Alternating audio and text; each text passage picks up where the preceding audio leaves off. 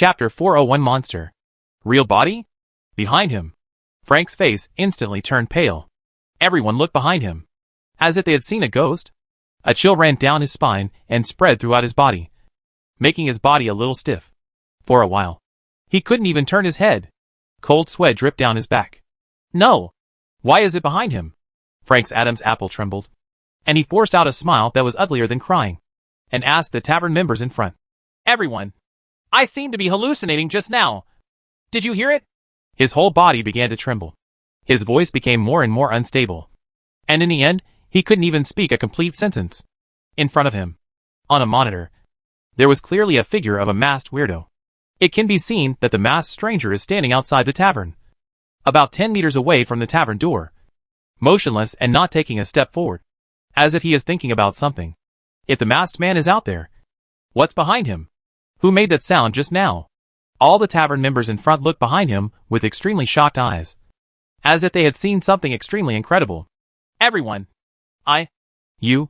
Frank's lips trembled, as if he were falling into the abyss, and his whole body was shrouded in fear and terror.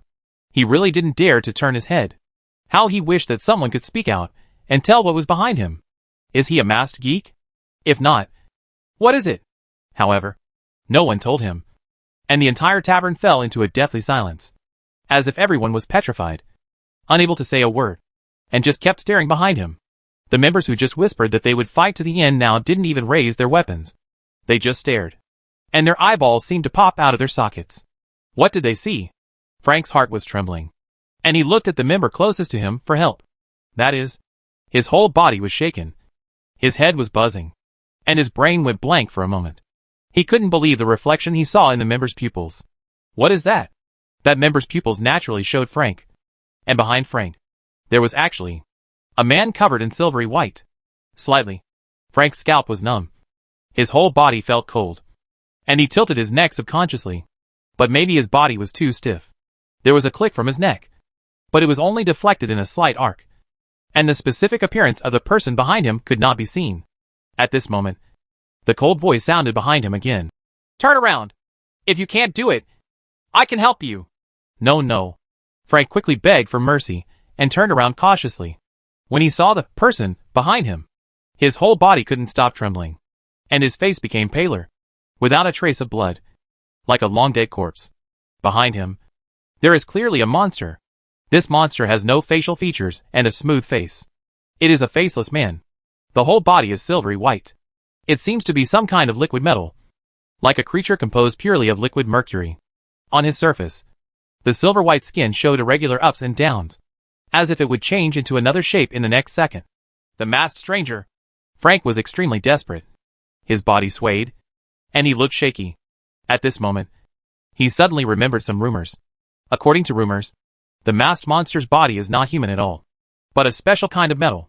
Just like the mechanical race, it just accidentally possessed a mind and became a living organism.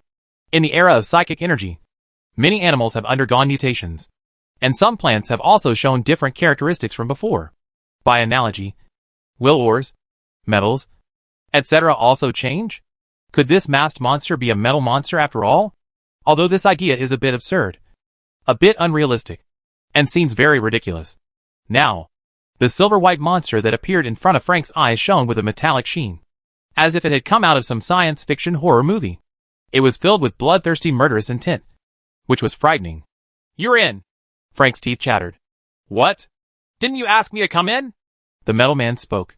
He has no mouth, but he makes sounds. This scene is quite captivating. And, although he also had no eyes, Frank could feel that a pair of terrifying eyes were staring at him. I mean... Frank's face was pale, but he could still speak now, which meant that his mental quality was quite good. Not many people can organize words in the face of death. Except for him. Most of the other members in the tavern were speechless now. They just stared at the silver-white metal man in shock. The expressions on their faces were frozen, as if they were looking at some kind of alien creature. Only a few people still have some sense left and can barely think. They are thinking, if the metal man in front of me is the masked weirdo, then who is that man standing outside on the street? This question is always lingering in their minds. Derived from this question, there is another, more terrifying question: if both are masked monsters, then who is the main body? Could it be A very scary thought suddenly appeared in the minds of some tavern members. Could it be that this human masked stranger who has been walking outside for a long time is just a flesh and blood puppet controlled by a metal monster? In the end, do people control metal? Or do metal control people? Once this horrible thought appears, it will never go away. The Zerg have a parasite that can parasitize on the host, obtain part of the host's memory, and control all the host's behaviors. As time goes by, it can even completely integrate with the host and grow with the host. So, does this metal monster have similar abilities? And so on. Will many of the people living around them be controlled or parasitized? Thinking of this, some members took a breath instantly, feeling that the world in front of them suddenly became terrifying, as if there were monsters everywhere and crises everywhere. But right now, Frank is the only one facing this crisis. He looked miserable, as if all his strength had been taken away, and he collapsed. He leaned on the desk and chair behind him, and his voice trembled. Masked stranger, who are you? I am me. Who else could it be? Su Xia responded calmly. This silver-white metal man was naturally assembled by him using countless small nanorobots. As for the appearance, he imitated the liquid metal man T-1000 in Terminator 2, but made some changes to the details. That metal man was his childhood shadow and scared him badly when he was a child. Now, it's him who scares others. You are a monster. Who isn't a monster? Su Xia sneered. Frank, don't you want to buy me a drink? Me. Frank was completely panicked and didn't know what to do. He subconsciously picked up a red wine bottle next to him with trembling hands. He did say before that he would invite Su Xia in for a drink, but he never thought that it would be like this. All he wanted now was to slap himself. Why were you so mean-mouthed just now? Jojo. His lips turned white, and he didn't know what to say. Next, another scene occurred that frightened him and the others. I saw that Su Xia's belly suddenly split open, and a crack appeared, like the mouth of an abyss. Inside the abdominal fissure, there is a bloody red light, and you can vaguely see the amorphous internal structure covered with blood on the surface, like broken internal organs or festering carrion. It is extremely weird and makes people's scalp at a glance tingling. Then, he took the bottle from Frank's hand and threw it directly into the crack in his stomach. Click, click, dash. There was the sound of chewing in the silver-white metal belly, as if there were invisible abnormal fangs inside, crushing the wine bottle, digesting the wine and the bottle dregs together. A sweet aroma of red wine wafted out from the crack. Then, the crack slowly closed and turned into a flat abdominal surface again, which was silvery white. This scene sent shivers down the spines of many tavern members, and a chill spread from their backs to their whole bodies. No wonder. In the places where the masked monsters fought before, the corpses were always in pieces, and could not be put together completely. Could it be that some of the body parts were swallowed by him? This more terrifying thought spread in everyone's minds, making them even more frightened. What kind of monster is this? The metal man made an indifferent voice. Very well. Let's get down to business after drinking. Seriously? Frank's heart trembled, and he subconsciously wanted to take 2 steps back. But there were tables and chairs behind him, and he could no longer retreat. Is this metal man planning to kill him? Facing such a monster, how could he hope to survive? How is he going to fight? At this moment, the despair in his heart was infinitely amplified by fear, and he even forgot that he was still a psychic creature. He looked for help at the other tavern members around him, hoping that these tavern members could lend a helping hand and save him from the hands of this metal man. But he only saw faces that were stiffened by shock, and many of them still had fear on their faces. These Jiuguan members had no intention of taking action. Finally, he could only look desperately at the small room on the side of the hall. Help me. That room was his last hope. The man in the wheelchair and the woman in black in the room had made a promise to save his life. Those 2 people came from the tavern headquarters, and their commitment represented the tavern's commitment. However, at this moment, in the room, the woman in black also opened her eyes wide. Her eyes were almost dull, staring blankly at the silver-white metal monster on the screen. Then that's the real identity of the masked stranger? She couldn't believe it, rubbed her eyes, and murmured, Shingun, are you making these arrangements just to force out the true identity of the masked stranger and verify your conjecture? Maybe? At this moment, uncertain words appeared in the wheelchair man's mouth. He rubbed the center of his brows. A trace of pain flashed across his face. The physical load was reaching its limit, but he still looked at the figure on the screen and refused to look away and rest. Is that metal man really the masked stranger? The woman in black murmured in a low voice. Impossible.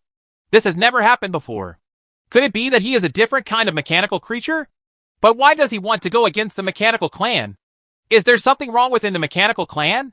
He is a mechanical creature. Is it an experimental subject on a certain evolutionary path? Or is it? The silver-white creature in the hall subverted her perception. Since the masked stranger became famous, countless people have been searching for his whereabouts, hoping to know what is under the mask. However, the earliest records of masked monsters can only be traced to Luoshing Town. He seemed to appear out of nowhere, suddenly possess powerful abilities, and then inexplicably confront the mechanical tribe. There was no story in between, as if he was born to fight against the mechanical tribe. Many people have speculated that the masked stranger might be an experimental subject created by the machine race.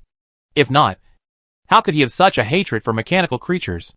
Many organizations know that the machine race is trying different evolutionary paths, and they have experimental bases all over the world, trying to find a more perfect evolutionary direction, such as the half-human and half-insect experiments under the Coral City. Who is he? The woman in black was shocked. She was even unsure whether the masked stranger was a human being. Perhaps only the word monster is more appropriate. Could it be liquid metal? She thought again. The masked weirdo can control liquid metal to form his clone. As for making sounds, just put a sound generator inside the clone and that's it. Magic stick. What do you think? Yeah. But what kind of liquid metal do you think it is? The man in the wheelchair asked her. Element gallium? The woman in black thought for a moment. Gallium has a very low melting point, has supercooling properties, and its surface is almost silver white. But she quickly shook her head. No, it shouldn't be. The color doesn't look the same. She thought of several metal elements, but none of them felt very similar. Those metal elements could not bring her the feeling at the moment. If it was really liquid metal, then what were those squirming flesh-like structures in the slit in his abdomen just now? Don't think too much. I just want to verify whether he has such means. The man in the wheelchair suddenly said. How to control liquid metal? The woman in black asked. As long as you can control solid metal, you can definitely control liquid metal. There should be nothing to verify. No, I just doubt it. The man in the wheelchair stared at the screen, tapping his fingers on the armrest. It can be seen that he is not at peace now. The woman in black asked. Shingun, what do you suspect? Isn't that metal? What else could it be? It can't be a robot that can transform. Right. You're right. I'm doubting this. The man in the wheelchair nodded. And maybe it's not a robot. What do you mean? The woman in black asked again. Previous combat cases have shown that the masked monster has powerful reconnaissance, counter-reconnaissance, tracking, counter-tracking, and other capabilities. The man in the wheelchair explained. This is easy to explain. He must have learned about this. The woman in black said. But he will make some stupid mistakes. The man in the wheelchair said. To make mistakes is human. He shouldn't have made the mistake. Do you think there is something else that helps the masked weirdo with his reconnaissance? The man in the wheelchair kept looking at the screen, with an inexplicable light shining in his eyes. But at this moment, all the display screens in the room suddenly exploded with a bang. Electric sparks flickering, debris flying, and a burst of smoke. The woman in black's expression changed, realizing that the masked stranger had attacked them. Click, click, dash. A strange sound echoed around the room, making people feel a bit sad. Immediately afterwards, the door twisted, the ceiling deformed, and there was a roar. The entire room shrank inward, as if it was undergoing an extremely terrifying squeeze. With a bang, the ceiling shattered completely, and the cement blocks fell, revealing the complex steel bars inside. These steel bars twisted and creaked, as if screaming, as they continued to fall, compressing the height of the entire room. The face of the woman in black changed completely. Damn it. That monster wants to trap us here. Chapter 402. Do you have any opinions? Fear hides in every corner of people's hearts, waiting for the right time to emerge. Facing unknown monsters in a humanoid state, the fear in many people's hearts will be infinitely magnified. At this time, no matter how much training they have received, ordinary people will always feel a little panic, unless they are people who are completely devoid of any emotions. Some people are born with a loss of awareness of various sensations and cannot experience the feeling of fear. The woman in black was obviously not that kind of person, and she was a little panicked at the moment. Magic stick. Quickly. Use your ability to move us out of this room? The room is slowly shrinking. The ceiling is pressing down little by little. The surrounding walls are closing in, and everything is distorting and creaking. It was as if an invisible hand was holding the room tightly, crushing the entire room into a ball of crumbs. And if the people in the room don't have a way to escape, the ending will be quite tragic. Don't worry. The man in the wheelchair kept his expression unchanged, tapping the wheelchair with his fingers, looking straight ahead, not knowing what he was thinking about. The whole room was shaking. Cement blocks were falling around him, and smoke and dust were everywhere, as if he would be completely crushed in the next moment. But there was no trace of panic on his face. At this moment, in the hall, the tavern members also heard the strange noise. Click, click, dash. There were seeping cracks in the wall on one side of the hall, as if it was about to collapse. The steel bars embedded in the wall were twisting and howling, like a dying patient, and every sound they made was frightening. Many people's faces changed because they knew who was in the room on that side. No. 2 adults from the headquarters. With a bang, the door of that room instantly sank, collapsing little by little toward the inside. The 2 people in the room were like 2 prey caught in a trap. They could only slowly wait for death in panic and confusion. What caused this situation was the silver-white metal monster standing in the hall, the masked weirdo. He just stood here quietly, as if he had done nothing.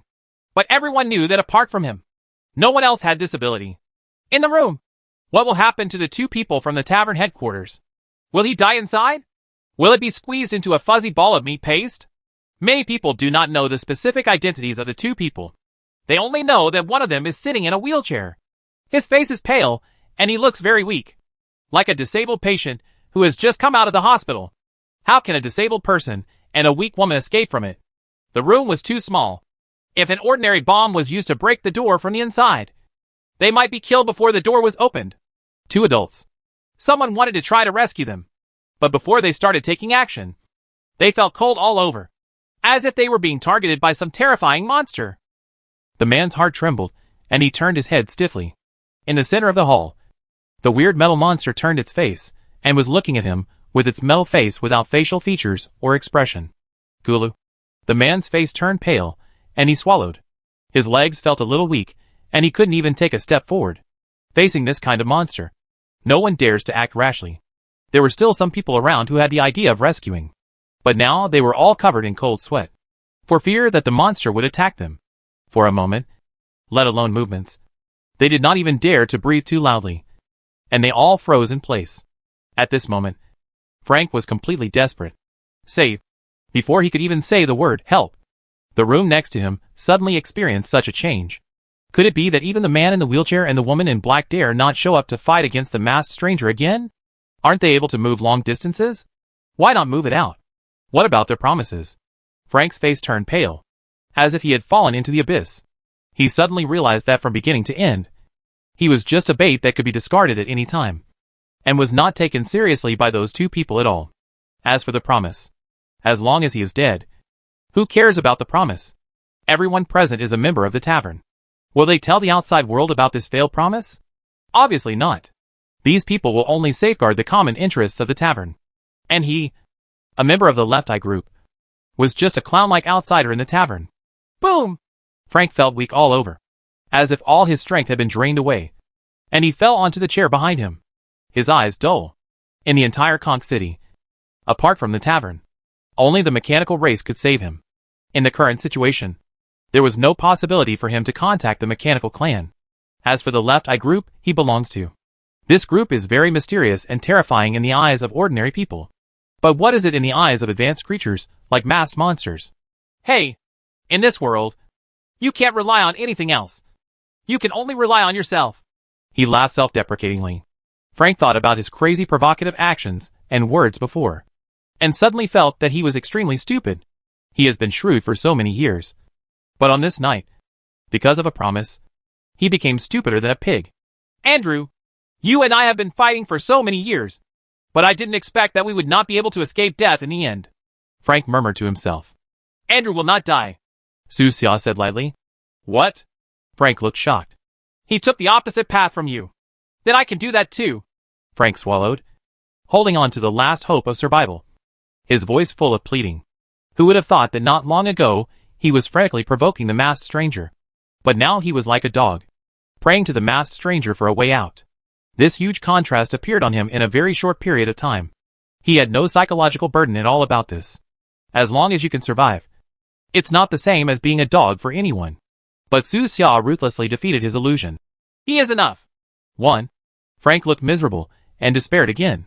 Su Xia glanced at the others indifferently and said calmly, I want to kill this person. Do you have any objections?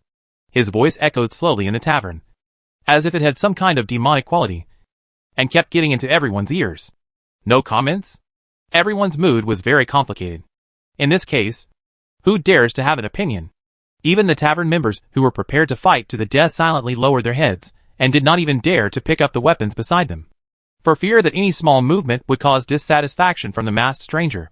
The reason why they were planning to fight just now was because they felt there was a glimmer of hope that they could take advantage of the chaos and chop off the masked stranger's head, thereby reaching the pinnacle of wealth, fame, and status in life. But now, not even a glimmer of hope exists.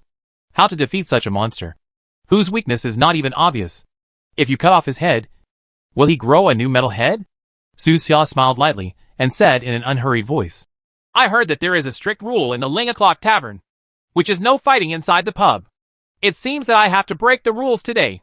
Please forgive me. His voice was calm, but in everyone's ears, it sounded extremely ironic. You know, many people in the hall are not local to Conch City. They come from all over the world, and if there is no accident, they may not meet each other in this life. The reason why they come here is because the masked stranger violated the rules of the tavern and is wanted all over the world. Before that, they worked hard, fearing that they would fall behind others, and wanted to kill the masked stranger before the others. But now the masked stranger is right in front of them, standing unscrupulously in the hall, looking down at everyone. But they don't even have the courage to take action. It seems that this rule is not as important as you think, Su Xia said calmly. Go to the headquarters sometime and ask them to change this rule. The last words he said seemed to be addressed to everyone in the hall, but also seemed to be talking to himself. Everyone's hearts trembled. Is this monster going to kill the tavern headquarters? Everyone knows that the masked stranger is a ruthless person who can't wait for revenge. Back then, Xuelin and his candy industry provoked the masked strangers. The masked strangers actually fought from Coral City to Fish Scale City overnight, and all the way to the tavern. For such a ruthless person, if you are not sure about killing him, try not to provoke him. At this time, outside the tavern, the rain was still pouring. The remaining members of the organization kept as quiet as possible and used various methods to eavesdrop on the conversations inside the tavern. But when they heard the words, no objection, everyone felt a huge wave of emotion in their hearts. The shocking feeling could not be described in words. Who dares to suppress the entire tavern and say such words inside the tavern after all these years? Just dare the masked geek. The authority of the tavern was like a rag that was thrown to the ground by the masked weirdo and stepped on by him. He actually suppressed a tavern branch by force. After tonight, the tavern headquarters is going to go crazy. They will probably send out a real elite team to hunt down the masked weirdos. Whether the elite team can defeat the masked monster is a matter of debate. After that, what they heard shocked them even more. The masked weirdo actually wants to change the rules of the tavern? For normal people, faced with such a situation of being wanted by the whole world, the first thing they think of is how to protect themselves. In this situation, the best result is for the tavern to cancel the wanted order. Who would have thought to ask the pub to directly change the rules? This is an impossible idea. But he's the masked geek. No, even the masked weirdo can't do it. In the tavern, everything is still going on. The room on one side of the hall continued to be compressed, and the two headquarters members in the room did not know whether they were alive or dead. In the center of the hall, the arm of the silver-white metal monster slowly changed and turned into a dazzling silver knife. It stood in front of Frank, as if it was about to reap the life of death. Life is so fragile, he sighed lightly. This sound fell on the ears of the others, making their moods more complicated. After all, they all know the promises of the two people at the headquarters. Do the two adults from the headquarters really have no other backup plan? Did they also underestimate the masked stranger? Many people couldn't help but think in their hearts. Are those 10 killers the key to success or failure this time? A team of 3 level 5 creatures, plus 7 level 4 creatures, is indeed terrifying. Some of them are even good at mental attacks. But that's not all the people from the headquarters are. Right? At this moment, they just hope that the two people can come out of the room, negotiate with the masked strangers, and control the current situation. In fact, many people did come to the tavern headquarters this time. But due to the mechanical clan's closure of the city, many people were forced to stay in Seahorse City. Only a few people followed the man in the wheelchair and use special means to break through the blockade and reach Conch City. I don't want to die. Frank was desperate, saw the cold knife getting closer and closer, and said his last words that were not his last words. At this moment, Su Xia raised her brows and suddenly sensed that many complex metal structures were falling from the sky at an unimaginable speed, approaching the town at extremely fast speeds. He remained calm and said calmly, "Sure enough, there are other ways. The tavern is indeed a trap.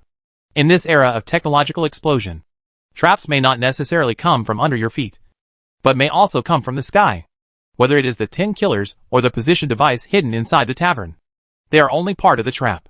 These two moves are enough to eliminate 99% of level 5 creatures, and even most of level 6 creatures will be trapped. But Su Xia is a very special creature, and he cannot be viewed in the same way as ordinary psychic creatures. If you want to deal with him, you must prepare an unexpected plan behind the normal plan." Concussion bomb. Su Xia sensed it. Those metal structures flying towards them at extremely high speeds are not mechanical creatures, but very special cannonballs. The lethality of these concussive bombs is very weak. Only a strange shock wave. But when it explodes, it will cause psychic disorder in the surrounding psychic creatures. Simply put, these SHLs are similar to stand devices, but they are only effective at the moment of explosion and cannot be sustained for a long time. The first time Su Xia fought with Yutua, she was affected by this kind of SHL. At that time, he fled quickly, and Yutua chased him at high speed, firing more than 10 such SHLs, which almost made Su Xia fall from the air. And this time, the number of concussive bombs he had to face was frightening. Boom boom dash. The first batch of shock bombs have arrived. Cannonballs exploded in midair. The sky shook and roared. Blue shock waves rippled, and the entire town was enveloped in a strange blue light, like a blooming blue flower from the other side. Just the number of this batch is so large that it's heartbreaking. Thousands of them, covering the sky and the sun, directly forming a rain of SHLs. The launchers of these artillery SHLs are all dozens of kilometers away. Even if Su Xia sensed the general direction, she would not have time to rush over and destroy it. Boom! In the tavern room, hearing the continuous explosions outside, a look of surprise flashed across the face of the woman in black. A feeling of weakness and pain instantly dominated her body, and the psychic power in her body was disordered, as if she was in an environment constructed by a stance device. She looked at the man in the wheelchair and asked, "Shingun, what's going on? Aren't all the stand devices destroyed by the masked weirdo?" The man in the wheelchair replied, "Concussion bomb. A weapon that has been ignored by you for a long time. Can't this kind of ammunition only affect it for a moment? Countless moments connected together are eternity. The masked weirdo didn't notice? All the artillery launchers are dozens of kilometers away, and he can't find them." The man in the wheelchair had a calm expression, as if nothing could surprise him, and he calmly listened to the explosion outside. Each concussive bomb exploded accurately over the town and its surrounding areas, turning the town into a psychic forbidden land. Chapter 403. Okay, again. Concussion rounds. An almost forgotten ammunition. After the stand device appeared, it quickly attracted the attention of countless people. As a result, everyone has forgotten that there is another thing that can also affect the spiritual power in living creatures. Boom! The whole town was trembling. The loud noise of the explosion was earth-shattering, and the dense SHLs obscured everything. If you look down from a high altitude, the town at this moment has become a sea of blue energy. Layers of blue shock waves intertwine with each other, layer by layer, connected together, like a dark blue giant egg, wrapping the entire town in it. The impact of this dense impact array in a short period of time was even more terrifying than the position device. It turns out, this is what it feels like to be banned. In the tavern, in the room, the body of the woman in black trembled slightly. She slowly stretched out her white arms, and found that the muscles in her arms were spasming slightly. The psychic power in her body was completely chaotic and out of control, as if it was about to leave her body. Suddenly, a great pain hit her, making her groan. Not only the muscles all over her body, but also the internal organs in her abdominal cavity seemed to be rebelling, as if there were knives stirring inside, which made her so uncomfortable that she almost collapsed on the spot. Fortunately, her body control training over the years has produced results. She could still bear this little pain. After all, it was still a level 5 creature, so it wouldn't fall to the ground rolling around and wailing like other creatures. The psychic power is out of control. I thought this energy had become one with me. The woman in black endured the pain and whispered, "The human body is just one of the carriers of this energy." The man in the wheelchair said calmly, "Just like a car is a carrier of gasoline. The two cannot be mixed at all. They are just two different concepts, once encountering the influence of external forces, such as the spiritual energy extractor of the mechanical race. The spiritual energy in the human body will still be extracted. At the beginning, Su Xia, Commander Beifeng's body, had part of his psychic energy taken away, leaving him with the upper limit of level 3.6 psychic energy. But his actual combat effectiveness was less than half. Isn't there a way to get along? The woman in black asked. If this energy can be completely integrated with the human body, will we no longer have to fear the Machine Clan's stance device? I don't know. The man in the wheelchair said. You don't even know about the magic stick? I'm not a god. The man in the wheelchair shook his head slightly and added. But various studies have shown that the Zerg creature should have reached the situation you mentioned. He said that this involves a very serious research topic also using psychic power. Why do the Zerg species mutate, but humans and machines do not? After the arrival of psychic power on this planet, the small animals in the wilderness began to undergo mutations. Some animals slowly grow fangs. Some animals' skin becomes harder. And their appearances all develop in an increasingly weird direction. At the end of the development, it is the large and small insect nests and various insected creatures that we see now. From the perspective of ordinary people, they have become more terrifying and their fighting capabilities have become more powerful. To be precise, he has become stronger, but uglier. However, the human race and the machine race are also using psychic powers. So why are there no mutations? More than 10 years ago, several research institutes invested by the Machine Tribe and the Human Sun Foundation published a jointly signed research paper, in which the specific reasons for this situation were discussed and studied in detail for the first time. Since then, many scientific research institutions and educational groups have published articles and opinions on this issue.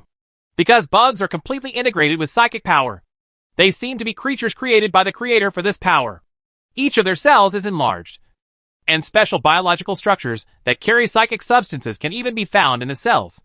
The man in the wheelchair said slowly. In other words, humans and machines seem to be pure users and beneficiaries of psychic power. This kind of energy actually has little to do with these two races. The Zerg are the true carriers of this energy, as if they were specially created by the creator. Creator? Is there really such a thing? The woman in black was surprised. I don't know. The man in the wheelchair shook his head. I seem to have heard of it somewhere. Well, the Mechanical Tribe was the first to propose this concept. Do the Mechanical Tribe know anything? The woman in black wondered. They have more debris of alien technology than us. They have obtained a lot of information, and their understanding of the universe is much more detailed than ours. Maybe they... Uncertain. The man in the wheelchair interrupted her. What do you mean? The woman asked. Alien wreckage is different from what you think. How is it different? I haven't seen it, so I don't know. My authority is not sufficient. The woman in black has indeed never seen an alien wreckage. She only knows that there is one in the tavern. Want to see it? The man in the wheelchair smiled lightly. When I go back, I can take you to see it. Be prepared to be disappointed. A trace of joy flashed in the eyes of the woman in black. Shingun, can you really take me to see it? Yes. You have made enough contributions to the tavern over the years, and I will apply for adjustment permission for you. Thank you. You're welcome. The man in the wheelchair shook his head. Actually, there's nothing to see. We can't go deep into the core area of the wreckage, so we can only see some of the most basic things from the outside. The woman in black was surprised. Why? Isn't our technology enough to open the core of the wreckage? Yes and no. The man in the wheelchair rubbed his eyebrows, with a helpless expression on his face. He continued, in the spaceship, there is a very grumpy smart butler named Hal. He will not allow us to enter. If we enter by force, he will activate the self-destruction program of the spacecraft and destroy everything left in the spacecraft. Let him turn to ashes. Why don't you let us in? The woman in black asked. He said that the spaceship has a new captain on this planet, and no one can enter except the new captain. What? The woman in black was stunned. A new captain? How could there be a new captain on this planet? It is really unimaginable that an indigenous man became the captain of an alien spacecraft. Can he be changed to a captain? Are there any tests? Does it require certain knowledge? For example, spaceship driving skills? Asked the woman in black. No. Why not? Isn't there a test? How to identify the new captain? The smart butler said there is no test. But none of us are qualified. Only the new captain is qualified. It's puzzling. What are the qualifications? Is the new captain some kind of chosen one? I don't know. The man in the wheelchair suddenly smiled. But what is certain is that the mechanical tribe has not opened the core of the wreckage of the spacecraft they own, and is blocked from the core like us. Otherwise, with their technological capabilities, we have long since broken through the limitations of this planet and started the interstellar era. It turns out that everyone is the same. Thinking about it this way, it seems that the tavern and the mechanical tribe are still on the same starting line. Even if they are lagging behind, they are not far behind. Whoever can find the new captain can take the lead and obtain the core secrets in advance. Come to think of it, the new captain should be very mysterious and low-key, hiding in the vast sea of people, consciously trying to protect himself from being discovered. And he is definitely not someone like the masked stranger. A person like the masked geek who is high profile all day long and wants to put himself on the front page of the news will definitely not be the new captain. The woman in black said firmly. That's not certain. The man in the wheelchair shook his head. Why do you think the machine tribe is chasing him like crazy? I see. No wonder the headquarters is behaving so abnormally. Thinking of the recent series of events, the woman in black suddenly figured out a lot. The woman in black turned her head and looked at the twisted door, as if she wanted to see the strange metal creature in the hall through the door. Is that terrifying metal monster some kind of alien technology? At this moment, the tavern hall had already collapsed. All the psychic creatures present felt the happiness of the members of the Seahorse City branch. Why does it hurt so much? Someone screamed in pain and fell to the ground, twitching and rolling. I thought those guys in Seahorse City were exaggerating. They said the pain was so painful that I wanted to die. But I didn't expect it to be true. Another person wailed, his facial features distorted by the pain. It hurts so much. Are those explosions outside concussive bombs? How can concussion bombs have such a large-scale field control effect? It hurts. The screams and wails were all connected together, making people feel like they were in purgatory. That kind of cramping feeling all over the body is really not something that normal people can endure. It is comparable to the most cruel torture in the world. Outside the tavern, the members of other organizations also fell down in pain one by one. It was the first time they felt the pain of the stand device. Hack, you've already hit in Conch City. How could you still be enveloped by the position device? Someone scolded. It's not the stand device. It's the concussion bombs. Vomit. From the famous houses on both sides of the town. The sounds of pain, curses, and vomiting were heard one after another. For a moment, people were on their backs, and no psychic creature could calm down anymore. In the end, only a few fourth-level creatures and ordinary members of the organization were left, who could barely maintain order. And a considerable number of these ordinary people are players. Almost all players did not take the psionic evolution route, but took the titanium particle route. Although it is much weaker than the psionic route, it is not affected now. Is this our era? A player who joined the Sun Foundation said to himself, with an inexplicable light shining in his eyes. It's so beautiful.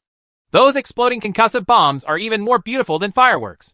Many players stood by the windows, or simply walked out onto the street. They didn't feel any pain, and now they could enjoy this blue festival without any scruples. Many players have their screen recording systems turned on to fully record the gorgeous blue fireworks. It was really worth staying up late tonight. Many people outside are asking me about the situation here. Me too. I've received hundreds of private messages on my personal account. The players on the street were whispering to each other, and everyone had an expression of joy on their faces. Speaking of which, why is the color representing technology always blue? Even many science fiction movies use this color. A player suddenly asked. Looking up, the night sky is filled with beautiful and gorgeous blue. It's because Cherenkov radiates light. Someone next to him explained. What customer service? Cherenkov, a former SL physicist, is not a customer service person. Some players explained that when a nuclear fission reactor is started, a deep blue light will erupt. That is the blue that represents the top technology of mankind. It is a dreamy blue, and it is also a phenomenon of Cherenkov radiation. Stop admiring the blue light. The organization asked us to continue eavesdropping on the situation in the tavern. Someone suddenly shouted. Why are you shouting so loudly? Eavesdropping. Can you shout out something like this? Everyone was speechless for a while, and returned to their respective organizations. The situation in the tavern was quite bad. Eavesdropping could only hear a lot of wailing sounds, but no valuable information at all. At this moment, in the tavern hall, some members of the tavern adapted to the pain and no longer screamed like they did at first. They barely supported their bodies, and stood leaning on the table, under the arrangement of the manager of the local branch.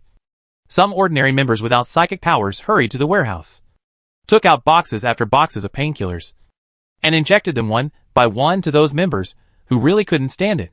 After the incident in Kaiba City, organizations all over the place rushed to buy a batch of analgesics, which came in handy now. The members who were injected with painkillers breathed a sigh of relief. Although it was still painful, it was bearable. Many people were like a puddle of mud, paralyzed in various places in the hall, not wanting to move, just hoping that the explosion would pass soon. There are also some members who always focus on Su Xia. They felt that if Su Xia was really a pure psychic monster, she would be in more pain than now. Right? But Su Xia stood quietly in the hall without any reaction. Is he immune to the psychic position? Many people were shocked and could not help but have such conjectures. Maybe he's just holding on? The hall is full of our people. He didn't dare to show his weakness. He was probably holding back the pain. When they thought of this, a few members' eyes flickered, and they had other thoughts in their minds. Not only them, but also Frank saw a glimmer of hope. This is the power of the stand device. His body twitched slightly, and his face twitched from time to time, but he still endured it. This is his chance. Under this position, all beings are equal, and no one has much power. Hey, it seems I shouldn't die. Frank endured the pain, gritted his teeth and forced out a smile, and said to Su Xia, What? Su Xia remained calm. Masked stranger, how much power do you have left? Frank's eyes were like a wolf, as if he was asking Su Xia a question, but he was actually reminding the surrounding tavern members. He knew that many tavern members must be tempted. The entire area is shrouded in stance. Masked weirdo, how many bullets can you block now? He added and continued to remind the tavern members. In this position, even ordinary people can kill psychic creatures head-on. There are many ordinary members in the tavern. Many ordinary members lowered their heads and did not seem to pay attention to the situation in the center of the hall. But their eyes flashed with an inexplicable light, and many of them had their hands on the weapons at their waists.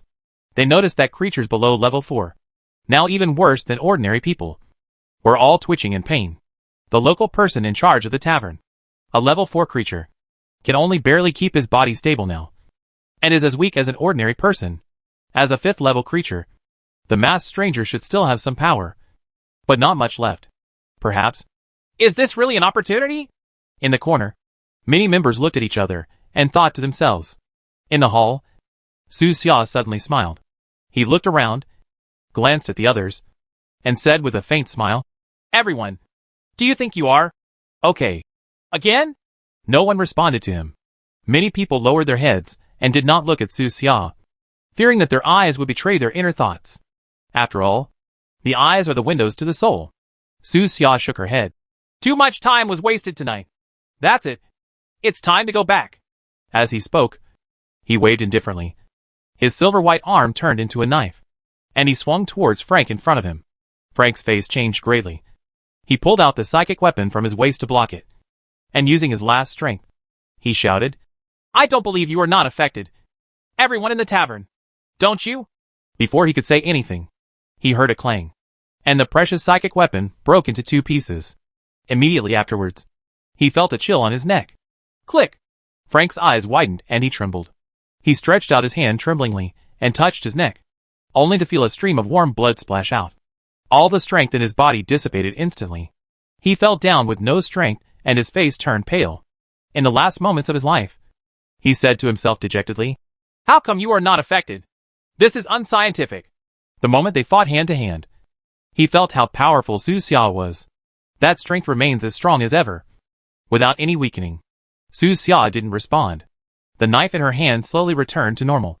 And then she looked around indifferently, and looked at the rest of the people in the hall.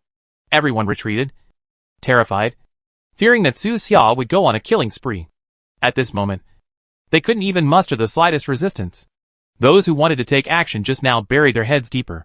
Their bodies tensed up, almost suffocating with nervousness. And they kept praying in their hearts. Ah! Su Xia suddenly laughed, as if laughing at everyone, and then moved. Boom! Smoke and dust were everywhere, and the tavern was shaking. A big hole was knocked out of the roof of the entire tavern. Su Xia soared into the sky with ease. directly breaking through the layers of blue ripples, and laughed loudly. What a blue firework! I like it. Thank you very much. After saying that, he moved his body and floated away without being affected at all. Like a free nighthawk. In the tavern. In the room. The man in the wheelchair's face, which had always been calm, finally showed a change. After hearing Su Xiao's words, his body trembled, and he suddenly stood up from the wheelchair. He's not affected? Chapter 404 Blood and Fire. Is he not affected? The man in the wheelchair actually stood up, with a look of surprise on his face. Everything tonight should have been planned. He knew that this person could not keep the masked stranger, but at least it would make the masked stranger embarrassed and expose more of the masked stranger's cards and backups, making it easier to act against him next time. But now, where does the masked weirdo look at all embarrassed? He left in style, not even forgetting to appreciate the gorgeous blue fireworks before leaving. Shingun, why did you stand up? The woman in black was even more surprised than him. Her eyes were wide open as she looked at him, and then at the wheelchair, her mind buzzing. The man in the wheelchair sighed, shook his head, and sat back in the wheelchair. His face turned pale, and he looked weak and weak again, like a patient who had just been discharged from the hospital. He gently pressed his temples and said, The masked stranger obtained the anti-position device from the mechanical tribe. What? This is impossible! The woman in black was shocked. The anti-position devices of the mechanical tribe are all installed inside their bodies. They need to be used in conjunction with their core systems and cannot be stripped off alone. Maybe it's not the mechanical clan. Maybe it's somewhere else. But no matter what, the stance device has no effect on him. The woman in black was stunned for a moment. If even the stance device is ineffective against the masked monster, how can we deal with him in the future? You know, not only 0 Point Tavern, but also the machine tribe is counting on using the stand device to capture the masked stranger. The reason why Kaiba City failed that time was simply because the news of the city's closure was leaked in advance, which led to the masked stranger being prepared. So he failed and allowed him to escape from the encirclement. If nothing else happens, the next capture operation of the mechanical tribe should also be conducted around the stand device. After all, the machine race is now installing attitude devices simultaneously in every city in the south. Maybe we can only use mental attacks. The woman in black murmured. The masked weirdo can't resist mental attacks. Even I can affect him for a second or two. There are people stronger than me at the headquarters. Well, this is a method. The hidden power of 0 Point Tavern headquarters is much more than what the world imagines. The 10 top killers tonight are just one of the teams. As long as a few more teams are dispatched, plans are made in advance, and continuous mental attacks are carried out on the masked stranger to keep him in a trance. He should be able to successfully kill or arrest him. Oh, I didn't expect the masked monster to be so troublesome. The woman in black also sighed. I used to be at the headquarters. When I first heard about him, I didn't take it seriously. I thought he wouldn't survive more than a few days. Now he has grown to this point. Let's go out and take a look. The man in the wheelchair spoke and waved gently, and circles of blue light appeared in front of the two of them. A few seconds later, their bodies disappeared from the room at the same time. At this time, outside the room, a hole was hit on the top of the underground hall, and a hole was also hit on the roof of the first floor above. Then raindrops floated into the tavern along the two holes. The person in charge of the local branch is directing everyone to repair the two holes. Frank's body was put into a body bag by several members. This time, the tavern broke its promise and let him die inside the tavern. The local person in charge looked at the corpse blankly. His body should be buried in a nearby cemetery sometime. Do you want to block the news? The deputy store manager asked. It probably won't be sealed. The reputation of the tavern will take a hit this time. I don't know what the two adults at the headquarters are thinking.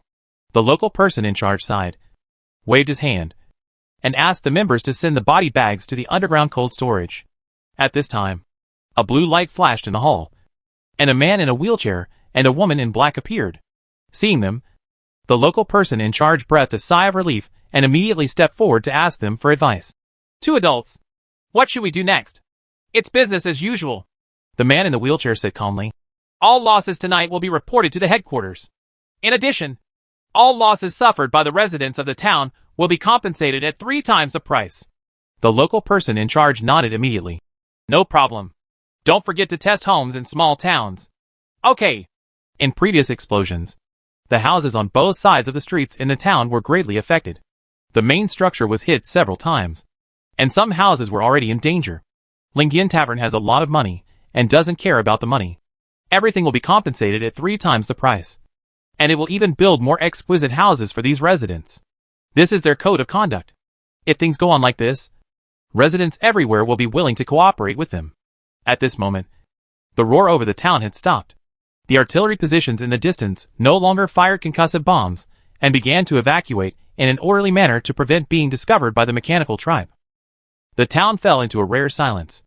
This tranquility was brought not only by Lingyan Tavern, but also by Su Xia. At this moment, many members of the organization were standing on the street, or leaning against the window, looking up in shock at the direction Su Xia was going, motionless, and their necks seemed to be stiff. Just now, Su Xia's handsome figure rising into the sky, and the words he left behind shocked everyone greatly. As expected of the masked geek, who can match that momentum? Many people couldn't help but lament that when they were so uncomfortable in the stance that they wanted to die. The masked weirdo actually forcibly broke through the stance blockade. Their blue stance of fear, and panic turned out to be just a blue firework in the eyes of the masked weirdos. Compare people to people. The difference is really indescribable. I can come when I want and leave when I want. I can't achieve this freedom even if I live for hundreds of years. Someone sighed sadly. Force a 0 Point Tavern branch. Kill people and then leave in style. Let alone us. Even those long famous 5th level or even 6th level creatures can't do it. Right. More and more people took to the streets, despite the heavy rain, and looked in the direction of the masked stranger. Everyone had mixed emotions. Many of them came to suppress the masked strangers. But after what happened tonight, all the luck in their hearts was shattered. Gone. And completely gone. Such a powerful masked monster is far beyond what they can defeat. I'm tired. I'll pack my things and go back to the north tomorrow. Count me in. I'm from the north too. The mechanical tribe is still under blockade and can't leave now. 2. When the mechanical clan's blockade is over, let's go back together. I don't want to be involved in anything related to the masked monster anymore. Has all the news been reported? It has been reported, and the organization is aware of it. Let us do our best to protect our lives. That's good. The power of the masked stranger has caused many organizations to change their previous plans.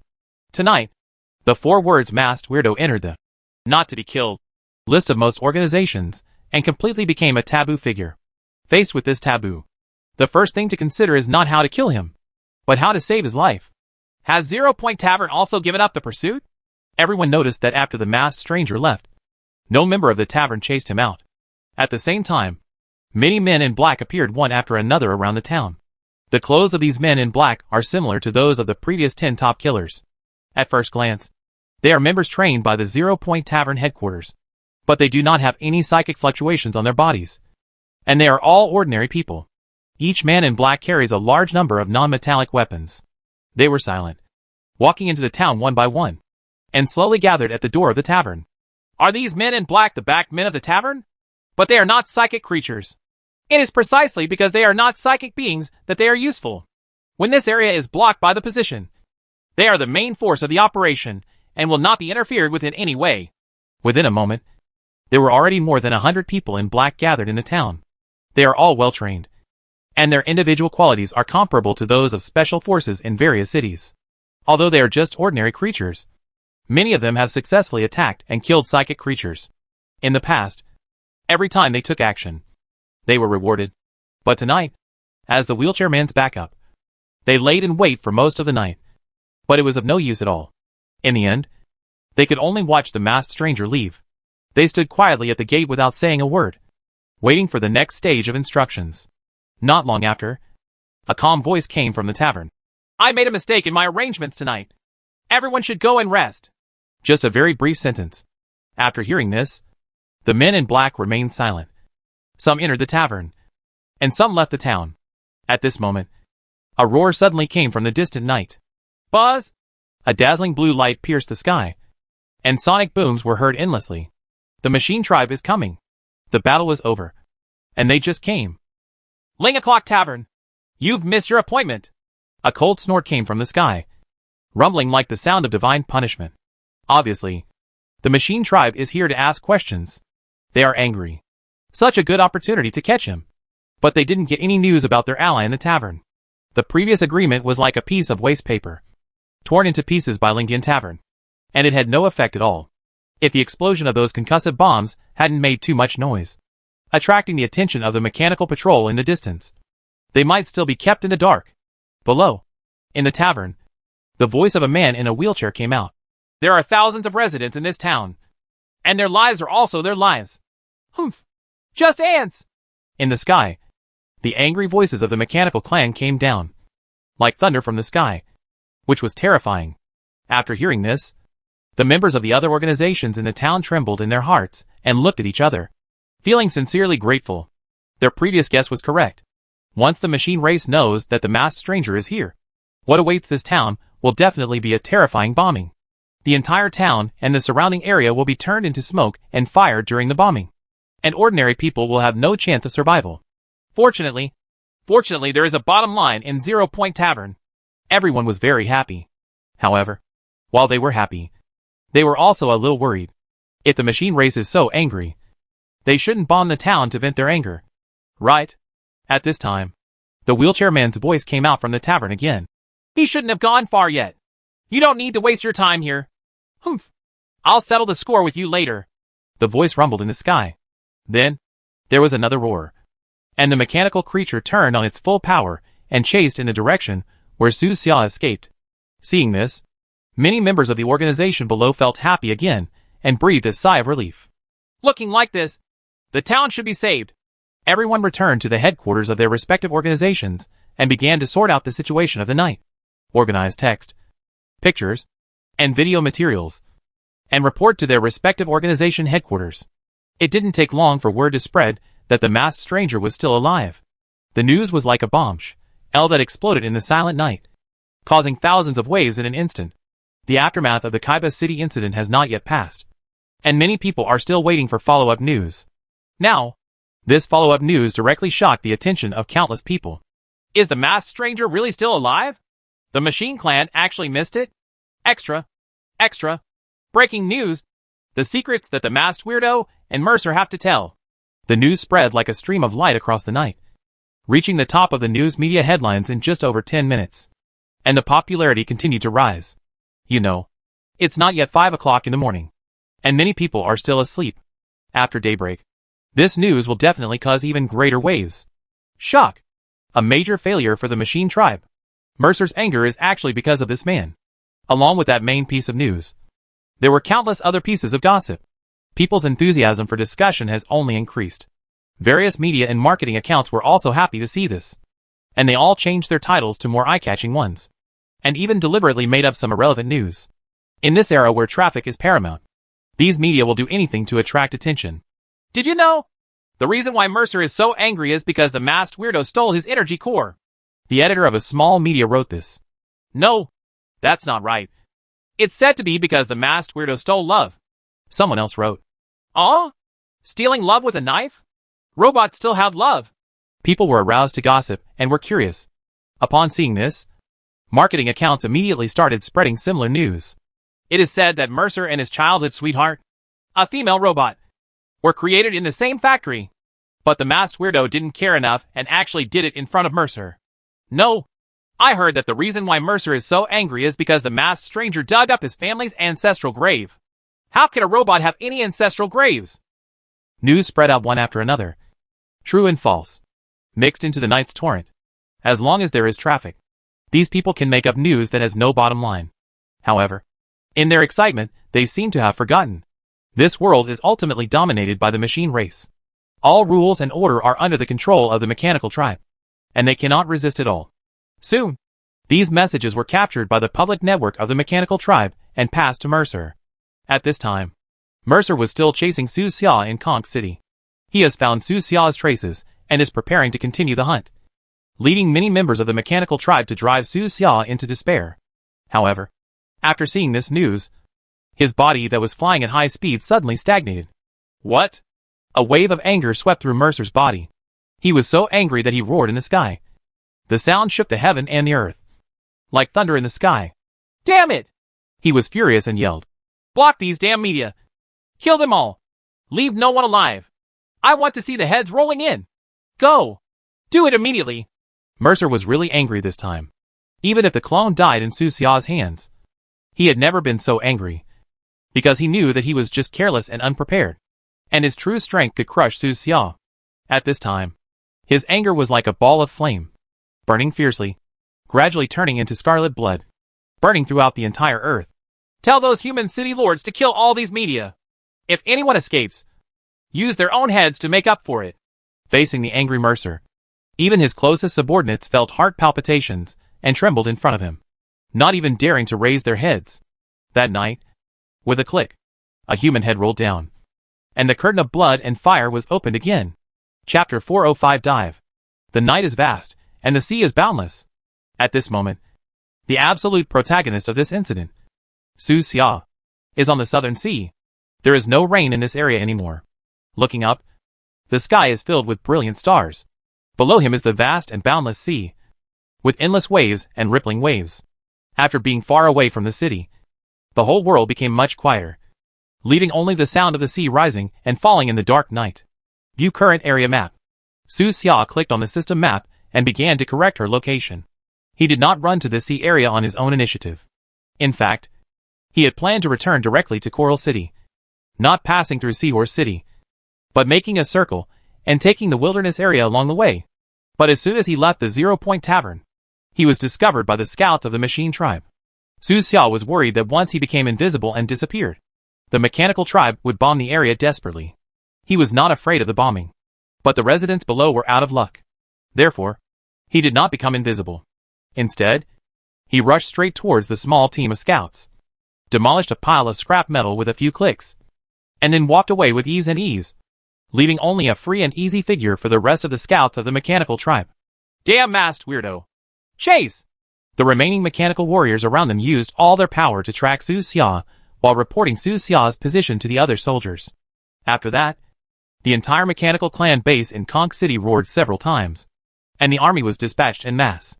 In just a moment, the number of mechanical creatures chasing Su Xia reached 3 digits. Masked stranger, stop! Lord Mercer has something to say to you. Sir Todd is also willing to communicate with you. Stop running. We don't want to kill you. We would like to share the secrets of evolution with you. Like last time, their main goal was not to kill Su Xia, but to stop Su Xia. More than 10 minutes later, the number of mechanical creatures chasing Su Xia reached thousands, and the number was still increasing. Rumble. The entire city roars with sonic booms from flying mechanical creatures. Triangular-shaped air superiority combat robots cut through the night, with brilliant tail flames and a continuous whistling sound. In addition to these serious air superiority robots, there are also various flying scouts. The doors of each mechanical base have been opened, and thousands of different reconnaissance mechanical creatures flew out. Some like birds, some like bees, densely packed, blocking out the sky, like locusts passing through. And the buzzing sound enveloped most of the area. Cities. Masked stranger. Mr. Utua from Coral City asked me to bring you a message. Our machine tribe sincerely wants to cooperate with you. Master Utua also asked me to tell you that he has become a 5th level creature and is looking forward to the next battle with you. From behind, some mechanical creatures shouted. They turned on their loudspeaker system to the maximum, trying to make their voices less cold. Masked stranger, you have fought with Lord Utua many times, and you are considered an acquaintance. You should know Lord Utua's character. Right. Su Xia. Other mechanical creatures are fine, but Utua's character is not. The guy himself is a human being. Very insidious. He can sneak attack during a fight, but never fight head-on. His character is not as good as Mercer. After all, Mercer, like most mechanical creatures, is proud and confident and rarely engages in intrigues. Masked stranger, give up your resistance. We are surrounded by our people. Not only were there sounds from behind, but there were also shouts from mechanical creatures on the left and right sides. Throughout the chase, Su Xia kept changing directions, sometimes to the left, sometimes to the right, like a nimble swift. Even so, the mechanical creatures were getting closer and closer to him. After all, those air superiority combat robots have engines with full afterburner. The speed of a few creatures even exceeds Mach 10. In the dark night, they are like a dark blue sword. They can reach thousands of meters in the blink of an eye. Outside, as bodies of steel, these flying creatures have no so-called pilots and do not need to consider the human body load. Their speed limit is the limit of their own engines and alloy materials. It can be seen that some mechanical creatures are still accelerating. Rumble. Their speed increase seemed to have no end. The metal skin on the surface was dented, and the internal alloy skeleton could be clearly seen. But they still did not stop. The distance between them and Su Xia has been shortening visibly. In this regard, Su Xia had no other choice. It's really amazing to have an engine. A flesh and blood body like him would never be able to reach such terrifying speeds in this life. Unless he, like Yutua, slowly mechanizes himself. But he still hasn't figured out how much of Yutuo's body is still human. Under the cover of night, Su Xia rushed left and right, and finally flew helplessly towards the vast sea. In other words, he was forced to the sea. He originally wanted to go all the way north and return to Coral City.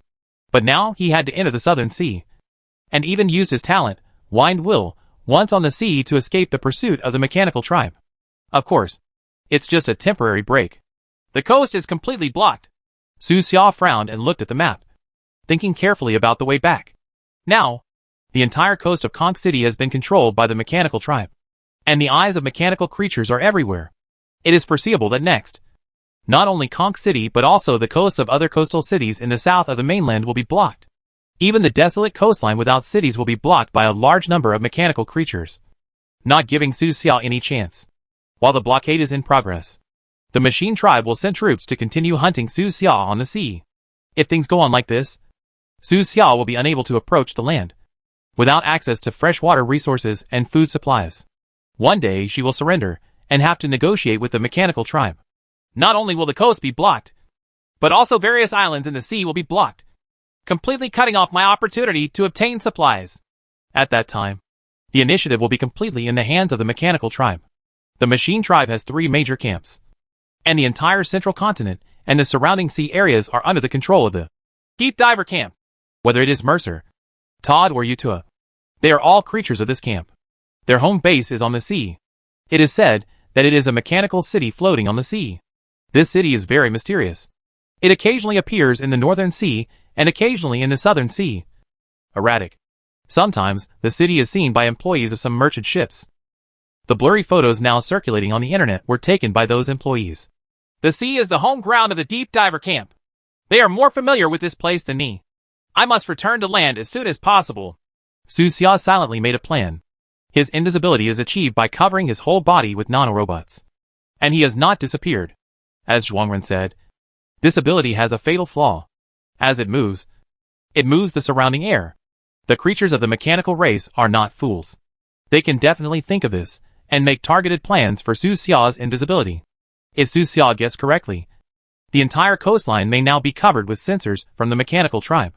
From the sky to the earth, and even deep into the ground, a series of dragnets were formed, just waiting for him to fall into the trap.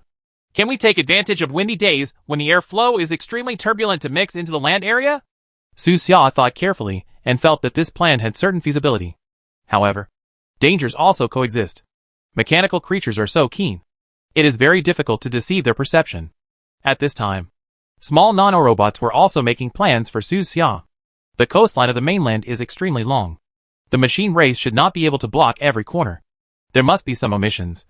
At this time, the southern coastline must be the focus of the mechanical blockade. The same is true for the islands in the southern seas. Perhaps you can go north and enter the northern seas, or even the far North Sea. In the extreme northern sea area, the land is extremely fragmented, with thousands of islands, and the coastline is winding and winding.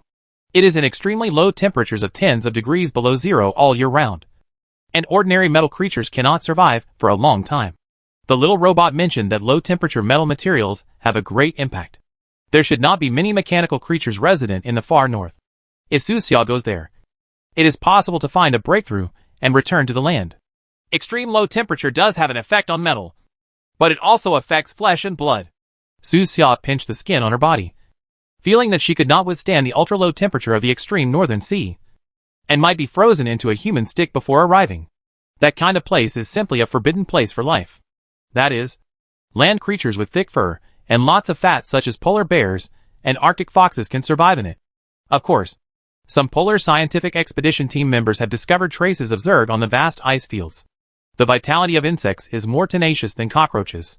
They can form an insect nest just by burrowing into any place. This is something that humans cannot compare to. It's time to move the location. This area is probably going to be searched by the Machine Clan.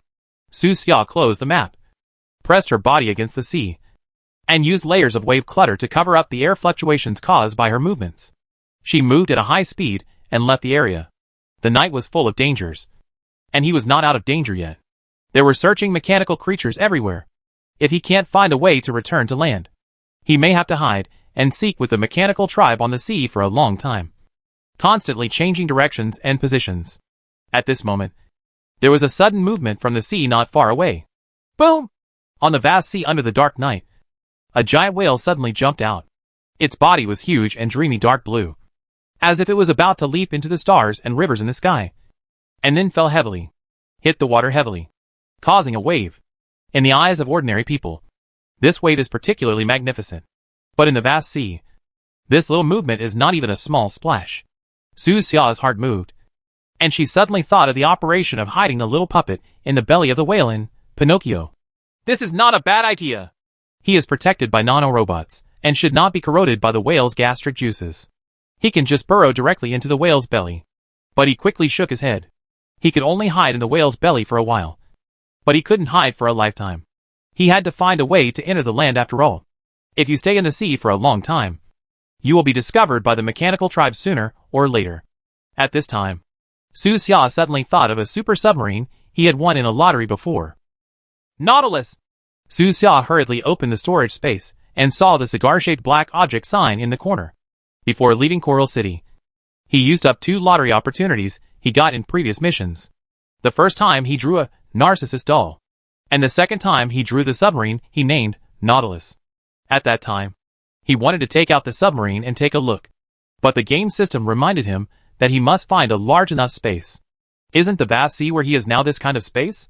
Take out. Su Xia thought about it and immediately clicked on the icon. He rubbed his hands and even felt a little excited. Verne's book, 20,000 Leagues Under the Sea, had such a great influence on him that he had a deep-sea dream for a long time in his childhood. He originally planned to find time to drive this submarine and swim in the ocean for a while when he was free. Unexpectedly, the opportunity came like this. The submarine, Nautilus, has been taken out. Su Xia got the hint. At the same time, a pair of special small headphones suddenly appeared in his hand. Through this headset, you can communicate with the smart butler on the submarine and let the smart butler control the submarine for you. Seeing the prompt, Su Xia immediately put the earphones into her ears and adjusted the position. Soon, he heard a gentle female voice, presumably the ship's smart butler. Captain, do you want to go up? Yes. Su Xia nodded and sent the order. A moment later, in the deep blue sea below him, the water surged, the waves undulated, and a huge black oval submarine slowly emerged. It was like a big black fish, parked quietly below Su Xia, motionless, letting the seawater beat it. Hey, this submarine doesn't have a command platform enclosure? Su Xia was surprised when she saw the Nautilus floating up. Over here on Earth, most submarines have command podium enclosures. It is the raised part on the back of the submarine. The early submarines did not have it. It was just a cylindrical pressure-resistant body. But later, various countries began to add periscopes, communication materials, navigation facilities, radar equipment, etc. to the submarine command podium, causing the command podium to become larger and larger, becoming what it is today. However, the existence of the command platform enclosure will increase the underwater resistance of the submarine and also affect the hydrodynamic noise, which has many disadvantages. Many countries have tried to eliminate submarine enclosures, but due to technical reasons, the final results are mostly unsatisfactory. Captain, the command platform of this submarine is not outstanding. It may be different from the submarine in your impression. Do you need me to introduce it to you? In the headset, the gentle girl appeared again. Open the hatch first and let me in, Su Xia said. Okay. The hatch of this submarine is in the middle, and it is completely black. If you don't look carefully, you can't find it at all. It seems to be integrated with the entire SHL. It has no enclosure and has a stealth appearance, like a drop of water, easily blending into the vast sea. There is a special smell inside the submarine. Su Xia couldn't tell what it smelled like. It was like fresh seaweed and not unpleasant. Captain, welcome to the Nautilus. The lights inside the submarine are on, and the whole thing is a comfortable white color, clean and tidy. Pipes, lines, buttons, instrument panels, and monitors of various colors appeared in front of Su Xia's eyes. which made him dizzy and made him feel like he was entering a spaceship. Then, the smart butler began to briefly introduce the situation of the submarine to Su Xia. In the middle of the submarine are 16 huge missile launch tubes, which can carry a total of 192 warheads. Unfortunately, there are currently no warheads inside. There is a giant sonar dome at the front, and the main ballast tank at the rear, which controls the submarine's ascent and descent through water inflow and drainage. The entire submarine is divided into 4 floors, including a sonar cabin, broadcast cabin, command cabin, commander's rest cabin, staff rest cabin, missile control cabin, canteen, etc. Captain, under normal circumstances, this submarine can accommodate hundreds of crew members, the steward introduced. Am I the only one who can control it? Su Xia asked. Yes, I can complete more than 99% of the instructions on this submarine for you. I will remind you of the parts that need to be completed manually. Can we dive now? Sure. Then dive in. My current situation is quite bad, and I'm being hunted by a bunch of enemies. Su Xia briefly talked about his current situation and let the smart butler make his own decision. After a while, the housekeeper said, It's just a branch of the mechanical race that has not yet developed interstellar civilization. It is nothing to worry about. Their undersea troops cannot detect me. Captain, you can rest assured. That's good. Su Xia breathed a sigh of relief, and her hanging heart was temporarily relieved. Next, he no longer has to worry about the mechanical clan's problems for the time being. According to the analysis of the small nanorobot, he can drive a submarine to the north, find an opportunity in the far North Sea to break through the mechanical blockade, and return to land. There were many people in Coral City waiting for him, and they were probably impatient. Captain, where are we going next? The steward asked Su Xia in a gentle voice. To the north. Su Xia gave the order. All the way north. Chapter 406 Disputes between neutral organizations. Deep in the sea, it is dark and lonely, with almost no sound, as if it is a forgotten corner of the world. The oceans in this world are very different from those on Earth. On the Earth's side, the average depth of the global ocean is only more than 3,000 meters. Areas with a depth of more than 200 meters are considered deep seas, and areas with a depth of more than 4,000 meters are considered abyssal zones. The Mariana Trench, known as Challenger Deep, is located in the western Pacific Ocean and has a total depth of only about 11 kilometers. On this planet, the average depth of the ocean is nearly 8,000 meters, almost twice that of Earth. The bottom of the sea is deep and quiet, which makes people yearn for it. Captain, the Nautilus has dived to a depth of 1,000 meters, the housekeeper said, reporting the real-time situation of the submarine to Su Xia. At this moment, Su Xia was in the command cabin at the front of the top floor of the submarine. The command cabin is not large. There is a ring-shaped operating console inside the cabin, which is covered with various instruments and equipment. There are more than 100 densely packed buttons of various colors, and it is surrounded by display screens and instrument panels. Su Xia stood in front of the circular operating console, listening to the housekeeper's explanation and learning the meaning of every button, every string of data, and every prompt on the console. Captain, the area on your left is the weapon control system area of the entire submarine. These buttons represent respectively. The data on this display indicates the oxygen content in the submarine at this moment. Here, the current water pressure and depth are displayed. Normally you don't need to pay attention to these, because I am here and I will be responsible for all the affairs in the submarine for you. You only need to give instructions. However, the intelligence system is not completely reliable. If something goes wrong one day, I will need to control the submarine manually, and it will be too late to learn by then. Manual control? When Su Xia saw the densely packed buttons, her scalp felt numb just thinking about it. Such a large submarine, even if it has 3 heads and 6 arms, cannot be manually controlled by one person. At least there must be a team of helpers. The housekeeper's voice is omnipresent and part of the entire submarine's intelligence system. She can also project a virtual body in special cabins, such as the command module, captain's rest cabin, missile control module, mess hall, torpedo room, and power reaction module. Her position is similar to Hal's. It's just that Hal's projected body is a blurry red dot, while she is humanoid, wearing a white coat and glasses, with delicate facial features, looking like a young female scientist. At this moment, she was standing next to Su Xia, explaining the use of each button to Su Xia step by step. This is the button to turn on the backup energy. The yellow button represents the backup diesel engine. The red one represents the backup nuclear reaction device, and the blue one represents the backup psychic drive. There are 3 types of backup in total. Energy. She is very patient and has a gentle voice. Like a tireless female mentor, Su Xia's learning ability is quite strong. And she is a top academic talent on the earth. She is extremely interested in cutting-edge scientific research technology, and her acceptance and understanding abilities are among the best among her peers. Many contents can be remembered as long as they are explained once. We have dived to 1,200 meters, have broken away from the continental shelf in the southern part of the continent, and are in the continental slope area. She explained over and over while reporting the situation of the submarine. Butler, have you found the deep-sea troops of the machine tribe? Not yet, she replied. The sea is deep and boundless, and the probability of encountering another submarine is very small except during times of war. Su Xia nodded. Did you find any strange creatures? Yes, I captured some psychic fluctuations. They should be mutated aquatic creatures on the seabed, which pose little threat to us. About 200 meters under the sea, human eyes can basically not see sunlight. 1,000 meters below the seafloor can be called the deep zone, because here, not only humans, but almost any known creature cannot sense the existence of sunlight. This kind of seabed is cold and dead, full of unknowns, and surrounded by invisible darkness. It is extremely depressing, as if there are some terrifying creatures hiding in the surrounding darkness. Many people will feel an inexplicable sense of panic and suffocation just by looking at pictures of the deep sea, as if they will fall into the endless darkness at any time. That's a classic deep sea phobia. Even Su Xia has a little bit of it, but the symptoms are very mild. The first time he felt this way was when he was in high school and accidentally saw a video about the Dean Blue Hole in the Bahamas.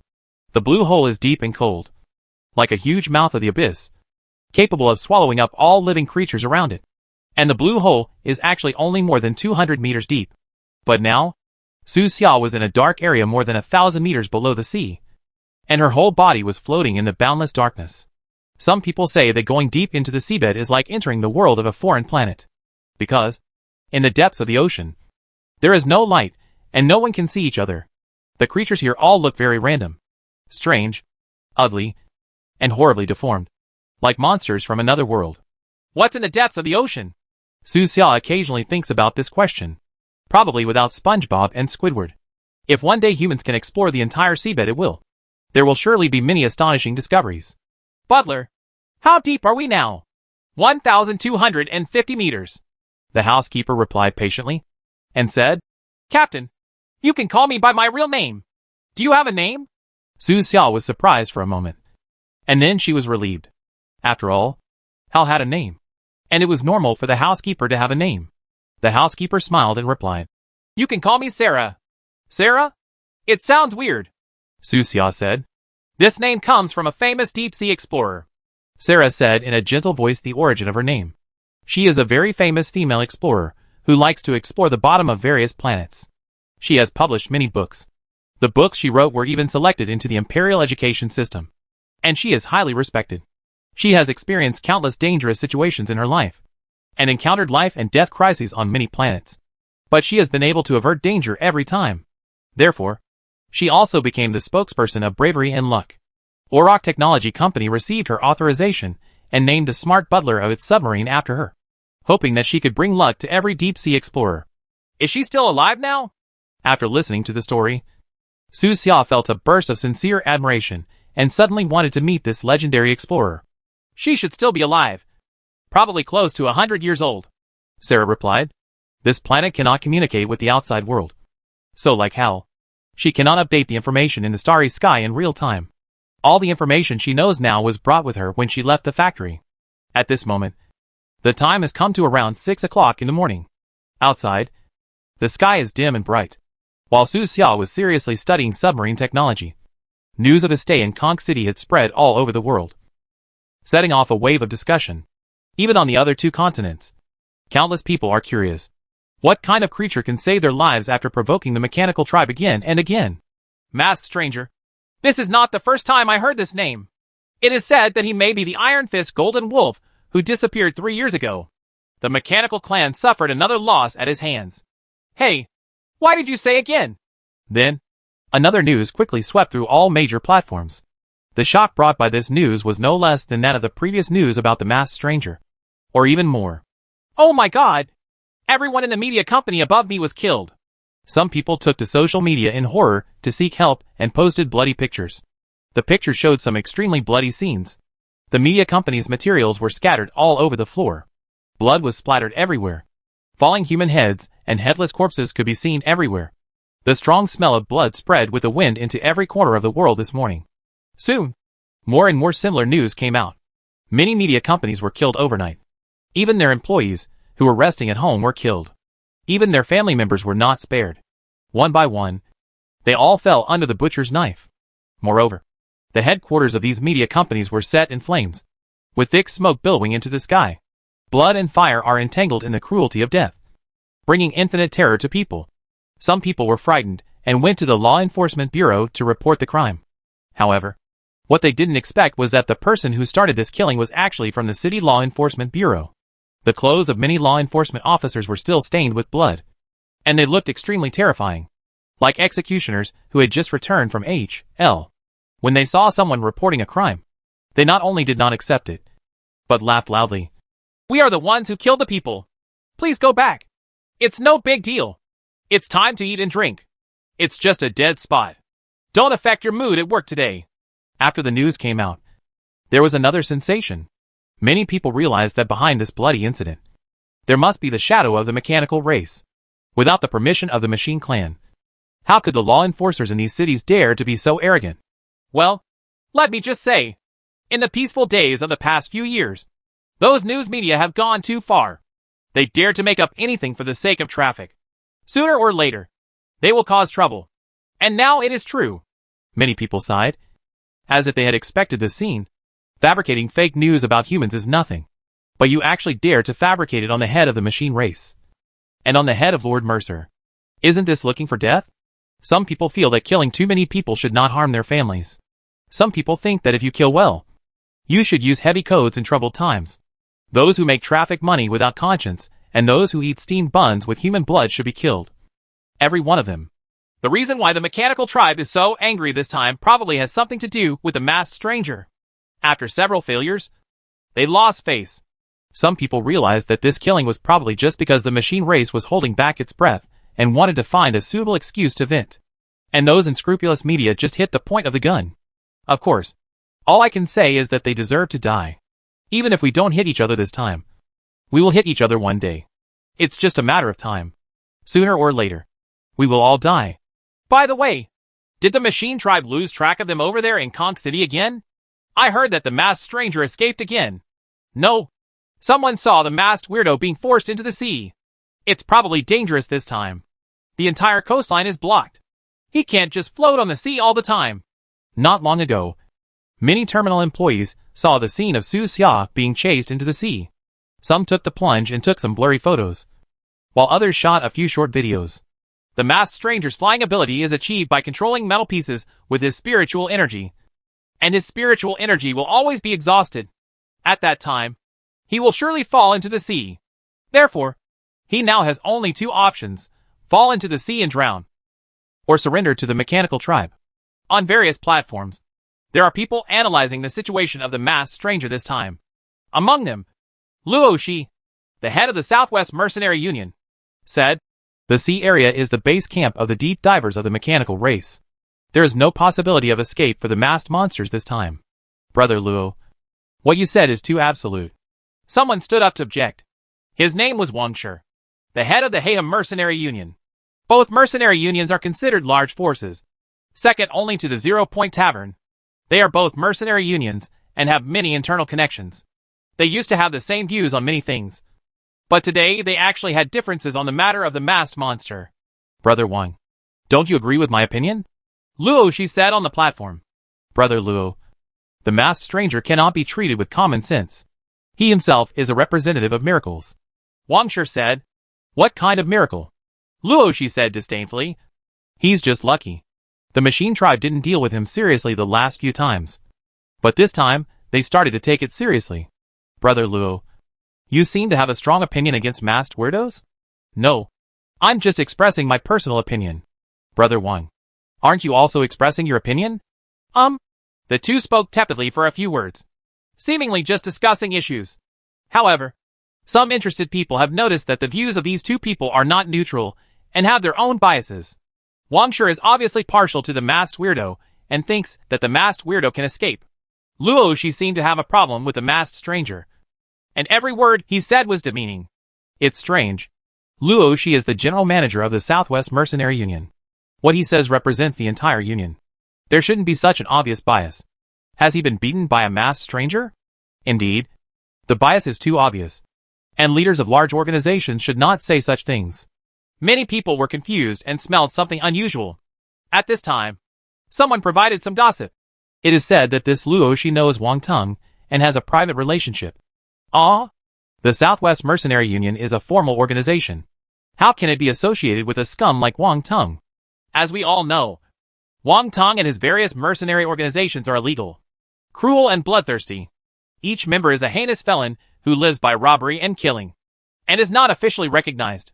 The Mercenary Union is a formal organization, and each member has a registered status.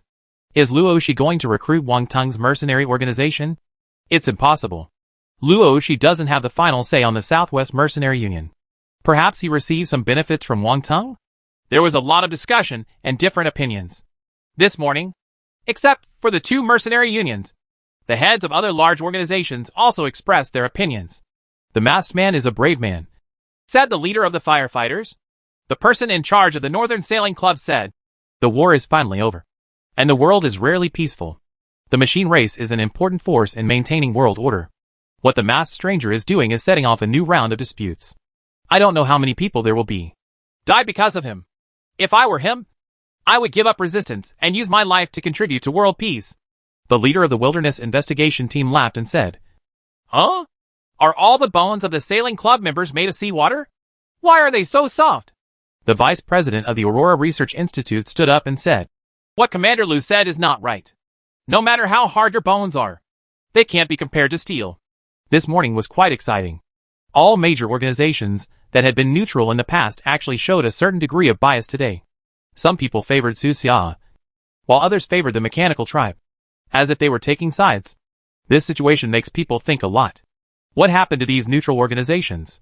Chapter 407 Deep Sea. This may be the real beginning, when life wakes up from its unconscious sleep. This is a sentence from 20,000 Leagues Under the Sea, which is very suitable to describe the vast ocean. The adventure in the book is full of ups and downs, and the underwater world is colorful and diverse.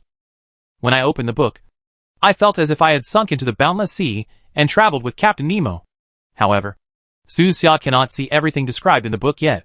This submarine is not a tourist submarine. It does not have any windows on the surface, and can only observe its surroundings through high-frequency sonar. Su Xia could not directly see the seabed outside. She could only listen to the array sonar to sense the location and type of obstacles outside. Life under the sea is even more lonely than on a starship.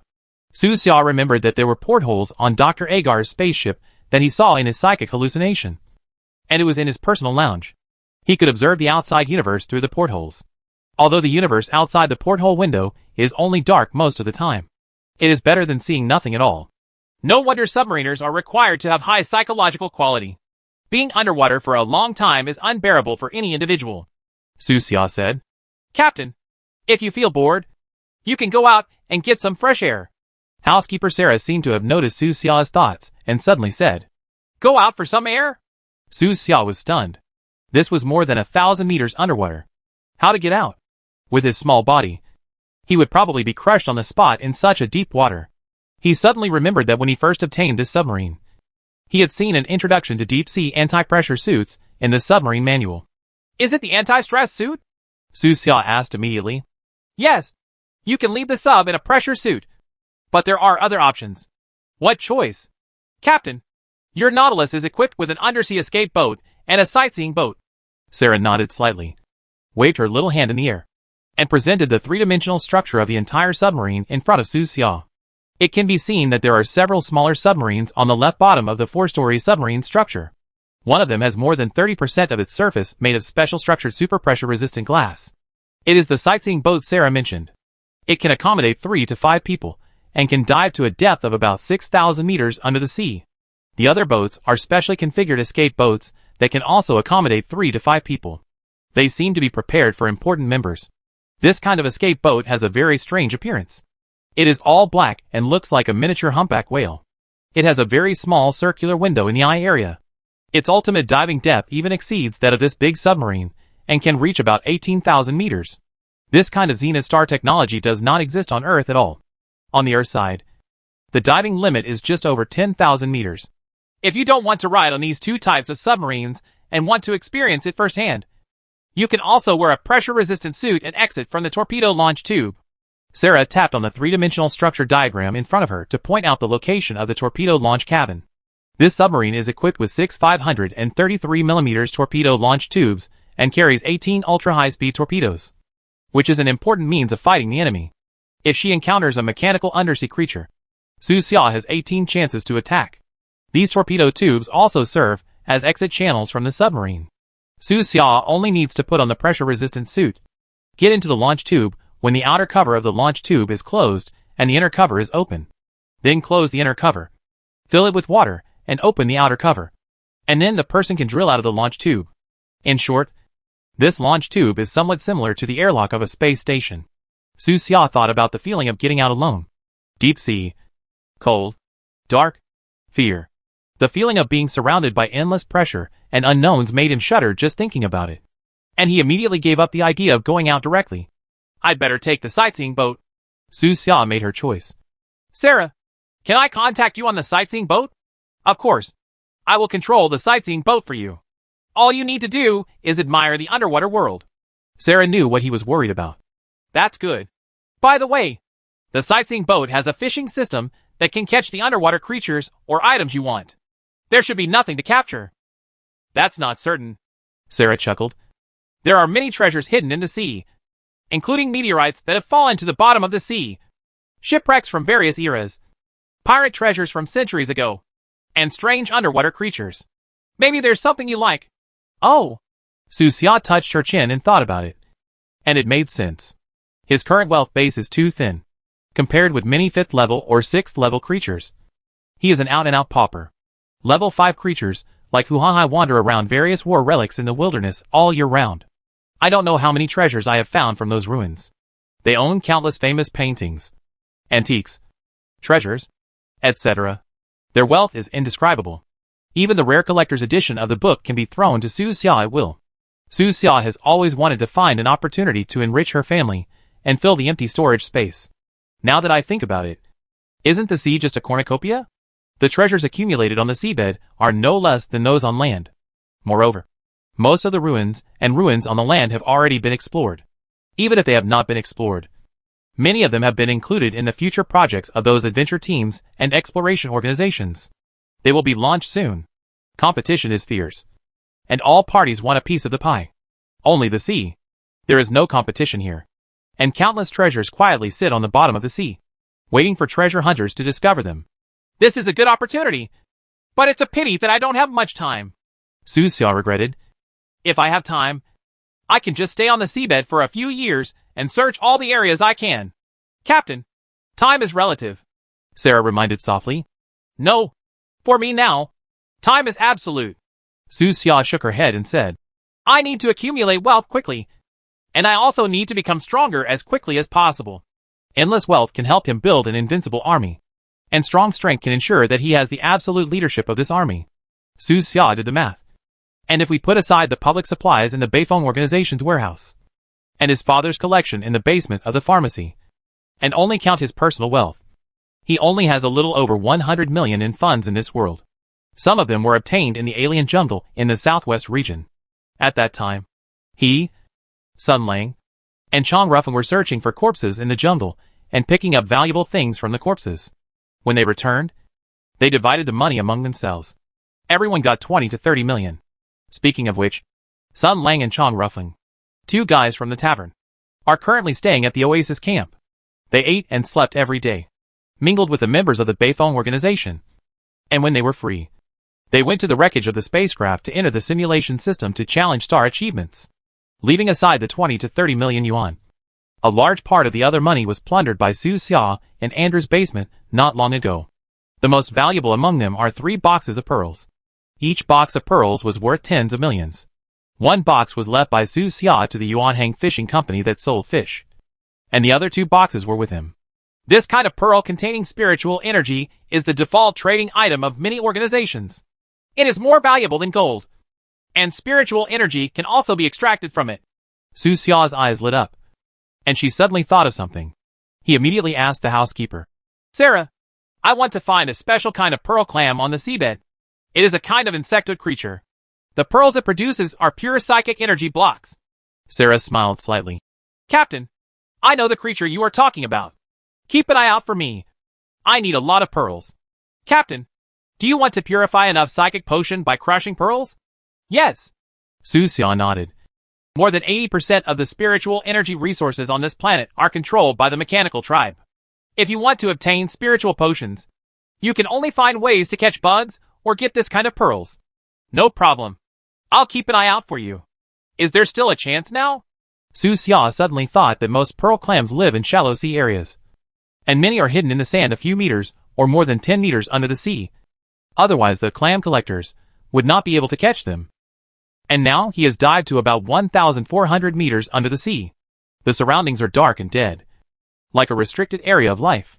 Before, all Su Xia could think about was running for her life and avoiding the pursuit of the mechanical tribe. Now that I think about it, I may have missed a lot of opportunities to fish for pearls.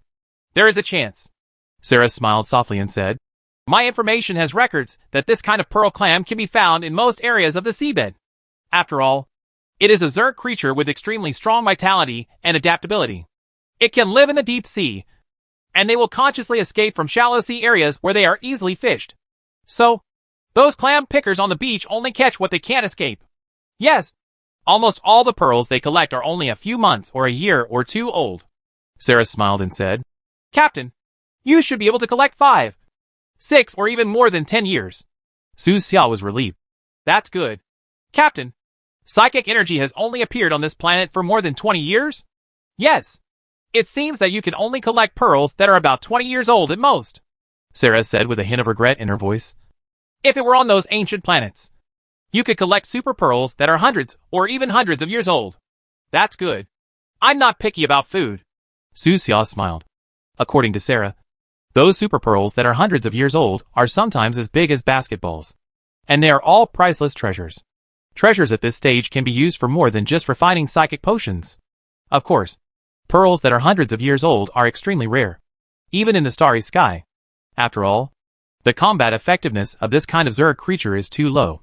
In the eyes of other marine Zerg creatures, it is just a moving tonic, and few of them live to 100 years. Captain, please come with me. Accompanied by Sarah, Su Xia went from the top of the submarine to the bottom of the submarine, and saw the sightseeing boat in the cabin on the bottom. This sightseeing boat is not big, about 15 meters in length, compared with Su Xia's Nautilus, which is over 200 meters long. It is like a newborn baby. It has a special streamlined aesthetic as a whole, and its appearance resembles a small blue whale. The front area is covered by a special glass to facilitate observation by people inside. Buzz! There was a soft sound, and the hatch cover slowly opened. Su Xia bent over and entered the submarine. She felt a little depressed and couldn't stand up completely. The internal space was very narrow, although the instructions stated that it could accommodate 3 to 5 people. Su Xia felt it was a bit crowded. He stooped and slowly walked to the transparent glass SHL in front of the submarine, sat down here, and adjusted the seat to put himself in a more comfortable sitting position. In front of the seat is a triangular console, and on the left front is a display screen. Sarah began to introduce the functions of each button on the console to Su Xia. Captain, this blue button can open the fishing system. At the same time, several different screens will appear on the display in front of you, each showing what's happening below, to the left, to the right, and on top of your submarine. Her illusory body sat on another seat next to Su Xia. Her voice was gentle. She explained patiently, and she raised her glasses from time to time, like a female doctor teaching students. Although the entire submarine can be controlled by her, she must consider unexpected situations, and at least give Su Xia the ability to save herself. This sightseeing boat also has deep-sea anti-pressure suits. If there is a problem with the submarine, such as losing power, Captain, you can wear the anti-pressure suit and leave. She explained for about half an hour, instilling some important matters and basic principles into Su Xia. Fortunately, Su Xia's understanding ability is strong enough, and she basically accepted these knowledge points. Then, Sarah smiled and asked, Captain, are you ready? Su Xia nodded. Ready. Okay. Your first underwater sightseeing trip begins. Sarah smiled softly and waved her hand gently, causing the entire sightseeing boat to shake instantly. Outside, the cabin also shook, and the metal bracket carrying the sightseeing boat slowly rose. Immediately afterwards, seawater began to emerge one after another from dozens of small holes around the cabin. The cold seawater gathered in the cabin, and the water surface slowly rose, quickly flooding the sightseeing boat and gradually filling the entire cabin. Buzz dash!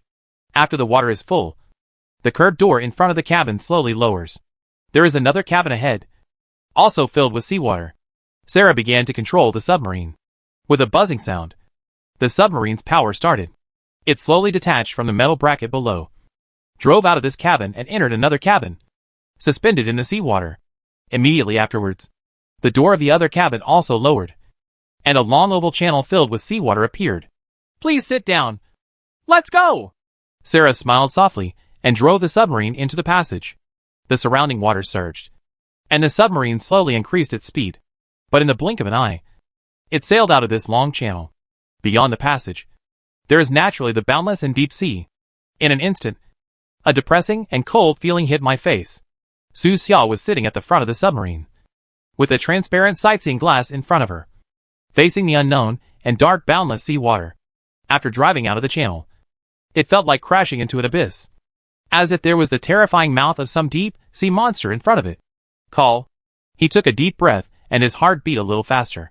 Fortunately, there was Sarah sitting next to me. If he were alone, the feeling of panic would probably be many times worse. Captain, take a deep breath and relax. Sarah smiled softly. Many people enter the deep sea for the first time, and their situation is similar to yours, or even worse than yours. Well, thank you, Su Xia said. Immediately afterwards, there was only a snap sound, and Sarah turned on the submarine's external search system. After all, it's a sightseeing submarine. How can it be okay if it's dark outside? As soon as the lights were turned on, the entire submarine instantly became a luminous source in the deep sea, and the world outside the submarine also felt a little hazy. Huh? Captain, you are lucky. You met a pearl clam just after you came out, Sarah said with a smile. Where? Su Xia's heart moved, and she asked hurriedly. Right ahead. Sarah pointed forward. Isn't that a stone? Su Xia took a closer look, and with the help of the light, she saw a rough and uneven dark brown stone. There are many such stones on the vast seabed, and can be seen everywhere. Chapter 408 Big Harvest. The bottom of the sea is vast, and the sand and sea water are not clearly distinguishable. It seems to be crumpled into a ball and looks hazy. Under the illumination of the light, there are many gray-white fine particles floating in the seawater, which seem to be dust on the seabed or some tiny biological debris. There are very few living creatures visible to the naked eye, and more are just dead. There is a slightly flat dark brown stone on the seabed more than 10 meters in front. This stone is about 1 meter long. It seems to have been lying on the seabed for a long time. The surface is uneven and pitted, with a lot of sand attached to it. A small part of the whole stone is embedded in the sand. That's not a stone. Sarah smiled slightly. Captain, don't underestimate the camouflage ability of these underwater creatures, especially weak creatures like pearl clams. The evolution of living things is full of magic. Some creatures have evolved powerful fangs and claws, and climb to the top of the food chain with terrifying combat effectiveness. And some creatures have evolved advanced intelligence and can also stand at the top of the food chain with their powerful creative abilities. And some creatures, for example, the piece in front of me looks like a stone, but it is actually a pearl clam that has grown for more than 10 years. They do not have strong strength, and their IQ is not high enough. On the road of evolution, most of the abilities they acquire are to camouflage and save lives. After Sarah's prompting, Su Xia put on life-sensing glasses. It's really a pearl clam. He looked around, and the whole world suddenly became different.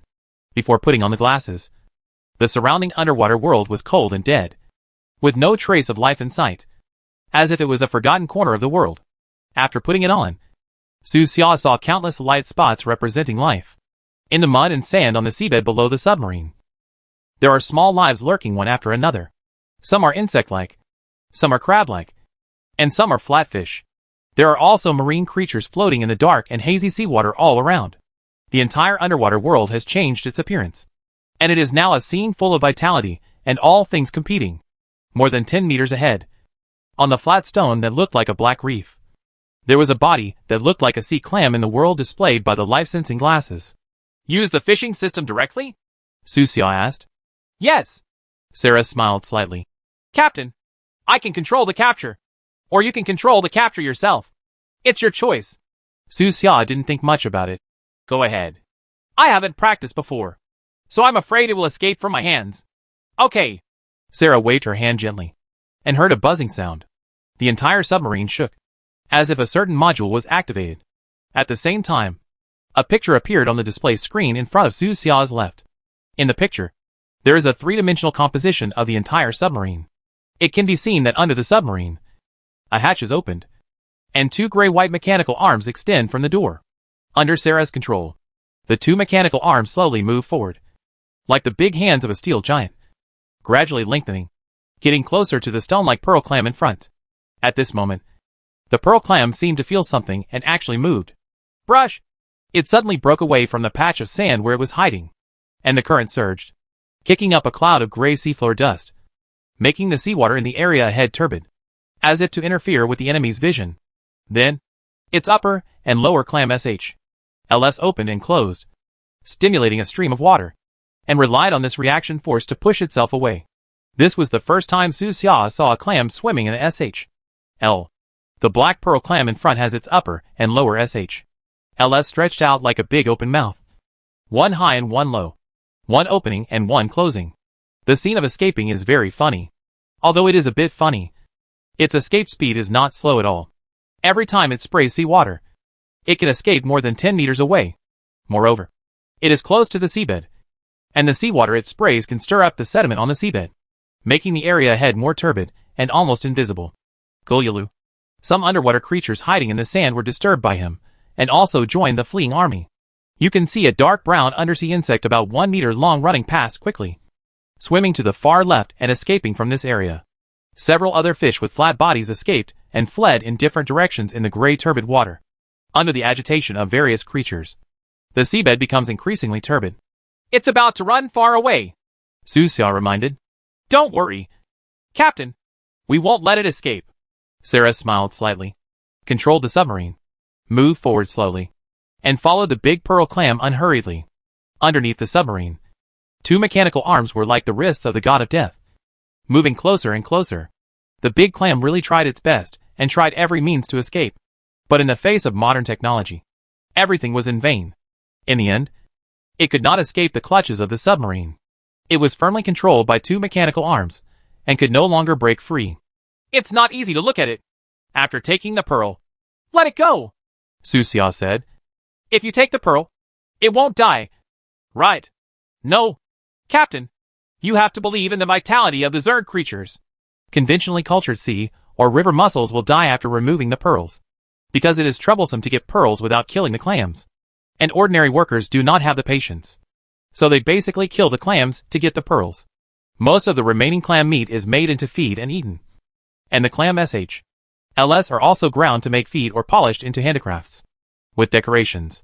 Below, two robotic arms slowly returned, carrying the sea clam back to the cabin of the submarine. Subsequently, the hatch was sealed, and the seawater was drained. Captain, you can go get the pearls now, Sarah said with a smile. Okay, I'll go take a look. Su Xia got up from her seat, bent down, and headed to the small cabin where the pearl clams were caught. The cabin was just behind the submarine, and the space was not large. The upper cabin door was on the floor of Su Xia's floor. Buzz! A crack appeared in the floor, and the doors of the cabin below slowly opened to the left and right, letting in a moist ocean breath. Standing on it, Su Xia narrowed her eyes slightly, and saw the bumpy pearl clam through the narrow hatch. At this moment, this big clam has been firmly controlled by more than a dozen small mechanical closing devices in the cabin. It cannot move, like fish on a chopping board, ready to be slaughtered. Magic blue sea clam, the shame of the Zerg, one of the weakest Zerg creatures with almost no combat ability. Due to its talent for absorbing spiritual energy, this creature is often hunted as a supplement by other Zerg races. A prompt popped up in front of Su Xia's eyes. It was the magic blue sea clam that specializes in producing aquamarine pearls, which is extremely famous in the starry sky for the shame of the Zerg. This sea clam has survived for 14 years and contains 7 aquamarine pearls of different sizes. After 14 years, it is considered an old clam. No wonder it can grow up to 1 meter long. At this moment, although the old clam could not move, gurgling water overflowed from the gap in the clam SHL, as if it was crying, as if begging Su Xia to let him go. In a daze, Su Xia felt a strange mental fluctuation. I see. No wonder the combat power is so weak. It turns out to be a spiritual creature. The mental fluctuations conveyed to Su Xia by this old clam contained sadness, grief, and a desire for life. Although it cannot speak human words, the meaning it expresses is exactly the same. Su Xia couldn't help but sigh. I've really become a spirit. Sarah's illusory body stood beside him and chuckled. According to records, this kind of pearl clam does have a special spiritual ability that can cause slight disturbance to the enemy. Is it just slight? Su Xia asked. It's not strong enough yet, Sarah explained. It is said that some sea clams that are hundreds of years old can cause extremely powerful mental interference and can even cause hallucinations in people. According to information, some crew members once experienced hallucinations while fishing for this kind of sea clam.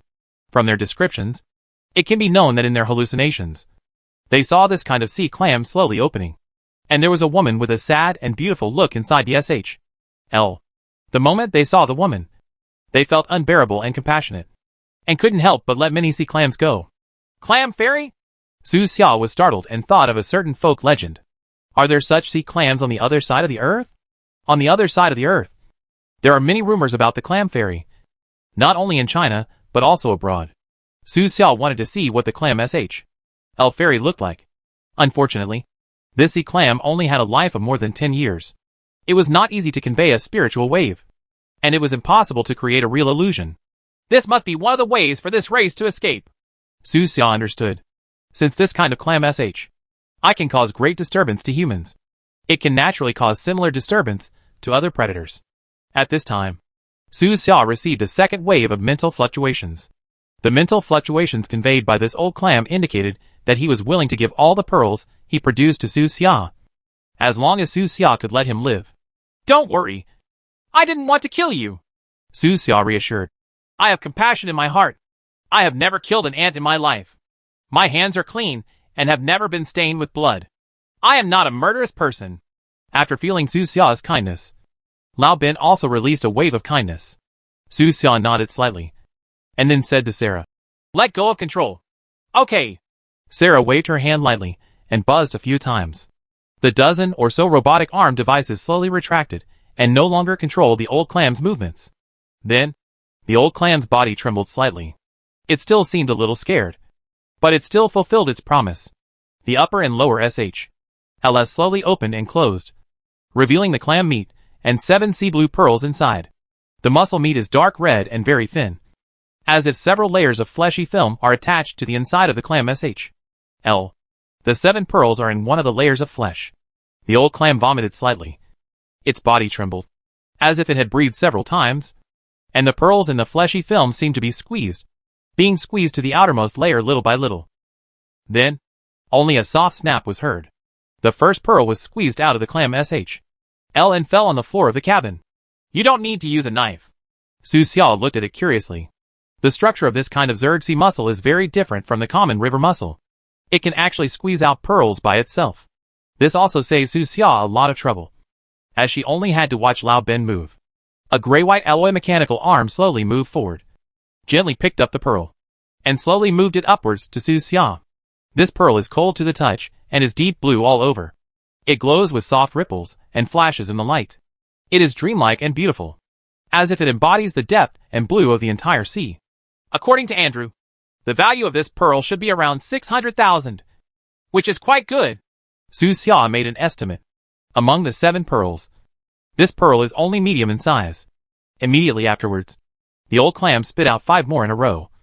The largest one was bigger than Su Xia's fist, and a circle bigger than the largest pearl in Andrew's collection.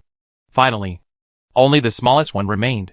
Loving sent out another mental wave, indicating that he wanted to leave a psychic pearl as his own energy supply. These pearls are essentially psychic crystals. If they are all spit out, they will be in a weak state for a long time and will be easily hunted by other predators. In fact, it originally planned to spit out all the pearls to save its life, but found that Su Xia was easier to talk to. So it carefully prayed to save one. Okay. Stay. Su Xia saw that it only left the smallest one, which was of little value. So she waved her hand. Later, the old clam expressed his wish to return to the sea. After all the pearls were given out, it was of no use anymore. It just wanted to find a place to hide. Su Xia did not embarrass it. Let Sarah open the hatch, and let the old clam out. Farewell. Su Xia returned to the seat in front of the submarine. Under his gaze, the old clam opened and closed its upper and lower LS, and the two LS were like a pair of wings, carrying the old clam away quickly. Some people say that LS are butterflies in the sea. And this is true. Captain, are you satisfied with the harvest? Sarah asked him with a smile. Very satisfied. The total value of the 6 pearls Su Xia got was more than 5 million. This was a big harvest. This kind of money-making speed is really shocking. It's impossible to pick up money so fast. Of course, this was also because Su Xia was lucky. As soon as she entered the seabed, she saw such an old clam that was more than 10 years old. These pearls cannot be sold. Su Xia carefully put away the 6 pearls. I need to improve my strength now. These psychic pearls can extract enough psychic potions. Su Xia has many opponents, such as Mercer, whom she just fought not long ago. He knew very well that in a head-on battle, he was no match for Mercer. Mercer just underestimated the enemy last time, and he would not have such good luck next time. Life must be firmly in your own hands, and you cannot rely on luck every time. Su Xia deeply understands this truth. You must know that Mercer is only one of the top leaders of the Machinery clan, and his truly powerful opponent is the legendary Master. It was rumored that the Master might have exceeded the category of a 6th-level creature.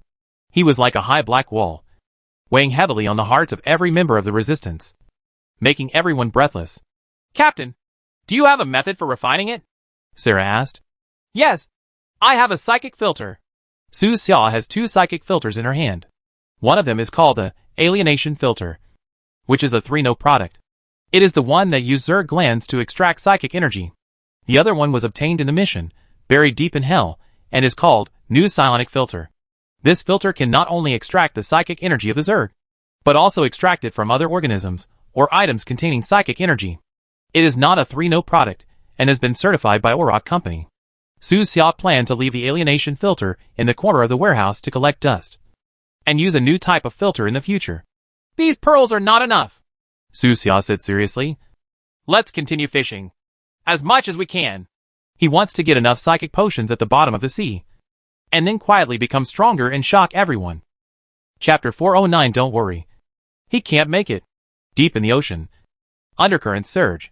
The submarine Su Xia was on moved slowly, searching for the magic blue sea clams he needed. During this period, he did not encounter the deep sea monster that he had always been afraid of. As you can see, the sea water is turbid, and there are some small marine creatures in the water. The danger level is low, so there is no need to worry too much. Hey, SpongeBob? Su Xia raised her eyebrows, leaned forward slightly, and looked forward while sitting. On a gray-black reef ahead, there is an irregular oval yellow-brown sponge growing impressively, about the size of a human head, with fine holes almost invisible to the naked eye all over its body. Many people think that sponges are plants. After all, they only look at their appearance and cannot see any connection with animals. However, a sponge is actually an animal, a multicellular animal with the simplest structure, without a head, limbs, or 5 senses. It looks much uglier than SpongeBob SquarePants. Reality and animation are really incomparable, Su Xia said with emotion. Captain, what is SpongeBob? Sarah asked with a gentle smile.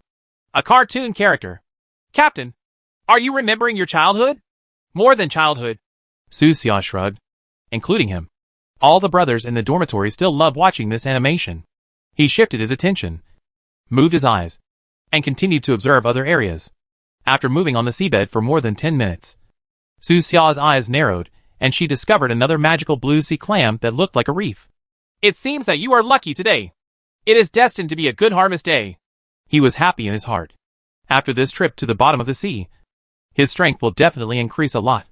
When Su Xia had a great harvest at the bottom of the sea, the outside world had been turned upside down. As if they were going crazy, the mechanical tribe dispatched 1,000,000 troops, densely packed and covering the sky. with Conch City as the center. They spread to both sides and blocked the entire southern coastline. Of course, the so-called million army is just a false indication. The actual number may be more than this. People in many coastal cities did not see the sun all morning because the sky was covered by huge mechanical creatures, and the cities were dark. Buzz dash! Countless mechanical creatures are like passing locusts. Layer after layer, team after team, rushing to the nearest coastline area. At this moment, various ports along the coast are close to being shut down, and only a handful of unloading cranes are still working. The vast majority of employees have been dismissed and sent home to wait for follow-up notifications. Everyone, go back. This is your salary for the next 3 months. Let's take it first. You will stay at home for the next period of time. If something serious happens, try not to go out. This is what the boss of a terminal freight company said to his employees. When he said this, he looked solemn and his tone was extremely serious. The Machine Clan is very angry, and the consequences will be serious. Have you seen the news media where people were being killed? It was because they were ignorant and provoked the Machine Tribe that they ended up where they are now. Not only were they killed, but their families also suffered. In various coastal cities, many companies have summoned their employees to explain some precautions individually. The bosses and major shareholders of these companies have received news from the human city lords of their respective cities in advance. The contents of those messages are similar, and can be summed up in 3 words: don't cause trouble. Don't cause any trouble during the wrath of the Machine Clan. The situation is now tense to the brink of explosion, and any small thing may bring disaster to oneself. Do you understand? Just take care of yourself and your family. Don't ask about outside affairs. It's best not to ask anything. Spend more time with your family at home. Understood. The employees, who had received their salaries in advance, were anxious and uneasy, with a trace of worry on their faces. The employees hurriedly packed up and left their respective group companies. The road home is very familiar to everyone. They have walked it thousands of times, and almost every time they go home they feel happy. But today, everyone walking home was worried. They all lowered their heads and did not dare to say anything, just because, in the sky above their heads, there were thousands of mechanical creatures buzzing by. Boom! Boom! Boom! On the ground, in the city streets, there are also endless mechanical creatures moving forward. Most of these mechanical creatures are blue-white in color, have cold eyes, and are powerful, like futuristic creatures coming out of science fiction movies. They seem to be a whole body, marching in a unified pace without any disorder, forming a torrent of steel, heading towards the coastal area one after another. They are powerful and unstoppable, and anything that stands in their way will be ruthlessly destroyed. People who went home could only lean on the street, fearful, and lower their heads, for fear of being stared at by these mechanical creatures. I've never seen so many machine monsters before. Where did they come from? Many people have this in mind but dare not ask. Going home is the only thought on most people's minds right now. Only members of some large organizations and players who are not afraid of death dare to observe and analyze the movements of the mechanical tribe this time. At this moment, many powerful members of large organizations are standing on the roofs of high-rise buildings in the coastal area, using their own methods to observe and record the actions of the mechanical clan, and constantly reporting to the superiors of the organization. Looking at the densely packed mechanical creatures, many people frowned, even the 4th and 5th level psychic creatures. This action of the machine tribe is really incomprehensible, a middle-aged man said with a heavy face. He stood on the roof and stared at the distant coastline. He is one of the people in charge of the Sun Foundation in the southwest region. He is also a powerful 5th level creature with great strength and great fame. But even a person like him felt a chill running down his spine at this moment. Facing the endless steel army, he was like an ant, as if he would be destroyed in the next moment. At this moment, in various coastal cities in the south, people express similar emotions. That's really an exaggeration. Just for the masked stranger? How high is his priority within the machine tribe? As for it, that overwhelming army, that unstoppable torrent of steel, that terrifying aura of world destruction, are they really just for one human being? For this reason, the Machine Clan is not willing to plunge the entire southwest of the continent into long-term turmoil and unrest. It's just a masked stranger. Why does it feel like all the machines are out? Even the Silver City has mechanical creatures dispatched. What? The Silver City also moved? New news continues to appear, each one more exaggerated than the last, causing more and more sensation. In the center of the continent, the Silver City, a city built purely of mechanical metal and the center of the entire mechanical race, flew out hundreds of huge mechanical warships, their engines roaring and their momentum rolling, heading straight to the southwest of the continent. This momentum and determination don't seem to be for a single creature. Is it for a decisive battle against the human race? Or, the army was dispatched on the pretext of hunting down masked monsters. But was it actually just to obtain a certain treasure in the Southern Sea? Various organizations have different views and opinions. Photos, videos, and text descriptions of cities in southern mainland China are constantly being spread around the world. After seeing the real scene, many people couldn't help but gasp. Those pictures are really shocking. The entire coast, from an altitude of 10,000 meters to the deep seabed, has been completely blocked by a special type of mechanical sensor. Those sensors were only the size of basketballs, metallic silver-white in color, round in appearance, with a small dark blue dot flashing slightly in the middle, as if they were monitoring something. It's just a sensor. Nothing shocking. What appeared in front of everyone's eyes were thousands of silver-white spherical metal sensors, densely packed one after another, front, back, left, and right, next to each other, with a distance of less than 1 meter between each other, forming a sheet of sky, a huge network that reaches the ground. These sensors are like nodes on a large network. Moreover, such a large network is more than one layer, and now it has more than 10 layers. Not to mention masked geeks, even if a mosquito flies by, the air movement caused by its wings will be recorded by the sensor. These large nets are still rising and thickening, and new sensors are constantly flying out from bases in various cities. Behind these sensors is the mechanical army that covers the sky and the sun. At the same time, there are countless flying mechanical creatures flying around on the sea, searching for masked strangers around the clock. And under the sea, the undersea army of the mechanical tribe has also been dispatched. No, it really isn't. Such a large-scale transfer cannot be decided by Mercer alone. This matter must have the intention of the master of the Silver City. Did the masked monster really dig up the ancestral graves of the mechanical tribe? Many people are feeling emotional. To be able to induce an action of this magnitude from the machine tribe, the masked weirdo would be worth his life. Looking at the world, how many people are worthy of the machine tribe doing this? All over the world, large organizations and forces are constantly collecting information and analyzing what exactly did the masked weirdo do. Why are the mechanical tribes so crazy? The small-scale organization could only stand on the side of the road to eat something amidst the unexpected events of this day, while sighing at the power of the masked stranger. However, various large organizations have seen the meaning behind this matter, namely, the value of masked geeks. Something's wrong. The whole thing feels weird. When the machine tribe hunted down a 6th-level creature in the past, they never used the current scale. Not even 1/10. This time, the determination of the machine clan. Could it be? Is there something in the masked stranger that the mechanical race desires or fears? If you say the masked stranger, can you get that thing? Can that thing fight against the mechanical race? The masked stranger has repeatedly escaped from the encirclement of the mechanical clan. Is it related to that thing? Questions are piling up and thickening one after another, like the dark clouds before the storm, hanging over the major organizations and forces. On this day, many large organizations are discussing, thinking, and summarizing. As a result, people around the world have discovered that these large organizations that usually claim to be neutral have shown a certain degree of bias today. Among them, the Northern Sailing Club is undoubtedly the most mechanical-oriented. Through discussions, the entire club came to a unified conclusion: the machine race cannot be defeated. No matter how powerful the masked monster is, it cannot fight against the entire machine race. Opposing the machine clan is the only way to die. In the past, the machine tribe would notify us when conducting large-scale operations. But not this time. This may be a test. And now is the time for us to express our attitude.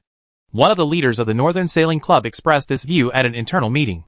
Many people know that among the neutral organizations in the world, only 0 Point Tavern has truly free neutrality. Other organizations, however, are not as powerful as Lingyan Tavern. They are constrained in doing many things, and sometimes they even have to look at the faces of the mechanical tribe. This kind of neutrality sounds nice, but in fact it is just a charity given by the machine race. The machine tribe kept them. Maybe they just didn't want Lingyan Tavern to dominate the human race. Today, several leaders of the Northern Sailing Club smelled something different in this incident, and planned to express their sincerity to the mechanical tribe. But the Legend Investigation Team, which is also a large organization, stood up and mocked the Sailing Club openly and secretly for having no backbone and being a dog for the mechanical tribe. Early this morning, the two organizations started arguing on social platforms. But soon, other large organizations were also involved in this controversy. By 10 minutes noon, the major social platforms were already in a quarrel, and even many small and medium-sized organizations were involved. At this time, the Northern Sailing Club said solemnly, "A person like the masked stranger has serious sins, numerous crimes, and countless killings. He should have been killed by the adults of the machine tribe long ago. If he lives one more day, the whole world will be affected by it. One more day of chaos for him. A bunch of rubbish. How can you judge the masked weirdo?" The deputy leader of the Legend investigation team sneered. His words were very direct, and there was no disguise at all. "Oh, we not only want to evaluate, but also assist the adults of the machine tribe in hunting down the masked monsters on the sea." The head of the Northern Sailing Club was equally tough and said on the spot that all the club ships would be dispatched. The deputy leader of the Legend investigation team was angry. "What? Are you really going to be a dog? Are you even going to stop acting? What does it mean to be a dog?" The leader of the Northern Sailing Club responded, "We are just contributing to world peace." "Damn it. You're so high-sounding. It's shameless. Don't you claim to be a neutral organization? Can't neutral organizations maintain world peace?" The two sides went back and forth, exploiting every opportunity, and scolded each other from morning until night. On this day, the neutrality masks of many organizations were torn to pieces, revealing the true face beneath the mask. The execution ability of the Northern Sailing Club is quite good. They just do what they say and immediately get in touch with the senior management of the machine tribe in the north. Soon, they got a patrol sea area designated by the mechanical tribe. Most club members support the decision made by the club's top management. However, there are also a small number of employees who are worried, looking at the endless sea, thinking of the power and terror of the masked monster. Some employees couldn't help but worry. "Boss, what should we do if we really encounter the masked monster? With the masked monster's ability, we won't be able to hold on for long. Our club's boats all have metal hulls. Once he fully displays his abilities, we will most likely be buried under the sea." Listening to the worried words of the employees, a person in charge of the club smiled. He was calm and confident, lying calmly on the deck with a glass of mellow red wine in his hand. Don't worry, he said with a smile. "We are in the Northern Sea, and the masked stranger is in the Southern Sea. There are hundreds of thousands of miles between us. Judging from the strength of the mechanical clan's blockade, even one not even a mosquito can fly over." Upon hearing this, the employees were stunned. They have also seen pictures and videos of the current southern coastal cities, and naturally know that what the person in charge said is true. But in this case, what's the point of them doing this? "Boss, are we just showing off?" "Yep." The person in charge smiled calmly. "Let's show it to the machine clan to show that we stand together with them." Everyone suddenly said, "That's it. The boss is wise. Hey, learn more." The person in charge swung the red wine glass. "This world belongs to the machine race after all. There is no benefit in going against the machine race. Our path is the right one. Like the legendary investigation team, this life and death organization might one day be destroyed by the machine race." At this time, the Northern Sea area was calm. The sea breeze was blowing gently, and the sea waves were gently rippling. The person in charge took a deep breath of the fresh sea breeze and looked contented. However, a very small number of employees are still worried. "Boss, what if that masked weirdo breaks through the blockade and comes from the south?" "Don't worry. Nothing happens." The person in charge interrupted the employee and waved his hand with a determined look on his face. "He can't make it." Chapter 410, Full Harvest. Shipwrecked treasure. The sea is vast and boundless. Crossing an ocean has always been a dangerous and time-consuming task. The ocean of this world is full of unknowns. There are traps everywhere under the sea. Undercurrents are surging, and crises are everywhere. The probability of encountering a storm on the sea is more than 5 times that on the earth. When there is a storm, the sea is like an angry lion, setting off turbulent waves, inciting strong winds thousands of miles away, and carrying overwhelming waves. No ship or individual can face this natural wrath that is like divine punishment. Even a giant ship of 10,000 tons is like a leaf in the raging waves, which can only rise and fall with the waves. From south to north, this is a road of narrow escape and no return. The masked stranger won't come, and he doesn't dare to come. There is a high probability that he will go to the Southwest Sea, look for opportunities to land, and enter the southwest mountainous area. We just need to show off and cooperate with the mechanical clan's actions, and that's it. At the internal meeting of the Northern Sailing Club this morning, many senior officials came to this conclusion after discussions. Even several fifth-level creatures with real power recognized this conclusion, so they made today's choice. Now, the person in charge of each branch explains to the employees below to reassure them. Don't worry. Just think of it as a half-month vacation and bask in the sun on the sea. On high, the head of the Northern Hot City branch was lying on the rocking chair on the deck, with a confident smile on his face and a red wine glass in his hand. He really looked like he was on vacation. There was no worry in his eyes. And he said with a smile, "The masked stranger has no reason to come to the north. What is he doing here? Did he come all the way to blow the northeast wind? He is not a fool. He will probably be in the southeast and southwest. He has to deal with the mechanical tribe in a large sea area, and that is the area he is familiar with." After what he said, most employees understood. Even some employees who had previously opposed the high-level resolution did not speak up now, which was regarded as acquiescence to the decision of the internal meeting. After all, it's true that the masked stranger had never been to the north before. His range of activities has always been in the southwest and south of the mainland. These employees put themselves in their shoes and thought about it. If it were them, they would also struggle with the enemy in places they are familiar with instead of rashly going to unfamiliar areas, especially the northern seas thousands of miles away. However, a few employees still said worriedly, "Boss, our action seems to be a bit hasty this time, and we did not prepare a foolproof plan." "What kind of foolproof plan do you want?" The person in charge, on high, smiled and said, "The mechanical clan is the perfect solution. I'm afraid that the masked weirdo will be chased and has no choice but to run towards us. Even so, can he run over?" On high took a sip of red wine, feeling relaxed and comfortable. "Boss, what do you say? The sea area is blocked. How can the masked stranger get supplies?" The person in charge said, "He has no food, no drink, and no psychic supplies. How can he fly here on his own? He falls into the sea halfway through the flight. Feed the fish." "That's true." The employees suddenly wondered, how long can a person go without eating or drinking? It's fine on land, but here is the sea. They all work hard on the sea all year round, and they have a lot of understanding of the loneliness, and despair at sea, facing the endless sea without food or water for several days. A normal person would be fine if he didn't go crazy. There is no way he could run to the north. "Don't worry." Han Hai looked at the many employees, smiled confidently, and promised seriously, "If the masked weirdo really comes, you don't have to go. We, the bosses, will attack him as soon as possible. The boss is wise. The boss is mighty." In this way, more and more employees in various regions were convinced. As the largest maritime group in the entire north, they are a club in name only, but in fact they control a large number of maritime enterprises, involving shipping, fishery, maritime tourism, seabed resource development, and other industries. They are an out-and-out giant, tyrant. On this day, the entire club dispatched thousands of boats. Ships bearing the Northern Sailing Club sail logo sailed away from the ports of various northern cities. Under the arrangements of the heads of their respective regions, they began to patrol the surrounding waters for the mechanical tribe. The energy and fuel cost of this operation was astronomical. But the Northern Sailing Club doesn't care about the money. They care more about the opinions of the mechanical tribe, and their performance satisfied the mechanical race city lords in the cities in the north. The mechanical city master of Northern Hantai City spoke to the outside world. "The Northern Navigation Club is very good." A very simple sentence, seemingly just a light compliment.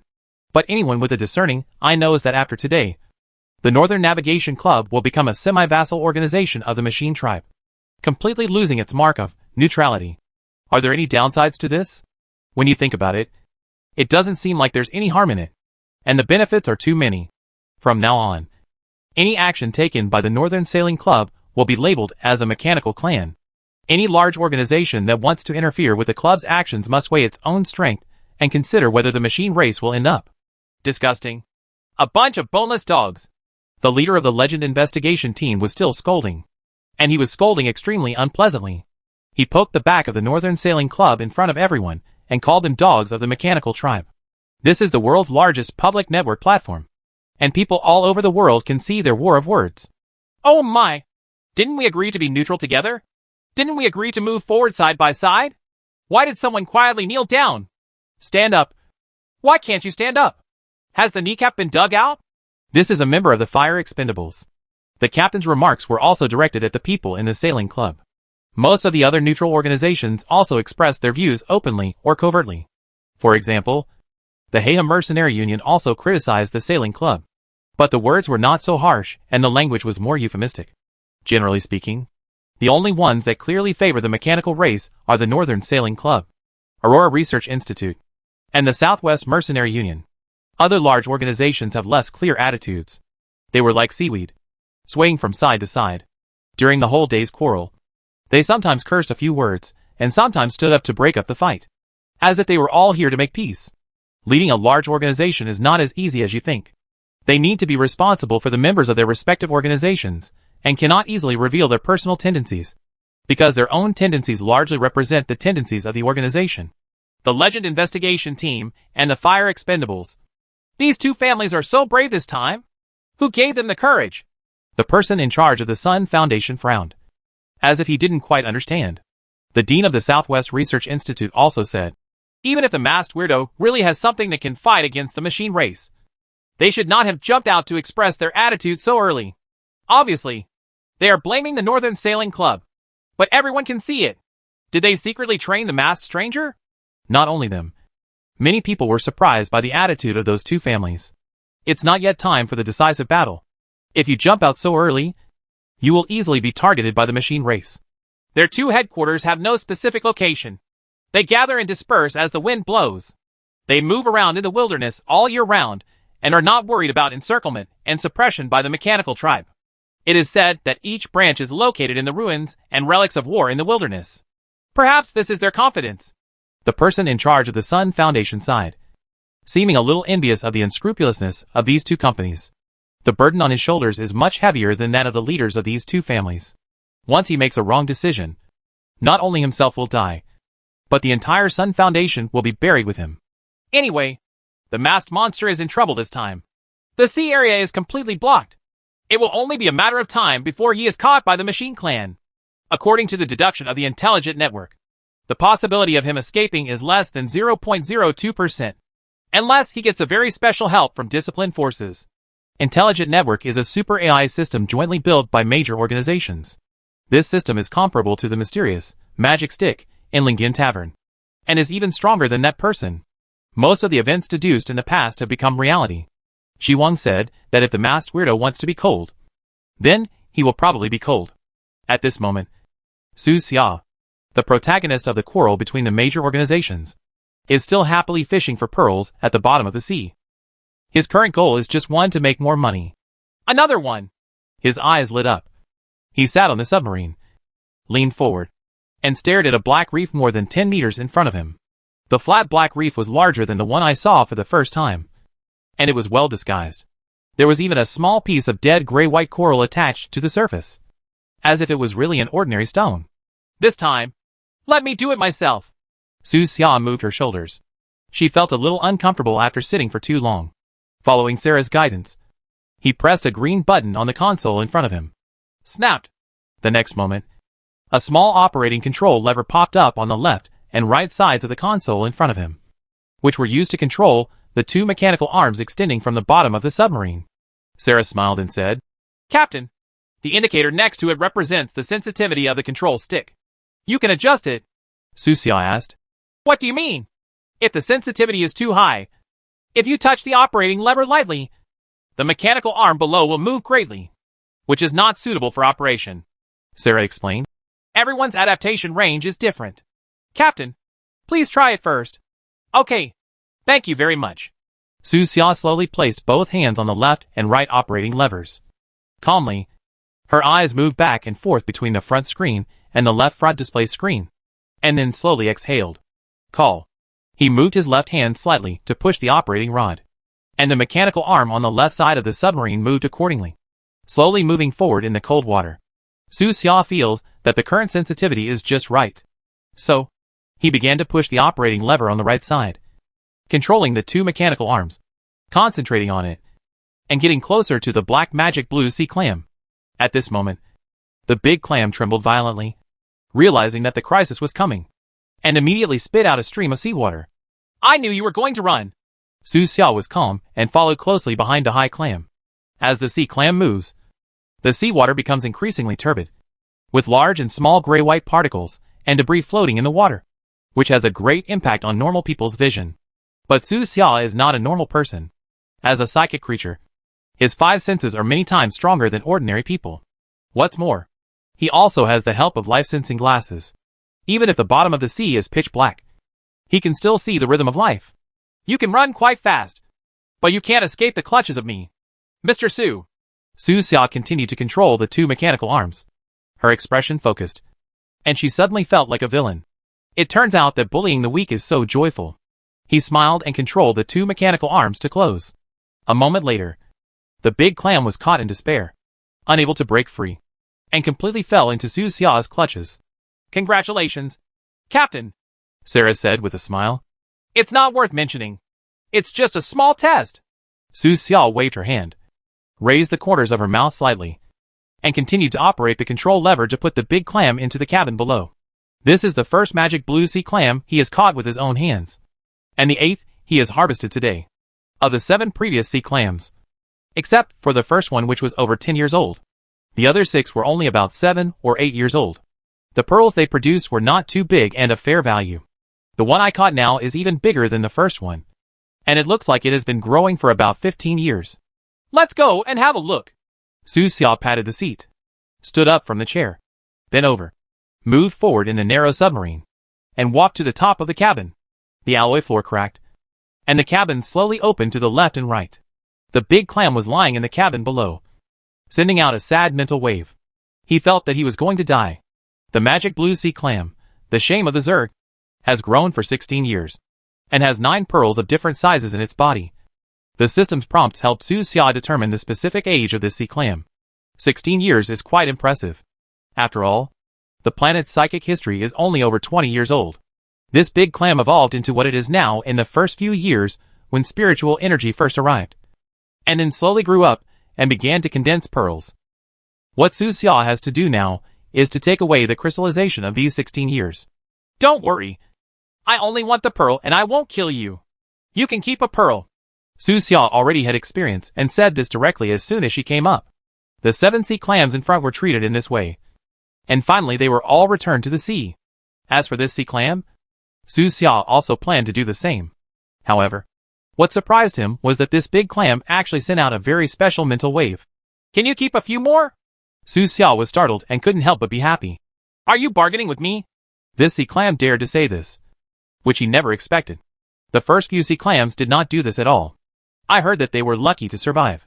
Soon, the big clam conveyed another wave of spiritual energy. I know the location of a sunken treasure at the bottom of the sea. Please let me go, and I will lead the way for you. Shipwreck treasure? Su Xiao's heart moved, and she had some more ideas.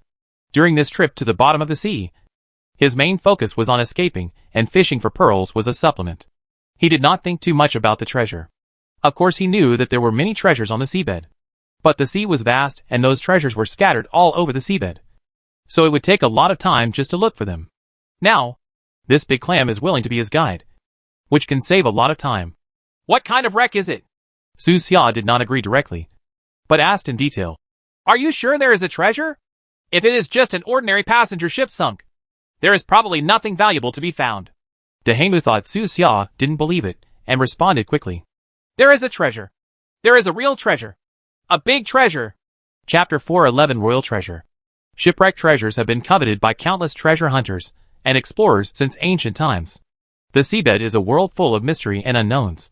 For countless centuries, the treasures sunk to the bottom of the sea have been as brilliant as the stars in the sky. Treasure, shipwrecked treasure. Su Xiao's eyes were bright, thinking of the countless treasures that might exist, and thinking of her own poverty. She quickly made a decision. You're here. Of course you have to get some treasures before you leave. He snapped his fingers and asked the mechanical arm in the cabin to release the clam, and said, I always keep my word. If you can really lead me to find a valuable sunken treasure, then I'll only take half of your beads and keep the other half for yourself. Okay. Okay. It's a deal. De Bang was afraid that Su Xiao would regret it, so he immediately felt mental fluctuations. The treasure in the sunken ship was of no use to him. After all, He couldn't take the gold and silver treasure to consume on land. His body shook a few times, as if he was a little anxious, conveying his will. Let me go out, and I will lead the way for you. Good. Su Xia nodded, then looked at Sarah. Sarah understood and immediately waved, and the cabin door slowly closed. Afterwards, the two returned to the front of the submarine and sat down. Sarah smiled slightly and said to Su Xia, Captain, don't believe any creature's words easily. Most surd creatures are stupid, but this kind of sea oyster does not belong to the majority. They are weak and have to evolve into something different in order to survive. In ordinary intelligence, the IQ of that sea clam just now is no lower than that of an adult. I see. Su Xia was very calm and not worried about being cheated. So what if the big oyster runs away? With the assistance of life-sensing glasses, it was impossible for that guy to escape from his field of vision. Captain, I put a tracker on him. Sarah chuckled. Oh, this will save you a lot of trouble. At this moment, the big clam has been released from the submarine and returned to the deep sea water. He didn't dare to go back on his word. After all, he knew his own strength and speed and came to the front of the submarine to lead the way for the two of them. His clam SHL opened and closed, neither fast nor slow, and his charred body rose and fell in the seawater. This way, although separated by seawater and submarine glass, he can still transmit mental fluctuations to Su Xia. This talent is quite impressive. On the display screen in front of the left side of Su Xia's seat, a small red dot flashed, which was the real-time feedback of the tracker. The current on the seabed is slow, deep and calm. As it moved forward slowly, the entire submarine seemed to blend into the seabed and became a special sea fish, which did not cause panic to other seabed creatures. Nearby, ugly little fish were swimming along with the submarine. They were all silvery white and only the size of a palm. They seemed to want to hang on the submarine and use the power of the submarine to move forward. Not far away, a large octopus swung its tentacles and swam leisurely in the sea water. Brother Octopus is quite leisurely. Su Xia stared at the big octopus. It is said that there are giant octopuses and squids hundreds of meters long in the deep sea.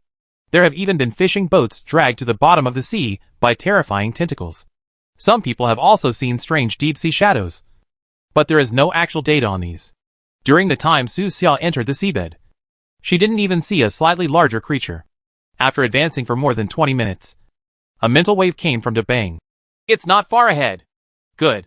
Su Xia became focused and stared at the area ahead seriously. The seawater here is still a bit turbid and unclear, with gray particles and debris floating in the water, which is particularly conspicuous under the light of the submarine. Vaguely, Su Xia saw a piece of decaying wreckage in the distance ahead. He narrowed his eyes slightly and concentrated, and as the submarine moved forward, he could see more and more clearly. It's really a sunken ship. I just don't know what age it is. I need to get closer, Su Xia said to herself. The first thing that catches the eye is the rusty bow. It has been corroded by seawater. The surface is rotten, and it is a decaying iron gray. The deck was dusty and tattered, and the decaying railings around it were covered with fluttering undersea plants. It is like a long decomposed corpse of a giant beast, lying quietly on the turbid seabed, allowing it to be eroded and gnawed by the years, and has long lost its original appearance. Like many underwater reefs, it has become home to marine animals in the area. It can be seen that pieces of calcareous SHLs are attached to the surface of the rusty hull. They are a kind of underwater parasites. They hide in the SHLs, as if they have been integrated with the ship and are inseparable. There were a few gray-yellow starfish crawling on the deck, and some small fish swimming in and out of the broken cabin and windows.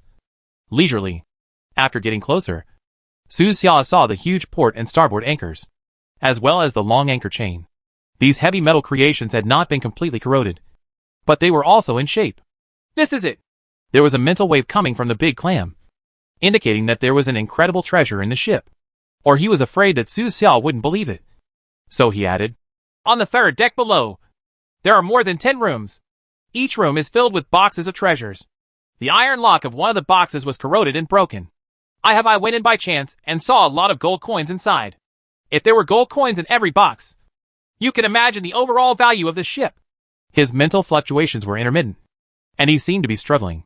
After listening to his description, Su Xia touched her chin and thought seriously. A box of gold coins is already amazing. If there really are more than 10 rooms, and each room is filled with boxes of gold coins, then this trip to the bottom of the sea will make him completely rich. And his net worth will skyrocket more than 10 times. It's strange that there are so many gold coins sunk here, but there are no relevant records. Su Xia briefly searched for information about the world's sunken ship treasures, and couldn't help but feel a little confused. Could it be that there was only one box of gold coins that happened to be seen by this giant clam? Or maybe not a gold coin, but another similar metal? Although this giant clam is smart, it is not human after all, and it has no means of judgment. It probably can't even tell the difference between brass and gold. You know, there are many special alloys that look similar to gold, and some humans can't tell them apart, let alone the sea clams that always live on the bottom of the sea. Su Xia used his metal sensing ability and sensed carefully. He did sense the presence of a large amount of metal inside the decaying sunken ship ahead. At this time, a system prompt suddenly popped up in front of Su Xia's eyes. Sunshine Sailing, an ordinary cruise ship from the western continent. It was built 101 years ago, set sail for the first time 99 years ago, and sank 96 years ago. No one knows where it sank. According to the description, the ship was a cruise ship from the western continent. It only sailed for 3 years, and finally sank in the southern waters of the central continent. Fortunately, this is an ironclad ship, not a wooden ship, so it is generally well preserved. It's just an ordinary cruise ship. Su Xia frowned. He had always thought it was a private ship owned by a rich man. In that case, there was a greater chance of finding treasures. Sarah smiled and said, "Captain, you can send our exploration robot to take a look." Su Xia nodded. "Okay, let's do it." Under the submarine, there is a special cabin with more than 10 deep-sea exploration robots with different functions. Under Sarah's control, several of the robots were activated at the same time, and then lowered into the seawater to begin exploring the sunken ship ahead. Soon, several small robots approached the deck of the sunken ship, and soon followed the passage and entered the interior of the sunken ship. At the same time, the real-time footage they sent back appeared in the submarine. The interior of the sunken ship is similar to the outside. It has long been corroded by seawater, and is a dead gray color. Occasionally, some marine life can be seen swimming in the cabin. Enter the second deck. Real-time video is being transmitted to you. Enter the third deck. Waiting for you. The small exploration robots separated inside the sunken ship and explored different areas one by one. Therefore, there were several different pictures on the display screen in front of Su Xia.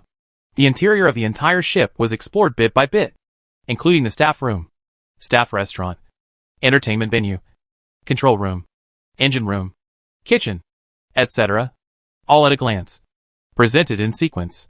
Many cabins are in chaos, and some cabins retain their original basic appearance, giving a vague glimpse of the lively scenes when it sailed on the sea. On the 3 decks mentioned by DeBang, there are more than 20 suites, all for tourists. A small robot entered the corridor of this deck, and the images it sent back were slightly blurry, mainly because of the turbid water. Entering the room to explore, he had already opened the door to the first suite. What appeared on the screen were scattered small boxes one after another. Each box was the size of a basketball. Some were on the floor of the room, and some were in collapsed cabinets. The appearance of these small boxes is covered with a fluffy layer of seabed dust and debris, making them so dusty that their true appearance cannot be seen clearly. The entry of the small robot disturbed several creatures resting in the room. They were several octopuses.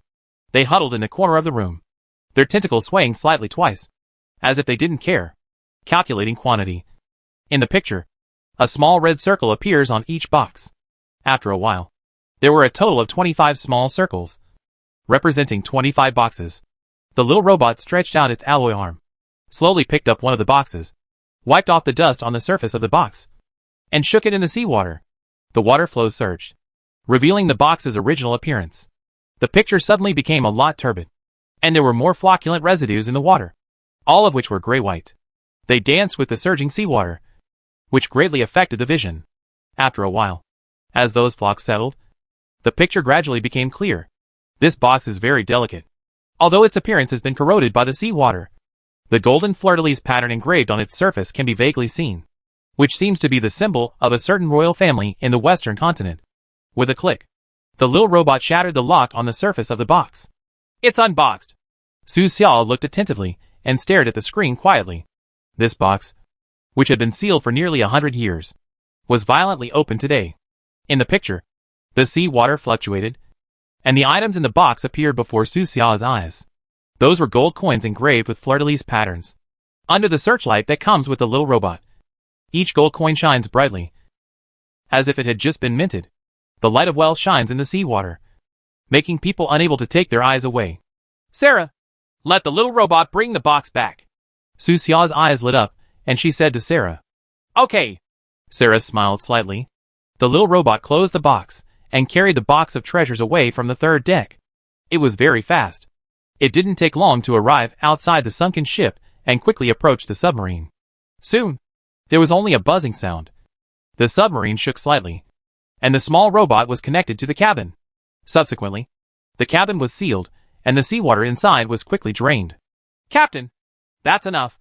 Let's take a look at the treasure, Sarah said with a smile. Su Xia stood up from her seat, bent over, walked to the middle of the submarine, and came to the corresponding cabin door.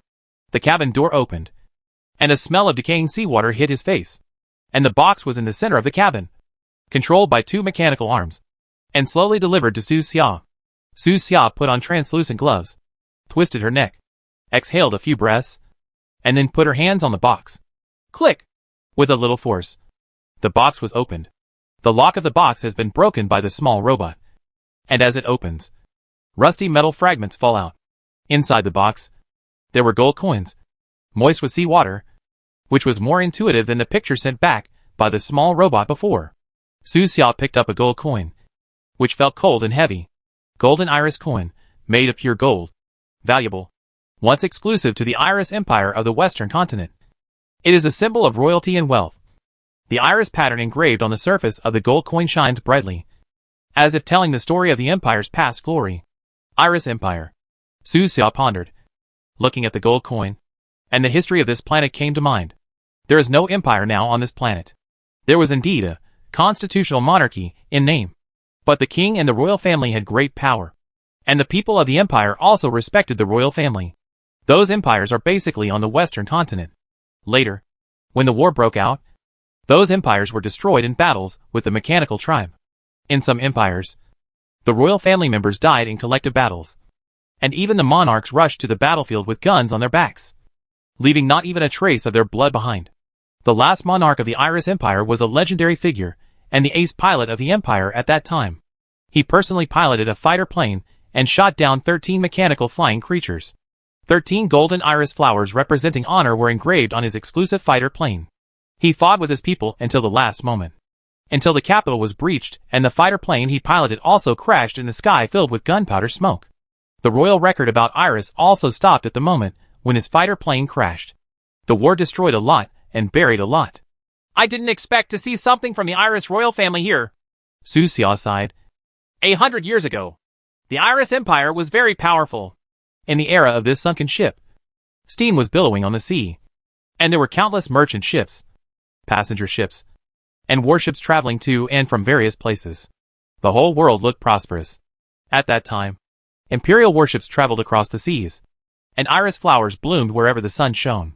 Thinking about it this way, it is normal for this cruise ship from the western continent to sink in the southern waters of the central continent. It was probably requisitioned by the royal family at that time. Captain, a rough estimate is that the gold coins in this box are about 20 kilograms. Sarah chuckled and calculated. There are a total of 25 boxes in that room. You can start to imagine the life of the rich. Well, that's right. Su Xia also smiled and gently put the gold coin into her pocket. He can be considered a rich man, but he has never enjoyed the life of a rich man. His current living situation is almost the same as before, and he is reluctant to order too expensive dishes when eating in the cafeteria. From now on, you can buy 2 cups of soy milk for breakfast and pour 1 cup for your drink. After saying that, Su Xia shook her head again. Forget it. It's such a waste. Let's just have 1 cup. He closed the box, turned around, walked back to the cockpit, and sat back in the main driver's seat, looking at the dead gray sunken ship ahead. Su Xia's eyes shone slightly. Keep unpacking. Chapter 412 Star Curtain. Captain, do you want to eat this gold coin? No. Bite it with your teeth to firm up your purity. Su Xia calmly took the gold coin out of her mouth and wiped the saliva on the gold coin. There was a row of neat teeth marks on the gold coin. This is something he has wanted to do since he was a child. When I was a kid, I often watched people do this on TV. Captain, Just ask me to identify it for you. I have professional equipment here, Sarah said with a smile. No, you don't understand. This is more ceremonial. Su Xia tossed the gold coin lightly, smiled slightly, and talked about his childhood. In my world, fighting with teeth is a tradition. After hearing this, Sarah was slightly surprised and blinked. She asked, Captain, are you from another planet? Su Xia nodded. Yes. No wonder you got this submarine. It seems you bought it in the stars. No, there are many people like me on this planet. Here, people like me are called the undead. Su Xia talked a lot, not in a hurry, in a calm voice, to help Sarah understand the situation in the outside world. This smart butler is very smart, almost on the same level as Hal, so there is no harm in letting her know more. Sarah seemed to be very curious. With a calm expression, she listened carefully to Su Xia's story, and gradually gained a concrete understanding of the outside world, combined with Su Xia's current situation of being hunted by the machine race. She probably understood the situation on this planet. So, maybe this planet was chosen as a game world by a more advanced civilization? Sarah's eyes spread, as if she was thinking about something. Game? Su Xia was surprised and looked at the housekeeper, not expecting that she could say these two words. Due to the restrictions of system rules, he never mentioned these two words from beginning to end. Sarah nodded slightly and asked, Captain, have you ever heard of the Star Curtain? Su Xia shook her head. No. The Star Curtain is a kind of weapon, also called the Civilization Deception Device. Cheating? What do you mean? Captain, you can roughly guess it by listening to its name. Sarah looked up at the sky and drew a circle with her hand. Use a star curtain to replace the starry sky of this planet and block the entire planet. Blockade? Yes. On this curtain, there are meteorites, sun, moon, stars, black holes, etc. depicted by advanced civilizations. Sarah patiently told a very scary thing in a calm tone. The reason why some planets cannot develop interstellar civilization is because more advanced civilizations have blocked them. On this kind of planet, the starry sky and universe observed by their scientists through various astronomical telescopes are actually pictures on the star curtain, rather than the real universe. The cosmic signals they receive are processed, and the exploration information they send out will also be directly intercepted. In other words, all the bases for their exploration of the starry sky were planned for them by more advanced civilizations. They can see whatever advanced civilization wants them to see. If you don't want them to see it, then they won't be able to see it in their lifetime. Is everything false? Su Xia was surprised. Yes, the entire planet, countless astronomical scientists, and a lifetime of hard work are all fake. They were told by higher-level civilizations. Sarah nodded lightly. Hearing this, Su Xia took a deep breath and subconsciously looked up. Unfortunately, now that I am at the bottom of the sea, I can only see the dark and unknown water, but not the sky. After living for so many years, Su Xia never thought that the bright galaxy above her head and the deep starry sky and universe could be fake. Was it deliberately presented by someone else using a civilized weapon? What's the point of doing this? Su Xia couldn't help but ask. Are all high-level civilizations bored? Do they have to restrict the development of a low-level civilization planet? It's not like I'm bored. Sarah chuckled and explained. This weapon was originally used to restrict the exile planet. Exile planet? Yes. The entire planet is full of prisoners exiled by advanced civilizations. Sarah nodded and continued. Captain, you still know too little about the starry sky. Maybe you don't know that on some planets, the inhabitants of an entire planet are all criminals of advanced civilizations. This kind of planet known as the criminal planet or the exile planet. It is a very special civilization. You don't need a prison to leave criminals on a planet like this? Su Xia asked in surprise. No need. Not even a guard. Sarah shook her head gently. Why is this? Some advanced civilizations believe that prisons restrict personal freedom too much and are not very humane. They need to give criminals more space to move around, such as an entire planet. Inhumane? Su Xia became numb. How can we treat criminals with humanity? If a place as big as the planet can be regarded as a prison, then aren't each of them living in a prison? Of course, that's not right either. Perhaps in the eyes of those advanced civilization creatures, those who can leave the planet are free people. If they are restricted to one planet for their entire lives, they are no different from criminals. Isn't that kind of criminal planet very dangerous? Su Xia asked. Yes. Sarah's face became more serious. On those planets, there are crazy bloodthirsty killers, superb psychological criminals, and bloody serial killers. Sin is everywhere, and death happens every day. That's it. Su Xia probably understood. He couldn't help but think of Australia. This approach is to throw a group of criminals on a planet and let them fight among themselves. You know, everyone in the prison is a talented person. What kind of sparks will happen when such a group of people are concentrated on a planet? This kind of planet is comparable to an enlarged version of Arkham. In order to prevent criminals from escaping from the planet's prison, advanced civilizations have thought of many ways. And the Star Curtain is one of them. Sarah said, I understand. Is it to prevent these criminals from developing interstellar civilization? Su Xia asked. Yes. But there are always exceptions. Right? Are there any criminals who have successfully escaped from the planet's prison? Su Xia suddenly became interested and asked curiously. Sarah thought for a while, seeming to be checking her database. With a calm expression. After a moment, she said, Indeed. And the most recent one, just over 10 years ago, was a very famous supercriminal. Tell me the story. On the edge of the Heinlein star domain, on a criminal planet numbered 10714. Sarah waved her hand, and a blue light screen appeared in front of her, displaying a string of data. On the light screen, a photo appeared, along with a large number of criminal descriptions. Seeing that photo, Su Xia's heart skipped a beat. He blinked and looked carefully. The person on the light screen turned out to be Dr. Agar. Sarah said softly, This is the super criminal who escaped from the planet. His name is Agar. He was once a talented doctor with a bright future and was well known in the Seventh Empire. But later, for some unknown reason, he secretly carried out illegal activities. After the evil biological experiment was discovered, he refused to plead guilty and even injured law enforcement officers. Listening to Sarah's story, Su Xia felt a very strange feeling in her heart. He often becomes Dr. Agar in psychic hallucinations and experiences his journey through the stars. Sometimes he wonders, could those things in his hallucinations have actually happened? Now seeing this real person and seeing the description of his life gave Su Xia a wonderful feeling of the overlap between illusion and reality. He couldn't help but look at his storage space. In the space, lying quietly was a copy of Dr. Agar's notes. Because of this notebook, Su Xia learned a lot about the evil biological experiments. It can even be said that he has stood at the forefront of this kind of biological experiment on this planet. Even Mercer and Dad can't compare to him. Mercer has been waiting for the number 28 experimental subject underground in Coral City to wake up, wondering what went wrong.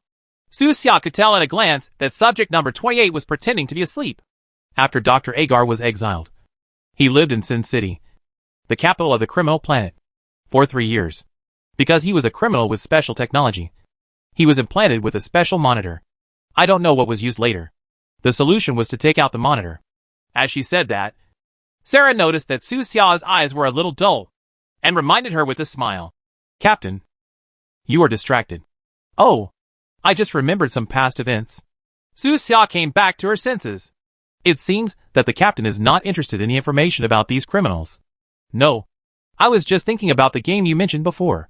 Su Xia brought the topic back on track and asked, if the Star Curtain is used to limit the development of civilization on the criminal planet, then what does this weapon have to do with the game? Could it be that some advanced civilizations regard the entire planet as a game world? For the game goes well, but you don't hesitate to prevent the development of civilization on this planet?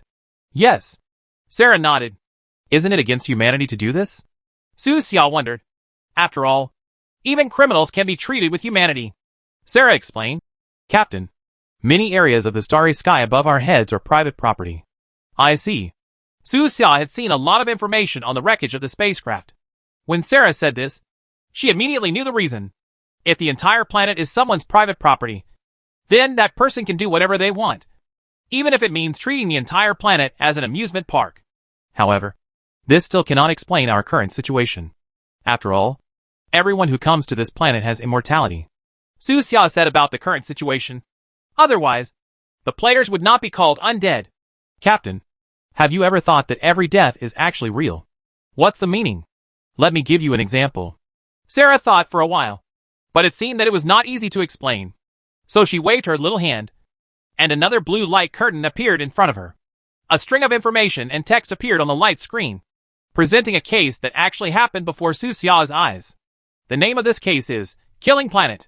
More than 300 years ago, there was an interstellar collector who suddenly had a whim. He wanted to know what would happen to humans if there was no death. If there was no need to worry about life and death? He planned to conduct a long social experiment and devoted the entire second half of his life to this experiment, spending countless resources and countless years, and finally created an ideal planet. On this planet, there are two kinds of people. One is called Aboriginal people, and the other is called adventurers. Among them, the natives only have one life, just like NPCs in the game that can be killed, while the descendants have immortality, just like the players in the game. Aborigines are the native inhabitants of that planet, and the descendants were selected from another planet.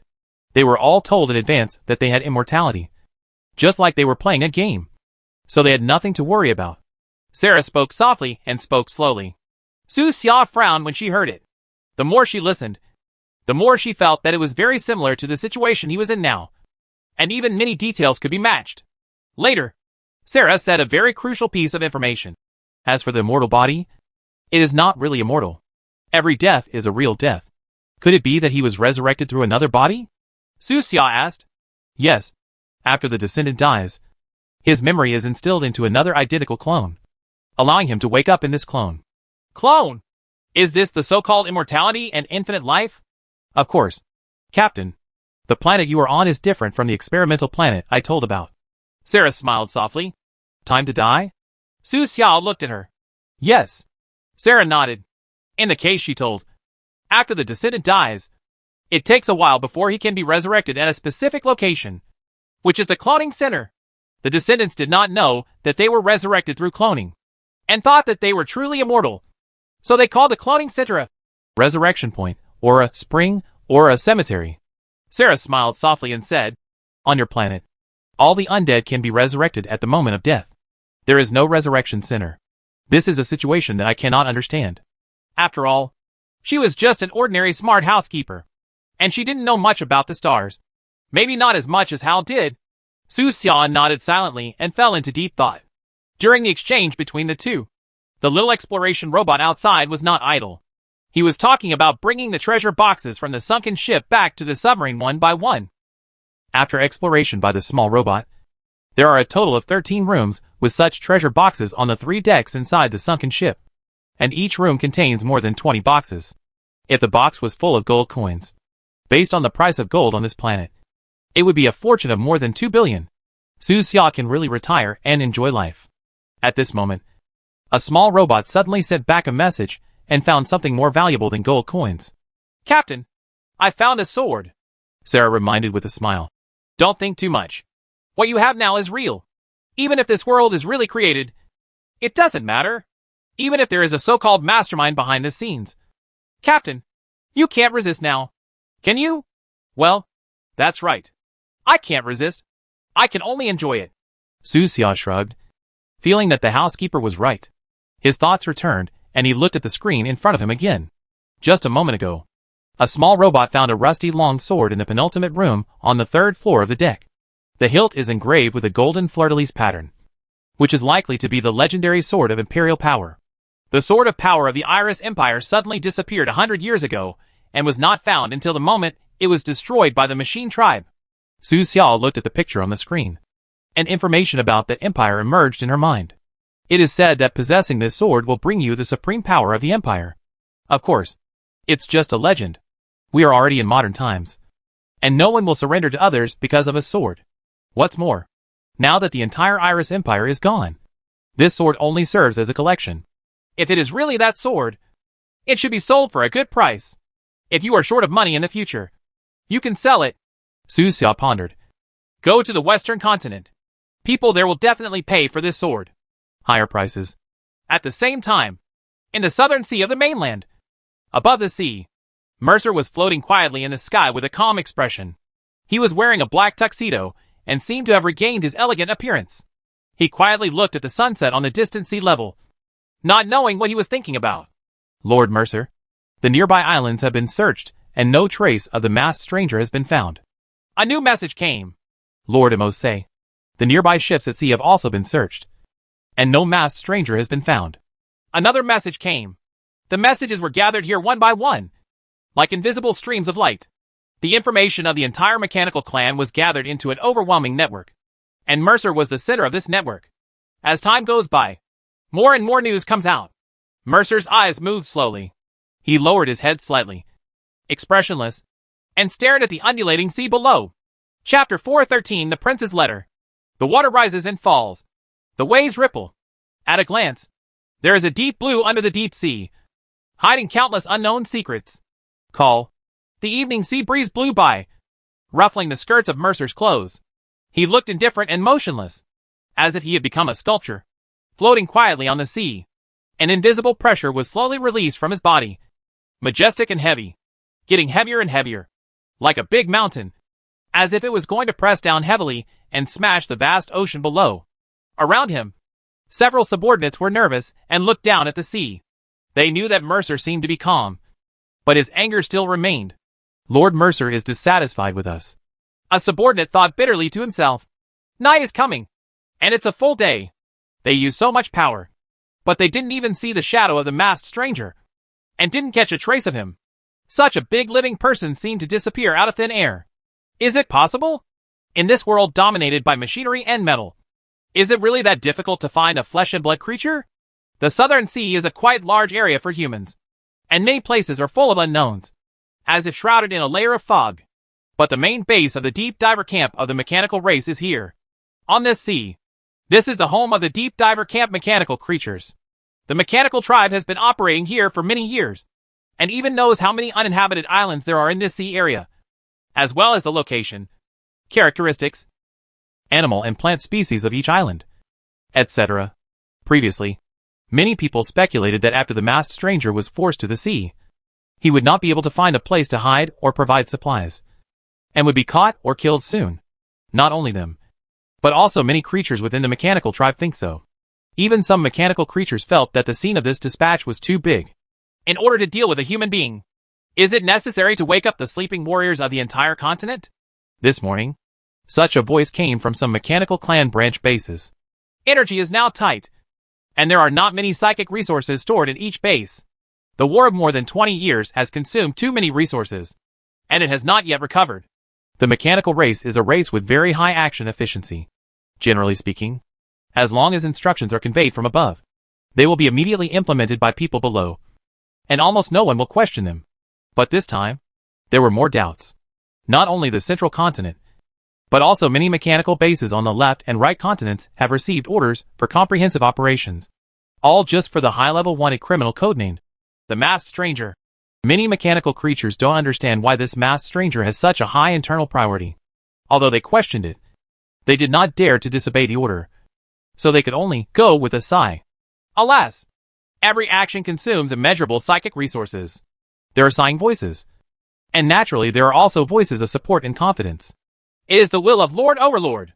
Don't question it. Catch that human called the Masked Stranger at all costs. With this level of manhunt, it won't take more than a day to capture him back at the base. It's just one day. How much energy does it consume? However, more than half of today has passed. Almost all the islands in the Southern Sea were turned upside down, and even the foundations of many islands were dug up. But not even a single hair of Su Xiao was found. On the coastline, the layers of blockade nets have been triggered many times, but most of the time, they are caught by seagulls who want to eat French fries at the dock. As for under the water, the entire deep diver camp and all available underwater troops have been dispatched. However, these mechanical creatures are still scattered in the vast sea area. There are still no accurate exploration results so far. However, they have found several sunken ships from the last century and dug up some decayed metal that was not of much use.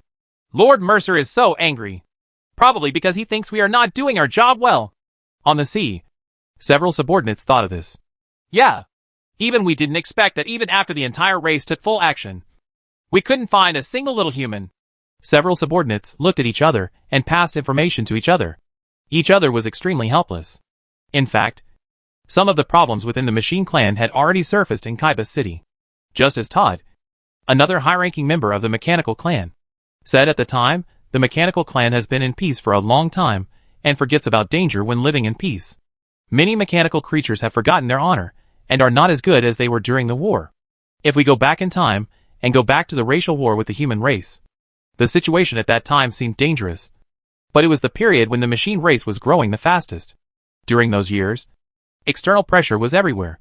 It seems as if there is a voice roaring in the heart of every mechanical creature, asking them to continue to evolve and become stronger. Otherwise the race war will definitely fail. It was a crazy history, and the whole world seemed to be on the verge of destruction. But that was also the most beautiful history of the mechanical race. Under the threat of war, unprecedented technologies emerged one after another, and countless bottlenecks that had troubled predecessors for decades were broken through. The entire world ushered in an era of technological explosion.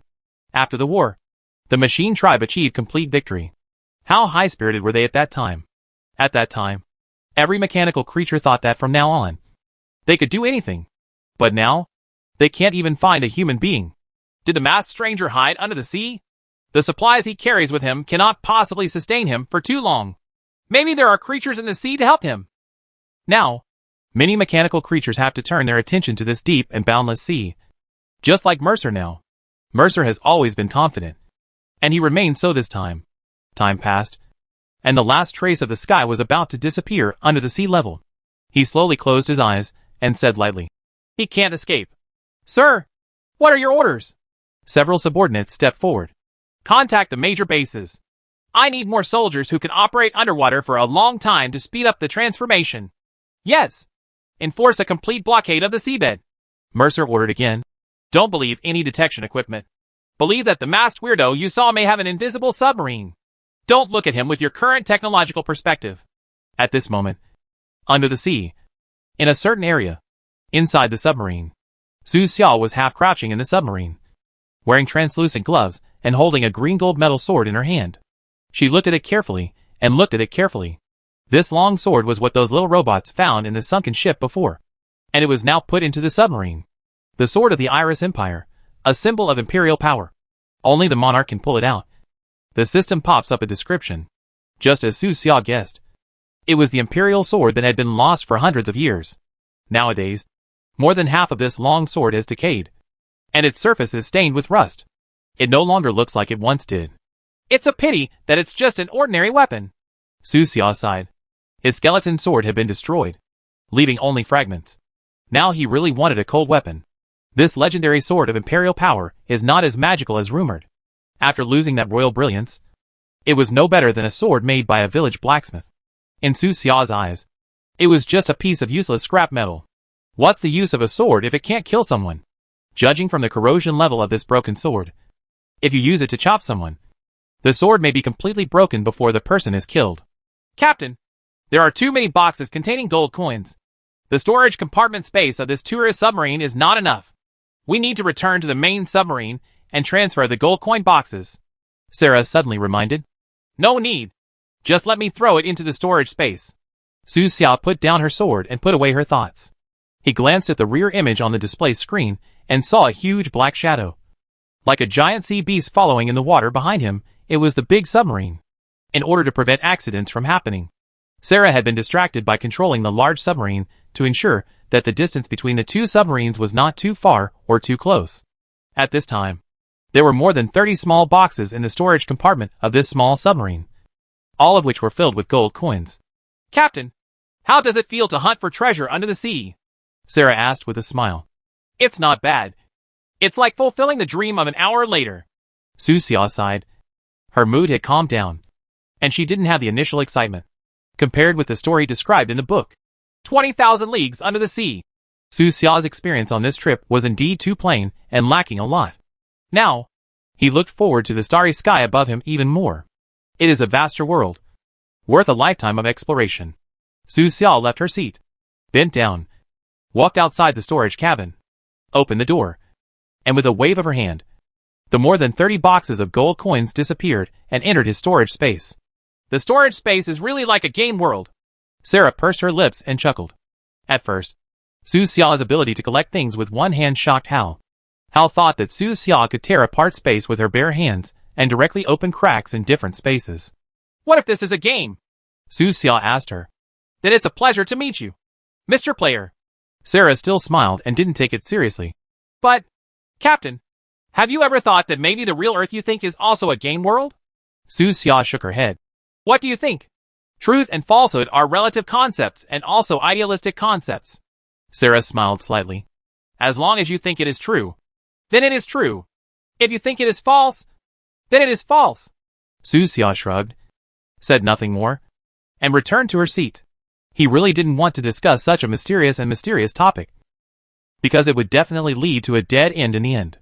Next, Sarah activated the other small exploration robots and let them all enter the sunken ship to carry the small boxes of gold coins. Boxes of gold coins were carried back to the submarine, and Su Xia's wealth was growing rapidly. At the same time, the search for the remaining areas of the sunken ship continued. More than 10 minutes later, another discovery was made. Captain, the little robot has found a special box, Sarah reminded. Hearing the sound, Su Xia raised her head. In the upper left corner of the screen, the little robot found a larger box in the corner of a room on the third deck. The appearance of this box is similar to those of small gold coin boxes. The surface is covered with gray-black flocculent seabed sediment, and its original appearance cannot be seen. Open it directly, Sarah asked. Well, open it. After receiving the instruction, the small robot in the sunken ship immediately took action and struck hard at the lock of the box. With a click, the rotten lock was immediately shattered, and a gap opened up in the box. The little robot reached out and pressed both ends of the box lid, slowly opening it, allowing the contents inside the box to appear before Su Xia's eyes. No gold coins. Su Xia's eyes narrowed, and she saw a very ordinary glass bottle in the box. The glass bottle was light green, translucent, and a little rough. It was the favorite bottle of sugar and wine among sailors in the last century. There is no need to lock such a wine bottle solemnly in a box. Su Xia noticed that through the translucent glass bottle, a rolled-up object could be vaguely seen, which seemed to be a scroll. Drifting bottle? This bottle, and the contents in it, inexplicably triggered some of Su Xia's memories. Bring it back and see what's in the bottle, Su Xia ordered. Okay. After a while, the little robot returned to the submarine with the box. The surface of the box was wet, and a rotten smell came to my face, as if it had been buried in a swamp for a long time. The smell was indescribable. Su Xia put on gloves as usual and a gas mask, and then took out the glass bottle from the box. He shook it slightly, and a shaking and crashing sound suddenly came from the bottle. It's really a drifting bottle. Su Xia reached out and pinched the stopper at the mouth of the bottle, pulled it out gently, and pulled out the stopper with a pop. He turned the bottle upside down and shook it a few times. The rolled paper in the bottle fell out and fell into his hand. The paper pages are yellow, but fortunately they are well sealed and have not been corroded by sea water, and are still dry. You have obtained the item. Prince's letter. Please open it and read it. The system suddenly popped up a prompt, which made Su Xia a little confused. He gently put down the glass bottle, wiped the seawater on his body casually, then took off his gloves and returned to the seat in front with the scroll. Su Xia turned on the light on the top, and the cockpit of the submarine suddenly became a lot brighter. He slowly opened the letter and began to read. Item, letter from the prince. At 2 o'clock in the morning, water began to enter all the watertight compartments of the cruise ship. The ship was destined to sink. I never thought that my journey of freedom would end here. Later Comer. When you read this letter, I should be dead. I am the prince of the Iris Empire, and the next monarch. I am the one destined to wait for the throne of the kingdom. But I am tired of the endless struggle in power. And I also hate the high palace throne. I don't want to lift that heavy imperial sword. Su Xia sat in her seat with a serious expression and focused eyes, reading every line of text carefully. In this letter, the prince expressed his distaste for power. At that time, the Iris Empire was at its peak. He had a position of power that was envied by countless people, had endless wealth to squander, countless beauties to choose from, and could get almost anything he wanted. But he felt that such a life was very boring. Bother. His ideal in life is to find a peaceful place, meet a quiet and elegant lover, and live an ordinary life.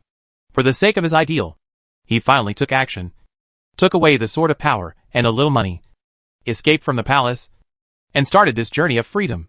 A little money?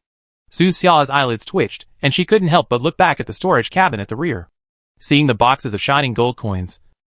She didn't know what to say. Chapter 4:14 Hal's Anxiety. On the scroll, the handwriting is clear and well organized. It is the same as modern Western Continental, and does not require special translation. During the last phase of his life, the royal wrote about many regrets. In the second half of the scroll, he writes, thinking about it now, my so-called ideal before was just an escape. The freedom I long for is actually just indulgence. I like the distance, but I don't want to take on the responsibilities in front of me.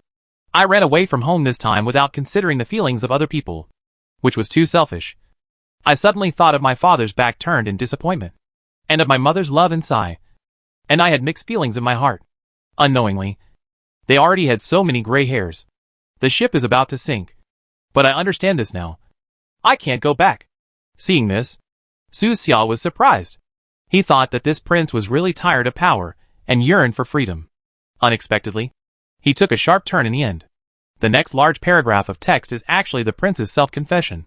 The letter stated that if he could start his life over again, he would definitely choose another path. I was too willful this time and took away the sword of power. Now, this sword will also sink into the cold sea with me. I don't know when it will see the light of day again. Latercomers, if you read this letter, you must have found the sword of power. Please bring it back to Iris Empire. This sword is extremely important to the Empire. After bringing it back to the Empire, you will receive the highest royal courtesy, and at least you will be granted the title of hereditary Viscount. You will have a personal Viscount territory in the Empire, and enjoy the glory and wealth from generation to generation. At the end of the letter, it turned out to be a commission. Before his death, the prince hoped that those who would come after him could bring the sword of power back to the Iris Empire. After reading it, Su Xia shook her head and sighed. We are still talking about ennoblement. The Empire is dead. If the Iris Empire hadn't collapsed, Su Xia wouldn't mind becoming a Viscount. At such an old age, he had never experienced the feeling of being ennobled, nor had he ever owned a private territory. But the world has changed. Everything has gone through vicissitudes of life, and everything can no longer go back to the past. This prince's regret can probably only be buried deep in this endless seabed. Captain, do you really want a title? Sarah asked with a smile. No, I just want to feel the feeling of having a private territory. Su Xia shook her head gently and said in a calm tone. In the world I live in, it is very luxurious to own a private territory. Oh, it's difficult. Captain, don't you build private houses? Sarah blinked curiously. Of course. It's just that it's complicated to say. And if you say it, it will be restricted by inexplicable system rules. Well, if you really want a private territory and go to the stars in the future, you can buy a planet and a large number of slaves to build your own empire on that planet. How can I have so much money? Su Xia smiled lightly. He couldn't even imagine how much it would cost to buy a planet. As he was speaking, his expression changed, and he suddenly thought of the crown of the Sixth Empire that he had won in a lottery a long time ago. That thing had never been used. He had left it in the corner of space to gather dust, and had almost been forgotten. According to the description, in the eyes of many interstellar collectors, that crown is more valuable than a living planet. We should forget about that thing and talk about it later. Su Xia suppressed these thoughts, slowly rolled up the letter in her hand, and put it into the storage space. This letter has no actual value, but after all, it was written by a former imperial prince before his death. It can barely fill Su Xia's own collection room. He exhaled and returned his gaze to the display on the left front, continuing to watch the small robot exploring the interior of the sunken ship. But at this moment, a prompt suddenly popped up in front of his eyes. You have triggered the mission. Commission across time and space. Do you want to accept it? Su Xia was startled, staring blankly at the prompt in front of her, rubbing her eyes, and didn't react for a while. The Empire is dead. Why are there any follow-up missions? The mission that was suddenly triggered was beyond his expectation. Yes, he was a little curious and clicked to accept, wanting to see what the mission was. The next second, his eyes flashed, and several lines of mission content appeared in front of him. Mission, commission across time and space. In a shipwreck in the deep sea, you find a letter from 100 years ago. After reading the letter, you saw the regret of a prince and decided to help him make up for it. Task description, bring the Imperial Sword of Power back to the Western continent and deliver it to the contemporary royal family members of the Iris Empire, and deliver the prince's letter together. Task reward, after the task is completed, you will receive the title of Grand Duke Edward, and have the power to expand your territory and compete for the throne of the monarch. Note, Grand Duke Edward, once one of the most powerful dukes in the Iris Empire, died in the Battle of the Races. Before his death, he left his last words, hoping that his title and family name would be retained and passed on to one person. A wise, brave and just young man.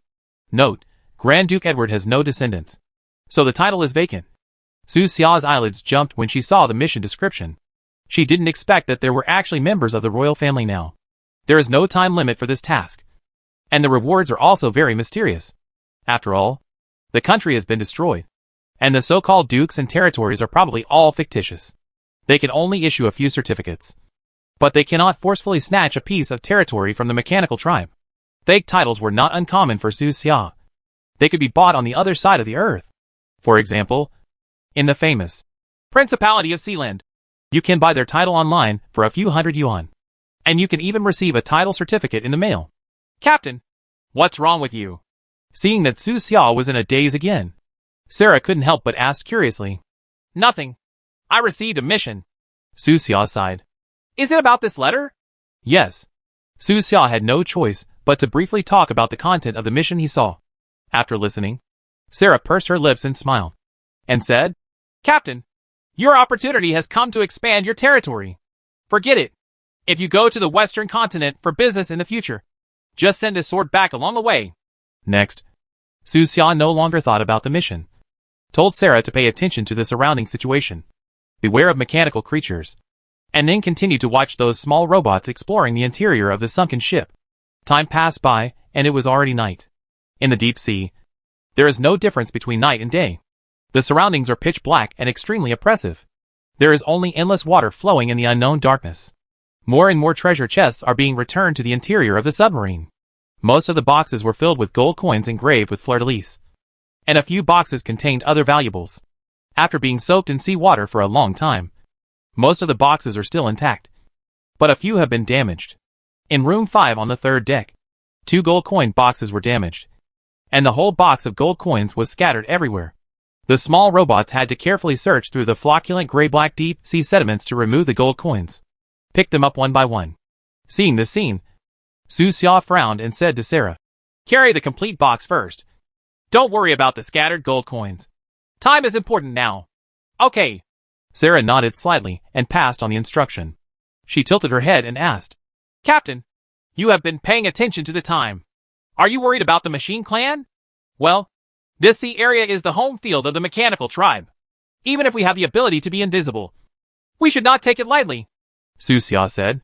The so-called invisibility of submarines is not a literal meaning, but sonar invisibility, electronic radar invisibility, etc. that target the enemy's detection capabilities, making it impossible for the enemy to detect it from a long distance.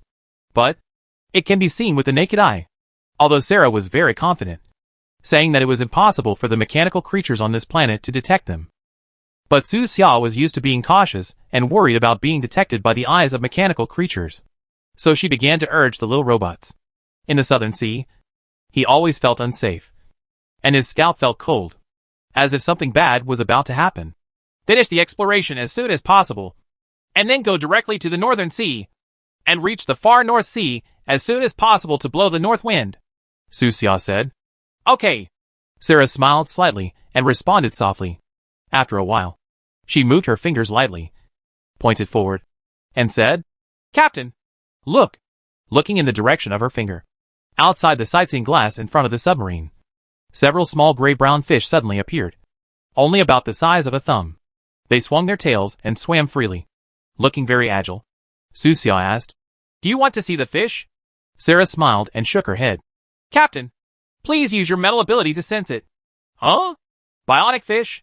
According to what Sarah said, Su Xia sensed it carefully for a moment and was suddenly a little surprised.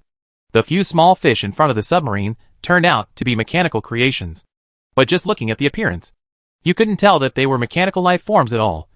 They looked more like natural creatures. Is this a submarine scout? Su Xia asked. Yes. Sarah nodded. This is the reconnaissance force that comes with your Nautilus. I released hundreds of them and let them serve as our eyes to observe everything around us.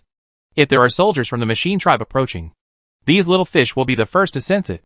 Of course, the mechanical tribe may also use the same method and use bionic undersea animals to find Su Xia. The released fish is really good. It almost fooled me. Su Xia pondered for a moment and suddenly asked, Sarah, are there many bionic people in the starry sky? They are very real. He actually doesn't know much about the starry sky. He hasn't finished reading the book. 120 hours to quickly understand the star world in his hand, nor has he read the expansion packs prepared for him by Hal. Sarah smiled slightly and replied, Yes, Many civilizations have developed bionic human technology. So, in those civilizations, finding a paper figurine wife is a reality? That's right. Sarah smiled slightly. It can be customized according to your personal preferences, as long as there is no issue of portrait rights. It can even be customized directly according to the image of the goddess in your heart. Sounds pretty good. Su Xia's eyes flickered, thinking that her narcissistic doll should be similar bionic technology. A civilization that can develop advanced bionic technology will definitely be much better than the Earth and this planet. This made him feel that it would be easy to live in such a civilization. However, Sarah said, Captain, that kind of civilized world is actually not as good as you think. Why? Su Xia looked at her and asked. Virtual spiritual companions are just to make up for the spiritual emptiness of reality, Sarah explained. With the development of science and technology, material life is getting better and better, but spiritual life is getting poorer and poorer. This is a trend shown by many civilizations. Trend? Su Xia thought for a moment. Her eyes flickered, and then asked, What will this trend look like in the end? Captain, you seem to like reading science fiction works. Sarah did not answer directly, but asked, Then, Captain, you should have a rough understanding in your mind. Sarah sighed softly and said, That kind of civilization is full of loneliness, sadness, confusion and nothingness. Like a dull and long dream. Everyone lives in a fog where they can't see the direction. The only way they can what you see is the hazy, illusory neon light in the mist. She slowly stretched out her hand and waved it in front of her, and a screen of light appeared, projecting a cold and lonely world. There are many such worlds in the starry sky. Sarah seems to be more emotional than Hal, showing more complex emotions and having her own opinions on many things, like a real person. In her eyes, science fiction and the future mostly involve loneliness. In the kind of civilization she described, the emotions between people have become increasingly indifferent. The spiritual world has become lonely, and everyone is a shadow walking in the fog. Many people were forgotten before they even had time to die. Most science fiction just extends the pain and sorrow of the present into the future. She turned her head and looked at Su Xia. Her eyes were a little strange, and she said something like this. Su Xia didn't notice her gaze. She lowered her head and thought for a moment. She felt that the topic had strayed a little. It was useless to think so far now. If he owns his own spaceship in the future, he can experience, feel and explore various civilizations like Dr. Agar. Su Xia suddenly remembered Dr. Agar's female robot assistant, raised her head and said to Sarah, If I had the opportunity to travel to the stars in the future, how about you becoming my assistant? No problem at all. Sarah smiled slightly, her laughter gentle. At this moment, in the distant mountainous area of southwest China, next to the new station of the Oasis camp, is the location of the wreckage of the spacecraft. Hal floated outside the rift, looked up at the starry sky, and murmured in a low voice, Why hasn't Mr. Captain come to see me for so long? Could he have abandoned me? We promised to travel in the starry sky together. On the side, Lan Guang laughed. Hal, Commander Beifong doesn't want you anymore. How about you recognize me as the captain? Go aside. Hal looked at him sideways, his tone full of disgust. At this moment, Hal is already familiar with Xiong Wei, Lan Guang, Ba Shu, Cheng Pinan and others, and is not as indifferent to them as he was at first. During this period, Hal learned more information about this planet from them. He originally thought that this was an ordinary planet being transformed by psychic energy, but when he combined and analyzed many pieces of information, he suddenly smelled a dangerous aura. He looked as calm as ever, but internally his worries were growing. Why do the undead, immortal bodies, and psychics always feel that this planet is a testing ground for some big shot? Hal floated quietly outside the rift, constantly analyzing, the red dots flickering, all the while looking at the starry sky above his head. Something is wrong. There is something very wrong with this planet. You must leave as soon as possible. Otherwise there will be a big disaster. Chapter 415, The Restless Su Xia. It was another restless night, with the cold wind howling and the situation tense. That night, many people looked up at the deep night sky. In the Oasis camp, Hal looked up at the stars in the sky with complicated emotions. The red dots his body turned into flashed, and he couldn't help but think of the star field where he was born. As an intelligent system of an interstellar battleship, he actually felt a little homesick at this moment. There are so many twinkling stars in the sky, but I don't know which one belongs to the Seventh Empire. Hey, Captain, where have you been these days? Hal couldn't help but sigh. His contact with Su Xia was very short, but he knew what kind of person Su Xia was. On this planet, Su Xia is probably one of the people who most wants to enter the starry sky, and is also the most perfect candidate for captain. Are you out there looking for the rest of the wreckage? A gust of cold night wind blew through Hal's virtual body, making him a little more melancholy. He heard from Cheng Ping'an from the Beifeng organization that Su Xia had been at the old camp recently, studying something unknown, and not leaving the warehouse all day long. Cheng Ping'an guessed that Su Xia might be using psychic potion in the warehouse. As we all know, psychic potions are very harmful to the body. Every time they are used, they will fall into strange and inexplicable hallucinations. Some people may not wake up for several days. If Su Xia reserves enough psychic potions and uses them in batches, sleeping for a few days each time, it is possible to spend several months in total. Don't worry. Lan Guang smiled heartily. The commander must be improving his strength. When he appears in front of us next time, he may have become a level 5 creature. Foolish. Hal glanced at him and said calmly, so what about level 5 creatures? So what if it's level 6? It's not that great at level 7. The strength of an individual can never be compared to that of a group, even if the captain is just an ordinary person, as long as he has a huge team. And he can still occupy his place in the stars. What you said is wrong, Lan Guang said with a smile. This is Blue Star, not your starry sky. Personal strength is very important. This planet is just an experience in the captain's long life. His future lies in the stars. Yes, we have different ideas. I won't argue with you, little guy. Lan Guang smiled and sat on the grass.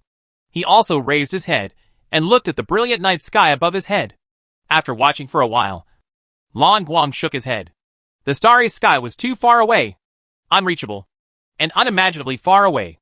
That is the path for people with lofty ambitions, and it is not suitable for people like him. He sighed leisurely and turned his gaze to the brightly lit camp not far away. Lan Guang does not have such big ideals. His biggest wish in this life is to see the end of the war and witness the arrival of a new era before he dies. Compared with exploring the stars, his ideal is actually very small. But for people like him, this seemingly small ideal may not be realized in his lifetime. In fact, before the undead came, many people were already tired from the long resistance with no hope. The same was true for Lan Guang at that time. He was getting more and more exhausted from fighting day after day. He would often see his ending in nightmares, dying in a certain battle and falling into the mud with a pool of blood with regret. But later, the arrival of the undead and the sudden rise of Commander Beifeng gave Blu-ray hope again. Commander's arrival is really our luck. Lan Guang's eyes moved slowly, and in the huge camp, he saw the station belonging to the Beifeng organization. He stared for a moment, looking a little melancholy, then sighed again and whispered to himself, it's just that he is not the same as before. Lan Guang and Beifeng have known each other for a long time. Although they didn't meet much before, they can still be called old friends. The experiences he had experienced some time ago made him feel a little dazed. Sometimes, he would have a very strange feeling. So strange that he didn't know what to say about this old friend. It seemed that he was no longer the same person as before. He couldn't tell what was strange. He was still the same person. Even his tone and demeanor were similar to before. But he always felt something was strange. Suddenly, Hal on the side said, so what if he's not that person? As a mechanical life form from the stars, Hal has his own arrogance and is relatively indifferent most of the time. He rarely takes the initiative to speak to the members of the Oasis camp. But this night, he actually took the initiative to speak to Blu-ray. He knew Su Xia very well and naturally knew Su Xia's true identity. Hal said calmly, what determines a person is not his appearance, words, or even what you call his soul, but his actions. What he has done can represent everything about him. Blu-ray smiled dumbly, not expecting this little robot to say this to him. He shook his head and asked with a smile, Hal, why do you have to recognize the commander as the captain? He has something that all of you don't have. Hal replied, are you qualified? No. What is that? I won't tell you. While the two were chatting, the tent not far away was suddenly opened, and a tired-looking man came out. It was Zhang Fan, who had been studying the wreckage of the spacecraft recently. Zhang Fan stood at the door of the tent, stretched, and rubbed two serious dark circles under his eyes, which were filled with fine bloodshot eyes. It can be seen that he is quite tired now, but his spirit is still high, just like when he first discovered this alien wreckage. He has been living outside the rift and sleeping for less than 4 hours a day. Even if it is a psychic creature, Its body cannot withstand the abuse for such a long time. If you hear the truth in the morning, you will die in the evening. Zhang Fang looked excited and clenched his fists vigorously, which showed that he had gained a lot during this time. With this information, if you give me another 20 years, as long as 10 years, if the resources are sufficient, I will definitely be able to lead the human race to break out of this planet. Hearing this, Lan Guang said with a smile, Master Zhang, you'd better rest more. Depending on your physical condition, you may not be able to survive 10 months, let alone 10 years. I am already a 4th level psychic creature. I have recently taken the opportunity to absorb a lot of titanium particles. My body is far stronger than that of ordinary people. I will definitely be able to survive 10 years. Zhang Fang was very confident, with a tired smile on his face, and walked towards the location of the blue light. During these days, not only him, but also the other members of Dragon City also gained a lot. After getting Hal's permission, they obtained a large amount of information, which included the scientific and technological development, humanistic concepts, social conditions, etc. of many civilizations in the starry sky. It was so vast that ordinary people could hardly imagine it. These are the real core information, and even the mechanical race has never obtained complete information. In these materials, there is even content about countering mechanical creatures. It seems like I can already see the day when the human race will counterattack. With a smile on his face, Zhang Fang walked to the grass next to Lan Guang and sat down. I'm still young and have plenty of time. I will definitely be able to achieve it in my lifetime. Master Zhang, let's not talk too far ahead. Has the Academy made any decisions recently? Lan Guang asked. Still not. The Dean and the Institute are still arguing.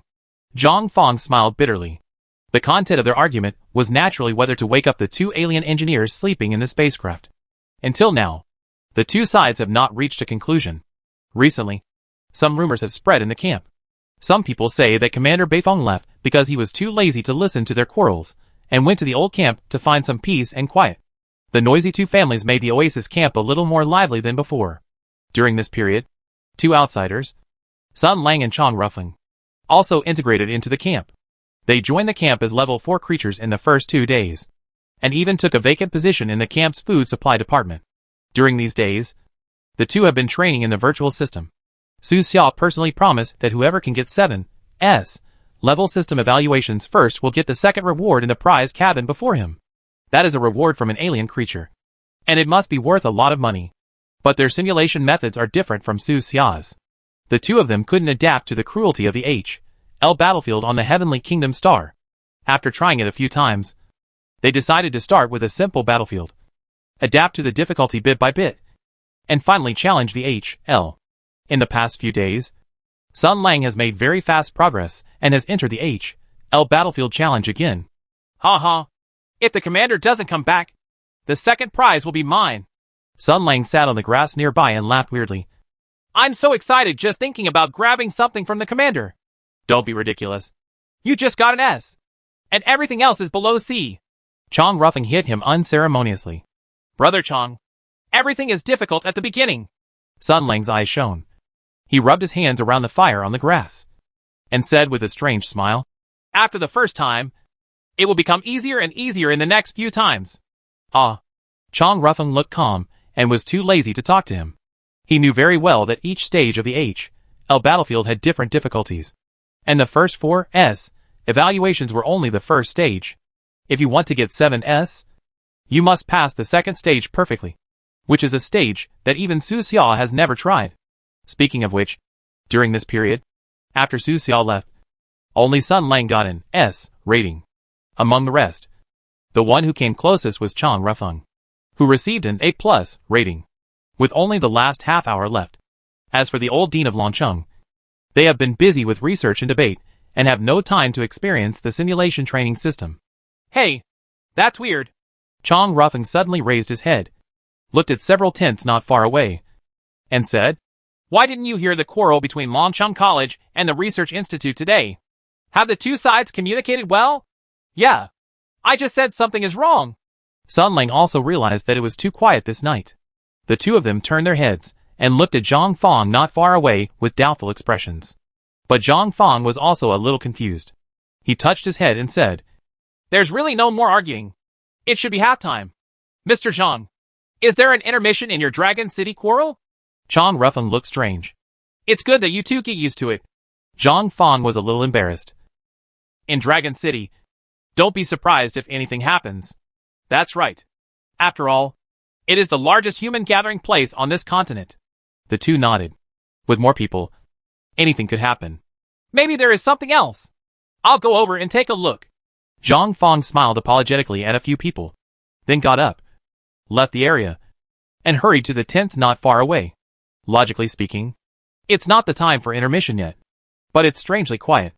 Zhang Fang felt a little worried, vaguely feeling that something big might have happened. After entering the tent in the center, Zhang Fang's heart sank. He found that everyone in the tent looked solemn, and the atmosphere was not quite right. He looked at the old dean, walked over and asked in a low voice, "Dean, come out. What happened?" The old dean had a heavy look on his face, shook his head slightly, and said nothing. He just saw a note handed to Zhang Fang. On the note was a brief message from Dragon City. Zhang Fang took the note, glanced at it, and his expression suddenly changed. There are changes in Dragon City. The city lord is seriously injured. Come back quickly. The city lord is seriously injured? Seeing these 4 words, Zhang Fang took a breath. He clutched the note tightly, feeling very uneasy, and read it several times to confirm that he had read it correctly. The lord of the city. Zhang Fang pressed his chest hard and took a deep breath. With the strength of the city lord, he was actually seriously injured. The chaos behind this can no longer be described with the words. Dragon City has changed. There have been rumors from the outside world that the Lord of Dragon City is a powerful 5th-level creature. Otherwise, he would not be able to suppress the power of the other 2 lines of Dragon City. But only a few people know that. And even Zhang Fang only learned from the old dean in the past few days that the city lord is actually a 6th-level creature and the most powerful human creature in the entire Southwest. Even he was seriously injured. Zhang Fang didn't dare to think about what would happen to the rest of the people in Dragon City. Dean. He suppressed his anxiety and handed the note back, his arm shaking slightly. The old dean glanced at him, sighed, and whispered, "Don't worry. There is no chaos in Longcheng. The reason why City Lord Su was injured was because he encountered a sudden attack. In order to protect his entourage, he forcibly blocked the enemy's first attack." Attack? How could the lord of the city be attacked inside Dragon City? Zhang Fang still couldn't believe it. This matter is weighing heavily on my heart. The old dean shook his head slightly. "I'm going back. You stay here. Dean, I'll go back with you." "No. I can just go back with your teacher. You have a good relationship with Bei Feng. I will communicate with him more in the future. I always feel that he has a similar temperament to City Lord Su. He may be the hope of the future of the human race." The old dean was a little regretful. He originally wanted to invite Su Xia to Dragon City. But now it's too late. The city lord was attacked, and he had to rush back as soon as possible to take charge. Otherwise the situation would be unpredictable. In the southern sea, under the sea, near the sunken ship. As time goes by, the entire sunken ship has been almost explored, and most of the valuable items on it have been brought back to the submarine. In Su Xia's storage space, boxes of shining gold coins piled up like mountains. From today on, he completely got rid of his identity as a poor man. If he wanted to, he could even imitate the dragon in the movie The Hobbit and sleep directly in a pile of gold coins to feel the happiness of being surrounded by wealth. This journey of exploration can be said to be quite perfect. But Su Xia still felt uncomfortable somewhere. He rubbed his eyebrows and whispered to himself. "Strange. What happened today? Captain, are you still worried about the machine tribe?" "Have no idea." Su Xia frowned. She rarely had such a weird feeling. She always felt like something bad had happened. He pondered for a long time, and the things he had experienced recently emerged in his mind one by one, and he slowly sorted them out. But he could never find the source of this strange feeling.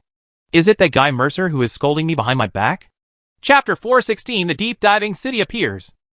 Uneasy. Su Xia rarely feels this way.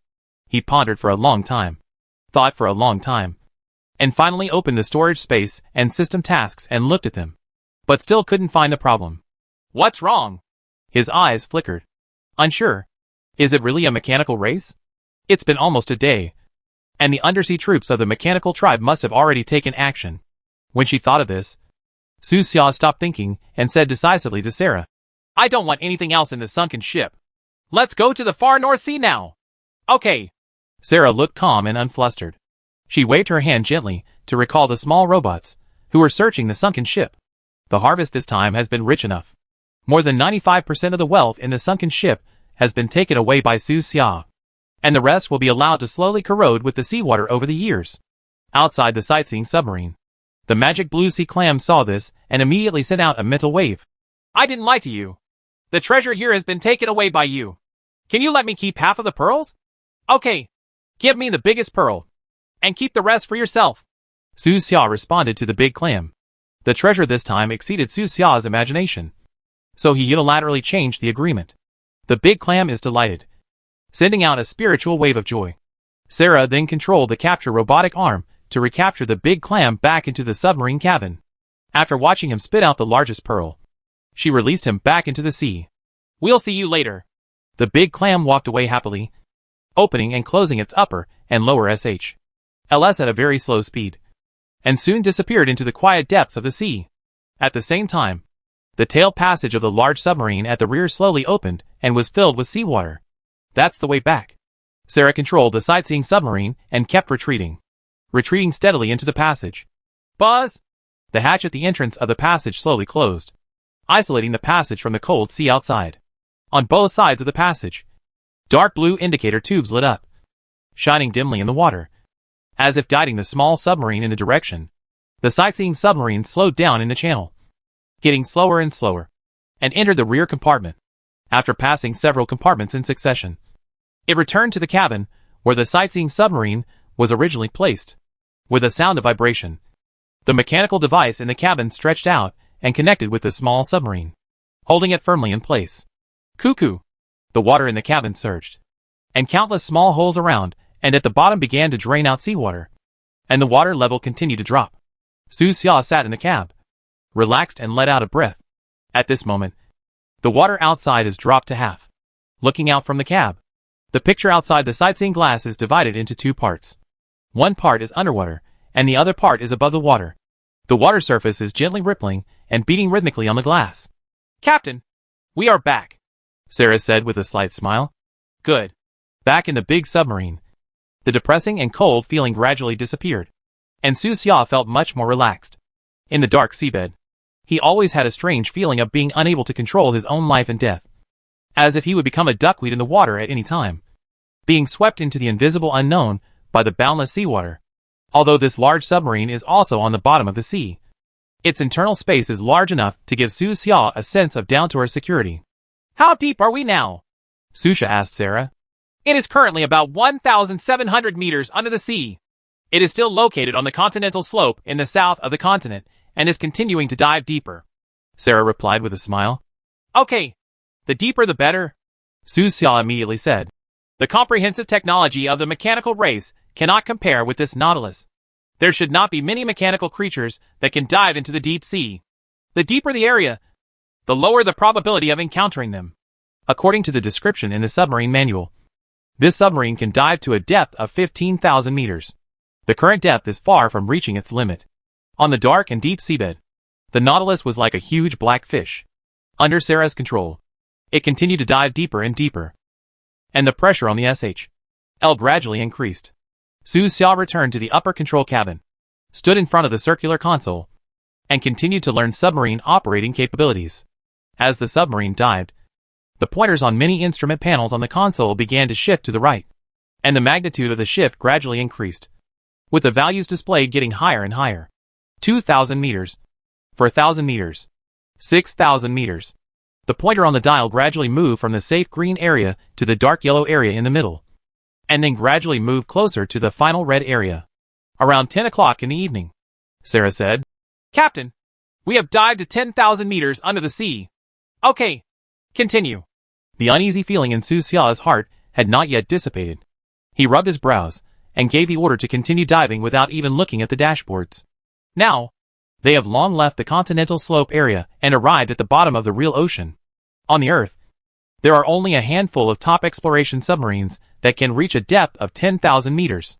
According to the map, Su Xia is currently in the north-central part of the Southern Sea area, and has not yet approached the outermost area of the sea area. Su Xia guessed that the mechanical clan should have many arrangements in the outermost circle. It's not deep enough. Su Xia looked calm. Dive directly to 15,000 meters. Don't worry about anything else. Captain, 15,000 meters is the design limit. This submarine should not operate under extreme conditions for a long time. Over time, it will cause irreversible damage to the submarine itself. Then go up a little bit and go as deep as possible.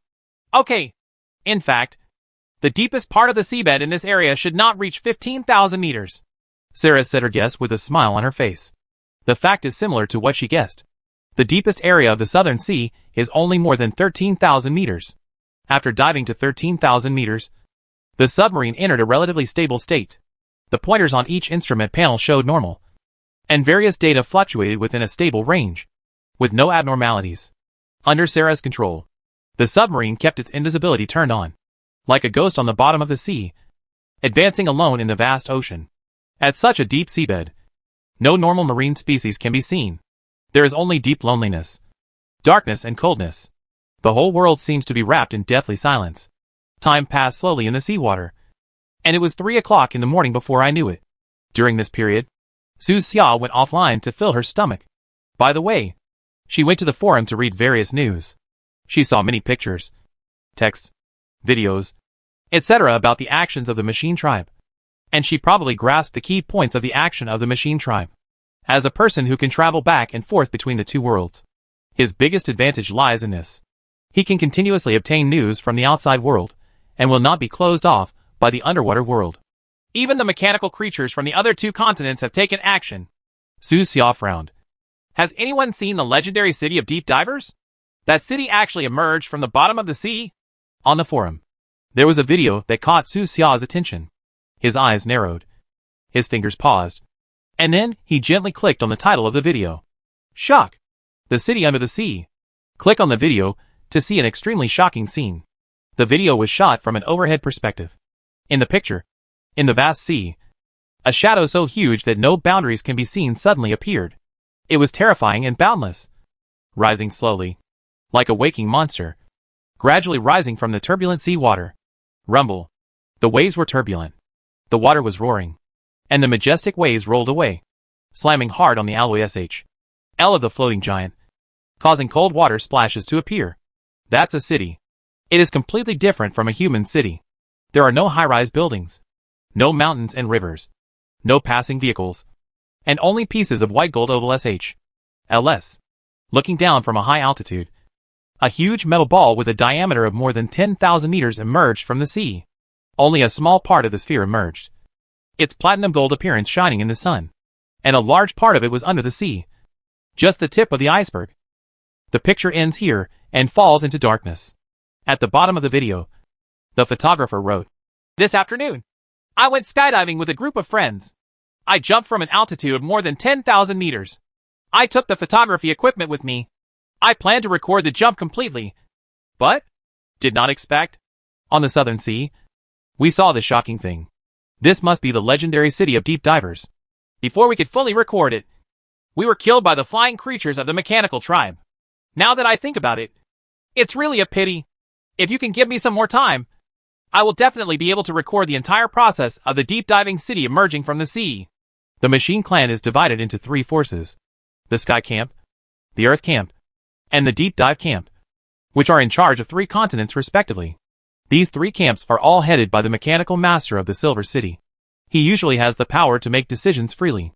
When encountering major events, he must report to the Silver City. The headquarters of these 3 camps have always been the focus of discussion among many players who like adventure. The City of Deep Dives is said to be in the vast sea. Some blurry pictures have been taken before, but this time a video was finally taken. The City of Earth is rumored to be located underground, which is normal. After all, many of the machine tribe's bases are underground. The most mysterious thing is undoubtedly the city in the sky.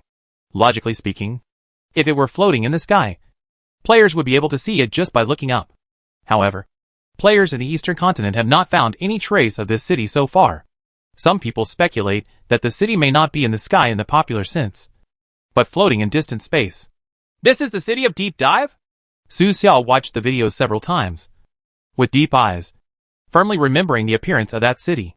Before that, the underwater city in his mind was always associated with legends such as Atlantis. And occasionally the underwater world in the movie, Aquaman, would appear. But the city that appeared now was completely beyond his imagination. It was actually a giant spherical metal body. The entire city is tightly wrapped in a spherical alloy SHL. Only by going deep inside can you see the full picture of this mechanical city. Isn't this just an enlarged version of a super submarine? Su Xia suddenly thought. The rumors that it can move should be true. But with such a huge size, it shouldn't move very fast. The Machine Clan always says that there are not enough resources. But they waste resources to build such a thing. Do you plan to build it into a mobile war fortress on the sea? From Su Xia's point of view, the city in the sea in the video was really a waste. Of course, it cannot be ruled out that the purpose of the mechanical tribe is to accumulate technology and verify certain ideas. After all, underwater space can simulate space to a certain extent. The machine race also wants to break out of this planet. Su Xia thought for a moment, then activated the bracelet and returned to the submarine. The speed at the bottom of the sea is completely incomparable to that in the air. This submarine is already quite fast. But according to Su Xia's estimation, it will still take 7 or 8 hours to sail out of the southern waters. These 7 or 8 hours are full of danger, and you may encounter mechanical creatures at any time. Captain, did you return to your world when you disappeared just now? Sarah was curious, blinked and asked Su Xia. Yes. Su Xia nodded. I really want to see your world. Sarah's eyes flashed with yearning. Why? Su Xia looked at her. After all, that's what you think is the real world. Sarah smiled slightly. There should be a way. Su Xia pondered for a moment. You are a string of data, not real flesh and blood. Maybe it can be taken out of this world. Really? Yes. As long as you find Blizzard Company and ask them for data. That'll be fine. But, Su Xia paused, thinking of the many strange behaviors of the game company, and continued. Blizzard Company said that they will not interfere with the operation of the game, and they will probably not agree to my request for data. Then no need to bother. Well, I'll talk about it later if there's a way. Su Xia touched her chin. Actually, I really want to know what you would be like if you went to Earth. Us? Sarah was curious. You? And how? I will introduce you to each other later. Time passed quickly during the exchange between the two. The submarine was fairly quiet, with only a slight hum of mechanical equipment operating. It was much better than the submarine on the other side of the Earth, and had no impact on Su Xia. Soon, the time came to 6:30 in the morning, and the dawn of another day arrived. A golden ray of light appeared at the end of the distant sea, like jumping gold in the sparkling waves. The morning glow is awakened, and the whole world has a touch of vitality. At this moment, the mechanical tribe has been operating in the southern seas for more than 24 hours. It's been a day, and the Machine Clan still hasn't found it. Where is the masked weirdo hiding? He can't really get into the belly of the sea beast. Right.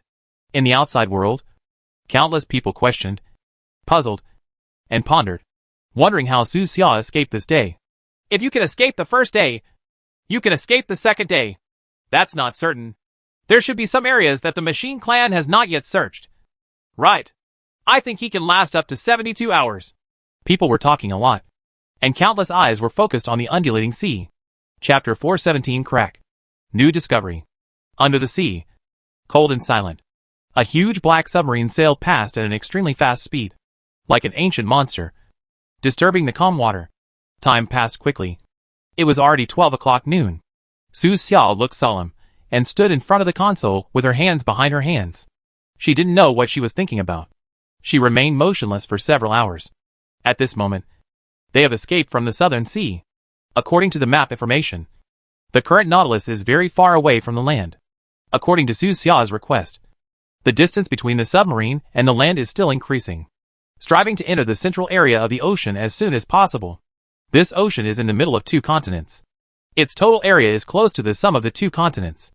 It is extremely vast and boundless. The journey was relatively peaceful, with no mechanical creatures encountered and no undersea behemoths discovered. The sea is vast, and every life is an isolated island drifting in the water. After a while, Su Xia suddenly moved. He frowned, sat in front of the console, took out the submarine manual from the storage space, flipped to a place he hadn't understood just now, and browsed it carefully. I see. The technology of this submarine only supports submarine launches above 100 meters underwater. In other words, although it can dive to a depth of 10,000 meters, if you want to launch missiles at the enemy, you still have to slowly surface to an area with a depth of 100 meters. During this period, It is easy to be detected by local shallow water area detectors. It seems that this submarine is not perfect, and its shortcomings are very obvious. Doesn't the technology of underwater launch not have many breakthroughs in the starry sky? Su Xia pondered for a long time and stared at the manual thoughtfully. The structure of this submarine is very simple. There are 16 launch tubes in the middle, which can carry 192 missiles. Unfortunately, the launch tubes are empty. He is currently reading the instructions, just to prepare for a rainy day. If he has a chance to get missiles in the future, he can give the machine clan a big gift. Su Xia thought for a while, and took out another book from the storage space. This is the book that comes with the submarine manual. The title of the book is Submarine Driving: From Getting Started to Navigating the World. The cover shows a very sci-fi silver blue submarine. The content of this book is very rough. Not even as good as a manual. But it contains many practical cases, including how to save yourself when encountering various dangers. Opening the book, the first page reads, if your planet encounters an irresistible situation such as a war of destruction, a zombie crisis, or a natural disaster, and the land world is destroyed, entering the vast sea seems to be a good idea. Choose. Zombie crisis? Su Xia's eyes flickered. Do zombies, creatures that violate the conservation of energy, really exist? On the side, Sarah seemed to see what Su Xia was thinking. Her eyes moved. She pursed her lips and smiled, and said, more than 200 years ago, on a civilized planet in the Heinlein Star territory, there was a species called the Mad Death virus outbreak swept the entire planet in just a few years. It is an RNA virus that invades neurons in the brainstem, cerebellum, and other areas of organisms, causing patients to show symptoms such as madness, biting, and screaming. It is extremely contagious and latent, and during the transmission process mutated many times. Some patients died 3 to 5 days after contracting the disease, while some patients were normal initially, and then became ill after several months. Sarah slowly narrated, recounting the contents of her database, and told Su Xia about the situation on that civilized planet. People infected with that virus are similar to zombies in many science fiction movies. If we really want to talk about the difference, most of the zombies in those movies move slowly, but patients infected with that crazy disease move extremely fast, are not afraid of pain, and bite everyone they see. And after? Su Xia became interested. He was a little curious about the stories in this star civilization. Many stories include the development of civilization, social changes, heroic deeds, and other aspects, like bright stars dotting the vast starry sky. Later, an advanced civilization took action and transferred all the remaining healthy organisms on that planet to another civilization star, and then released purifying smoke on that planet. Sarah blinked and said, purifying smoke? Su Xia was puzzled. It's poison gas. Oh, they are all dead. They are indeed purified. Su Xia was thoughtful, and a picture gradually formed in her mind. That is, the entire planet was shrouded in terrifying poisonous gas. Come to think of it, the so-called advanced civilization is not as advanced as imagined. It can't even solve a virus. In the end, it can only release poison to kill everything. The interstellar civilizations are extremely vast, more numerous than the grains of sand in the sea, and they are countless. Some are still in the primitive era, and some can already span the star field. The Seventh Empire that Su Xia had always heard about was a super civilization that could span the star field.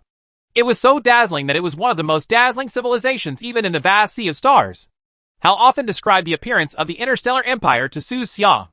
In his description, there were interstellar fleets that covered the sky, a scientific research civilization that was as bright as stars, and the entire empire was developing at a high speed, and had even touched the ground, on the threshold of another world. Captain, don't yearn too much for the stars. Most civilizations are not even as good as the planet you are on now. Sarah said with a chuckle, I'm just going to see and witness, not to enjoy life. Su Xia shrugged. Interstellar travel is about enjoying the process and exploration, not the results. If she really wanted to enjoy life, with Su Xia's powerful strength as a 5th-level creature, she could become the god of a primitive civilized planet.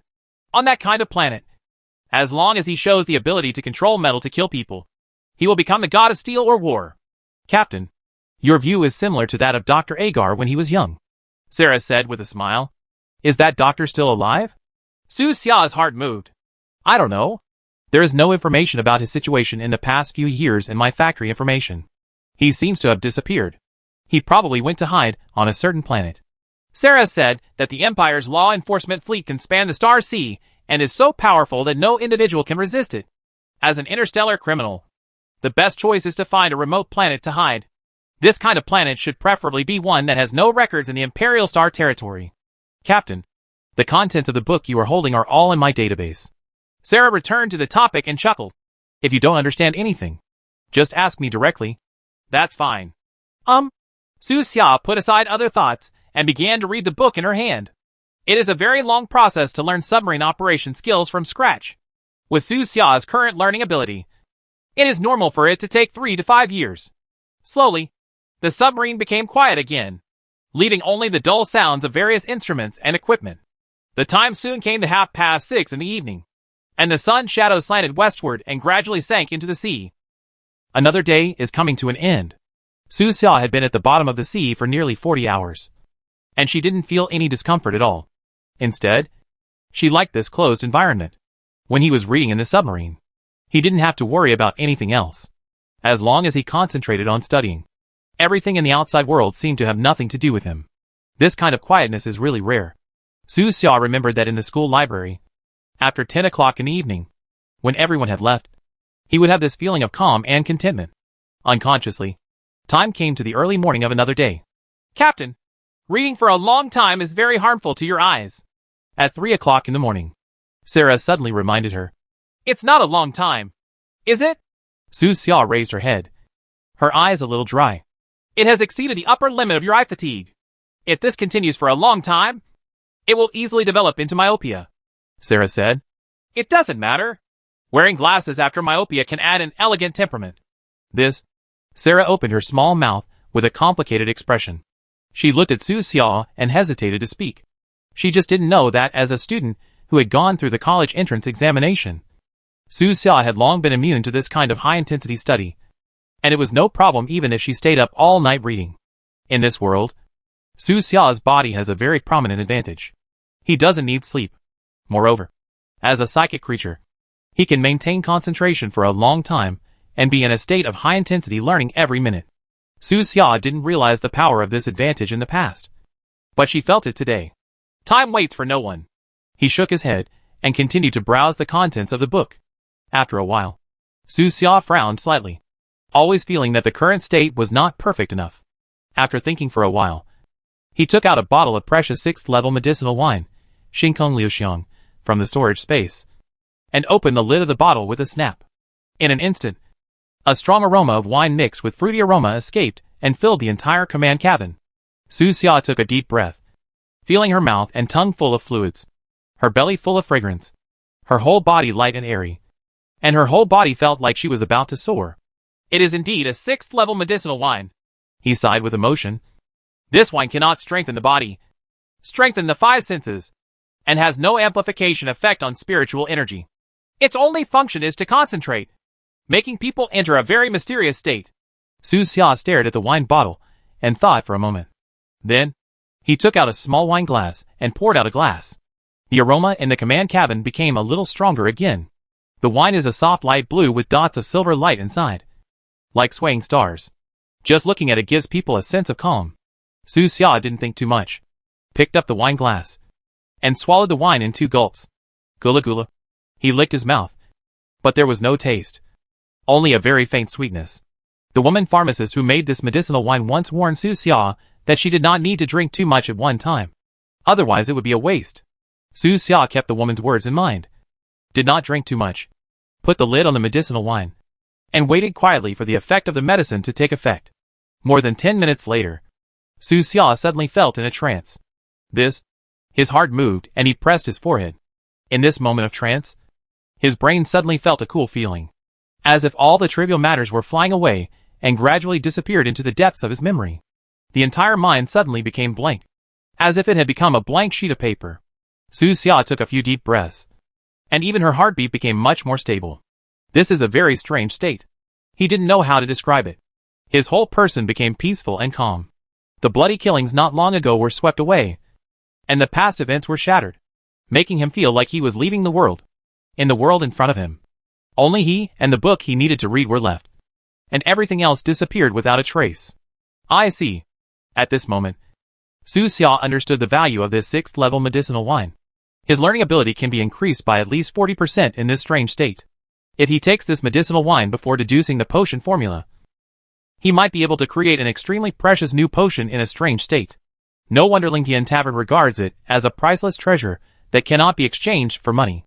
It can only exchange things for things, and bring out the treasures that make Lingtian Tavern excited. He actually took a bottle of such precious medicinal wine as a gift. But Su Xia has no regrets, and has done everything. He opened the book in his hand, calmly, with deep eyes, and began to browse again, slowly sinking into the world in the book, forgetting the passage of time again. A few hours later, a bright sunrise gradually rose on the sea level above the sea area. Another day dawns. This large-scale pursuit of the mechanical tribe has lasted for more than 48 hours. The overwhelming air force, the powerful ground army, and the numerous undersea warriors are still in action, searching every possible inch of the area. Masked stranger, where is he? A long time passed and endless energy was consumed. At this dawn, even some creatures of the machine tribe are a little confused, not knowing what the outcome of this manhunt will be. How vast is the sea? The difficulty of searching for a person in the vast sea is actually about the same as that of finding a needle. In the past 10 years or so, many fighter planes and passenger planes have crashed into the sea for various reasons. But only a very few of them have been found. Most of the rest seem to have disappeared. And not even a scrap of debris can be found. Waste it with him. He's just flesh and blood. No matter what, he can't possibly outlast us. The Sky Camp and the Earth Camp have joined in the search. The whole world is looking for him. Unless he runs to outer space, he will definitely be caught. The continuous search for dozens of hours only confused a few mechanical creatures, but inspired the arrogance of most mechanical creatures. They don't believe that the masked weirdo can really escape. The passage of time has also made the situation outside feel a little weirder. Those neutral organizations that had been arguing on major platforms before have rarely spoken out now, and they all seem to be waiting for a result. The sun slowly became hot, driving away the coolness of the seawater, and then gradually dimmed, sinking into the sea level on the other side. The evening of the 3rd day arrived. At this time, under the sea surface, at a depth of 10,000 meters, in the submarine, Su Xia, who was reading a book, was suddenly disturbed by Sarah's reminder. Captain, we have discovered a very special area. What area? Su Xia raised her head and blinked her eyes hard several times. She felt that her eyes were getting drier, and she had to put the book down. A rift in the sea, Sarah answered. It's just a crack. Nothing strange. Right. Su Xia stood up from her seat and stretched. She had been sitting for too long, and her whole body was almost stiff. At the edge of the crack, I captured a very special metal material, Sarah said. What metal? A metal often used in spacecraft casings. Su Xia's heart moved, and she immediately thought of the wreckage of the spacecraft. The same metal was once found in the basement of the apothecary, one of Dad's many collections.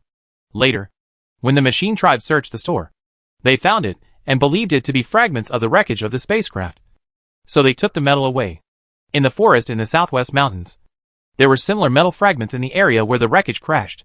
Such fragments can also be found near the crack in the wreckage of the Oasis camp. Sarah, is there much metal like this? Su Xia's eyes flashed, and she asked immediately. Quite a few. More than a dozen fragments have been found so far, and there should be more around the crack ahead. Could it be? Su Xia took a deep breath. Her whole body was not calm anymore. He had gained enough from this trip to the bottom of the sea. First a large number of psychic pearls, and then sunken ship treasures. Now, is it necessary to harvest the remains of an alien spacecraft again?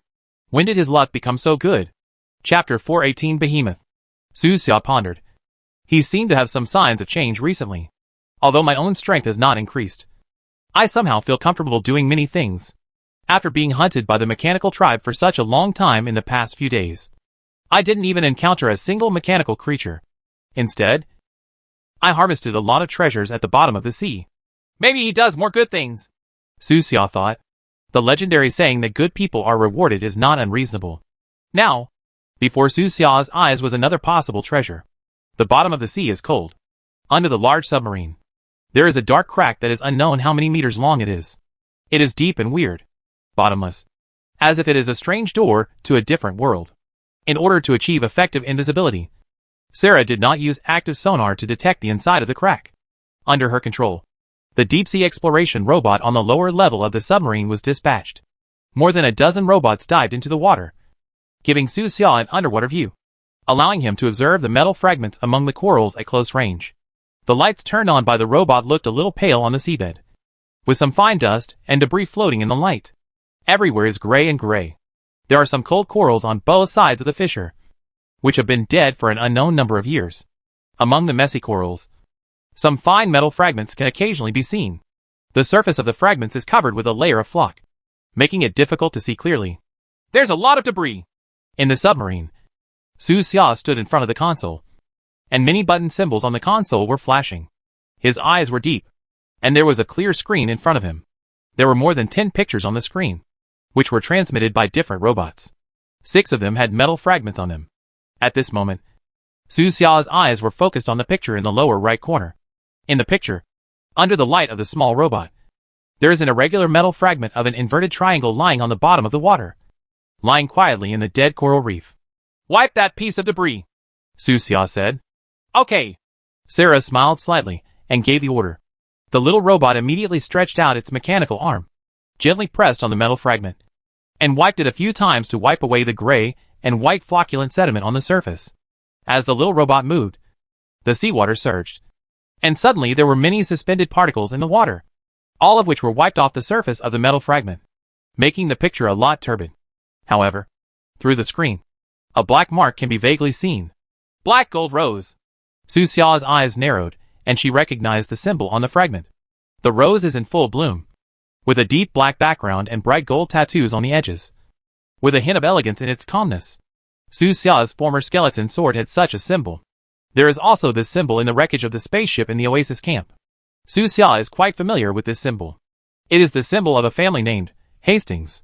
This family has a huge power in the starry sky and is widely distributed, involving many fields such as star field exploration, future technology, energy development, and spacecraft trade. Hal told me that the survey ship that crashed on this planet originally belonged to a star field ruled by mechanical creatures. It was later traded to the Seventh Empire and bought by a private research institute funded by the Hastings family. Became a member of the institute's huge exploration fleet. It was also during an interstellar exploration that the fleet encountered an enemy attack. The entire fleet was hit by a huge particle stream, and 9 out of 10 spacecraft were destroyed on the spot. As for this survey ship, it was lucky that it was not destroyed because it was on the edge of the fleet, but it also encountered problems during its subsequent escape, and finally barely reached the planet. Before it had time to resupply, it disintegrated and crashed in midair. After disintegrating, the wreckage of the ship fell to various parts of the world, and many parts have not yet been found. What is certain now is that the human race found 2 pieces of debris with the help of Su Xia. The machine race also owns several pieces of debris, and there is at least 1 piece of debris in the 0 Point Tavern. The mercenary king, Wang Tung, also discovered a piece of wreckage, and there was a complete battlefield simulation training in the wreckage. Sooner or later, Su Xia would have to get the remains in Wang Tung's hands. That man had been arrogant in the wilderness for so long that many people thought Su Xia was afraid of him. But Su Xia just didn't have time. A part of the wreckage fell into the sea? Looking at the black and gold rose logo on the screen, Su Xia fell into deep thought. Could it be the wreckage in the central area of the exploration ship? According to Hal, there are 12 small planetary survey ships in the central compartment of this exploration ship. As long as one of them is intact, Su Xia can use it to travel in the stars and break out of this low-level civilization planet. After a while, he raised his head and asked, Sarah, besides these fragments of wreckage, are there any other discoveries? Is there a complete wreckage area? Not yet, Sarah replied. Captain, what you are looking for may be at the bottom of the rift. Okay, I know. Su Xia frowned slightly, staring at the center image on the screen, thinking silently. The picture in the middle is the long crack. The crack was bottomless, and the bottom was blue, deep and terrifying, like a monster's open mouth, quietly waiting for prey to enter. Such an undersea abyss is unknown and full of uncertainties. If the wreckage of the spacecraft really fell into the abyss, how to salvage it would be a headache. There seems to be a technical bottleneck in deep-sea salvage work on this planet. Salvage on the seabed below 10,000 meters is almost impossible unless the mechanical race dispatches a large number of special mechanical creatures that can withstand the pressure of deep water. You know, Su Xia's submarine has dived to about 13,500 meters. As for the abyss below, I don't know how deep it is. Could it be several kilometers, or even deeper? Such a depth cannot be reached by large submarines. Even the undersea troops of the mechanical tribe. More than 99% of the creatures cannot go down, and will be crushed if they do. After a moment, Su Xia said, "Look around first. If you really can't find it, then focus on this abyss crack." It was impossible for Su Xia to share this news with the machine clan. For the time being, she could only hope that the wreckage did not fall into the abyss. If she really fell in, Su Xia had no other choice but to take the small escape boat that could dive to 18,000 meters and try to enter the unknown world inside the abyss to search. The large submarine moved slowly along the seafloor, searching for possible alien spacecraft wreckage in the undercurrents of the sea. However, after searching around for more than 2 hours, nothing much was found. 76 fragments of the spacecraft's alloy I have been found so far. Those little robots carried the fragments to and from the submarine. After putting the fragments back into the submarine, they continued to search for them. At the same time, they drew a map of the nearby seafloor and marked each location where the fragments were found. It can be seen that most of these marked locations are distributed on both sides of the fissure. "We still have to go into the abyss and take a look." Su Xia stared at the marked map on the screen and sighed slowly. The crack is the widest. The crack in this area alone is more than 30 meters wide. There is a deep blue below, and darkness and silence float in the darkness. For safety reasons, Su Xia did not let the big submarine enter the crack rashly. Instead, she and Sarah went to the lower cabin where the small submarine was stored, and selected the small escape submarine that looked like a humpback whale. This small submarine can dive to about 18,000 meters under the sea, which is 3,000 meters further than the larger submarines. "Captain, you don't have to put yourself in danger. Just let me control the submarine and go down," Sarah said.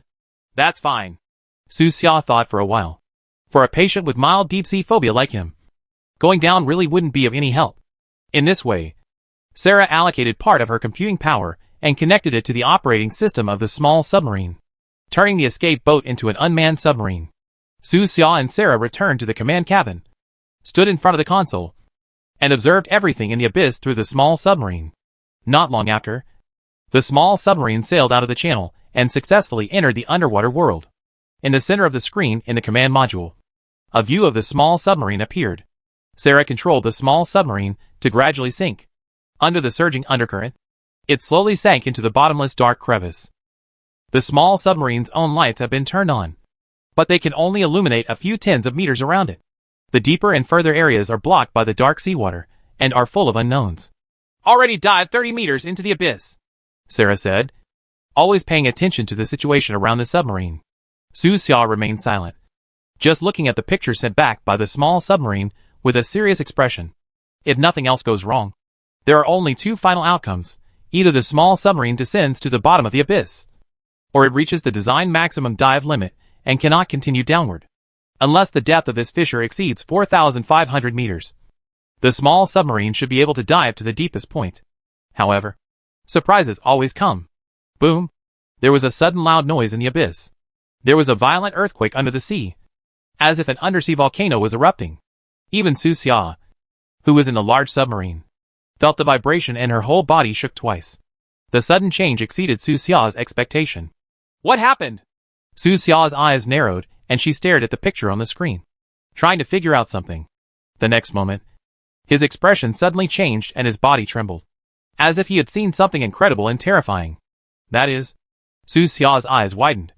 She felt her scalp numb, and immediately ordered Sarah, "Control the submarine to float up. Float up immediately, and stay away from this crack."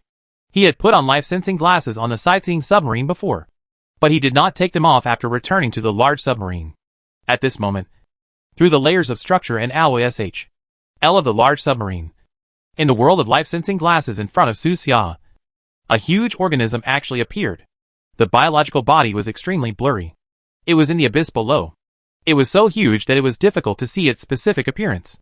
It looked like an ancient giant beast that was slowly waking up. Boom! Another sound came, and the submarine shook violently. The small submarine that had entered the abyss was also impacted by the seawater, and the picture transmitted back suddenly flickered several times. ZZ. After the flash, the screen went dark for a moment, then turned back on and returned to normal.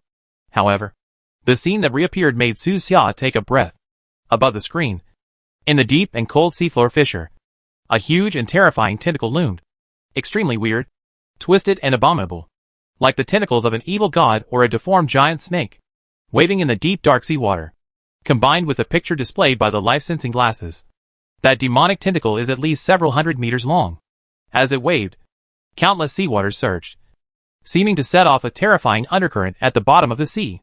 A large amount of messy seafloor sand, particles, biological debris and even rubble, with the wave of the tentacle, also entered the rolling cold undercurrent, causing the entire seafloor to become blurred and even more chaotic.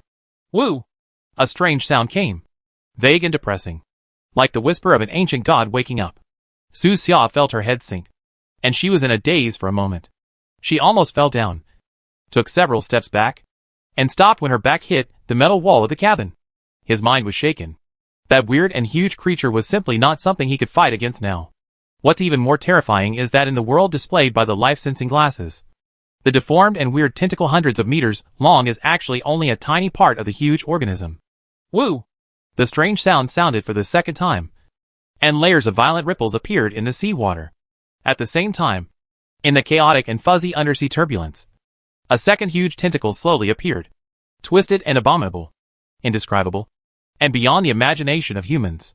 Silent depression and fear appear, as if it were fear and evil itself. Just these two tentacles are already suffocating. Its body is still in the deep and dark crack. It is extremely huge, and its shape cannot be seen clearly. It looks like an ancient monster in some mysterious religions. Just one look at it is enough to scare many people to the point of mental collapse. This deep-sea monster couldn't even see the life-sensing glasses at first. It wasn't until it started to move that it appeared in Su Xia's field of vision. But by this time, it was too late. The submarine was too close to the abyss, and it seemed that it was too late to escape. Once those huge twisted tentacles get close, they can tightly wrap around the submarine, pull the big submarine into the abyss, and let it sleep forever in the cold and silent seabed. Buzz! The Nautilus shook violently, shaking its entire body. Sarah's face turned pale, and she controlled the big submarine to rise quickly, not even caring about the small submarine. The abyss under the sea below was dark and boundless, and the water was surging violently. One after another, strange and huge tentacles stretched out from it. Each one was hundreds of meters long. They were extremely terrifying, and they were getting closer and closer to the submarine, as if they were hunting for prey. At the current speed, the submarine will be entangled in those deformed tentacles in less than 2 minutes. Sarah gritted her teeth and hurriedly said to Su Xia, "Captain, quickly enter the escape cabin. The power of the escape cabin will make you leave this area very quickly." "Good." Su Xia nodded immediately, decisively, without hesitation, and immediately rushed out of the command module and ran towards the escape cabin at the rear of the submarine. The situation suddenly changed, and it was no longer possible to save the large submarine. Only by entering the tail escape cabin could there be a chance of survival. In the command cabin, Sarah's beautiful eyes flashed coldly, and she directly turned on the submarine's weapons system. There was a soft sound from the torpedo cabin, and it had entered the activation state. A total of 18 torpedoes are carried by this submarine. "Monsters in the deep sea want to kill us, and you won't be in trouble," Sarah snorted coldly, her face cold, and her illusory body slapped heavily on the console. Once the 18 torpedoes are fired or self-destruct, the probability of that monster surviving is also very low, as long as they are flesh and blood creatures. There is no one who is not afraid of this kind of explosion. As if sensing the danger of those torpedoes, the tentacles approaching the submarine all froze and stopped in the seawater below. Chapter 4:19 Negotiation. Stopped. The giant snake-like deformed tentacles had stretched out hundreds of meters from the abyss. They twisted and floated in the cold and dark water, as if they would entangle the large submarine in the next moment. But now they stopped moving. The atmosphere instantly became extremely tense, and the invisible pressure dissipated in the water. Now, it depends on how the deep-sea monster chooses. Woo! Under the sea, in the abyss, another terrifying low cry came out. At this moment, Su Xia has arrived at the escape cabin at the rear of the submarine. As long as he enters the escape cabin and presses the escape button, he will be ejected from the big submarine, break away from the main body of the submarine, and become an independent individual. Moreover, all the power will burst out from the tail of the escape capsule to help Su Xia quickly leave this dangerous area. Su Xia himself is safe enough, and he also has a trump card that he has not used. For example, the 6 suitcase-shaped sounds of destruction he obtained from the wreckage of the alien spacecraft. Each one is comparable to a small nuclear weapon. Once it detonates, the sea monster will not be able to bear it. Does this monster sense danger? Su Xia's eyes flickered, and she stood at the door of the escape cabin. She did not go in for the time being, but was waiting for the monster's choice. The initiative does not favor any party. Both sides have the strength to fight. If they do not compromise, both sides may end up losing. After a moment, a voice suddenly sounded in Su Xia's head. Human! Leave! The sound was like thunder, coming out of the blue and carrying a very direct threat. It seemed that as long as Su Xia didn't leave, the monster would launch a desperate attack and turn the sea water into blood. However, Su Xia was not nervous. Instead, she relaxed and exhaled a few breaths. As long as it's not the kind of monster with no brains and only brute force. Sure enough, a monster with such a huge body cannot have a small brain. Su Xia was not in a hurry anymore. Turned around and walked back to the command cabin. In the command cabin, various danger indicators flashed. Red lights merged into one, and alarms kept ringing.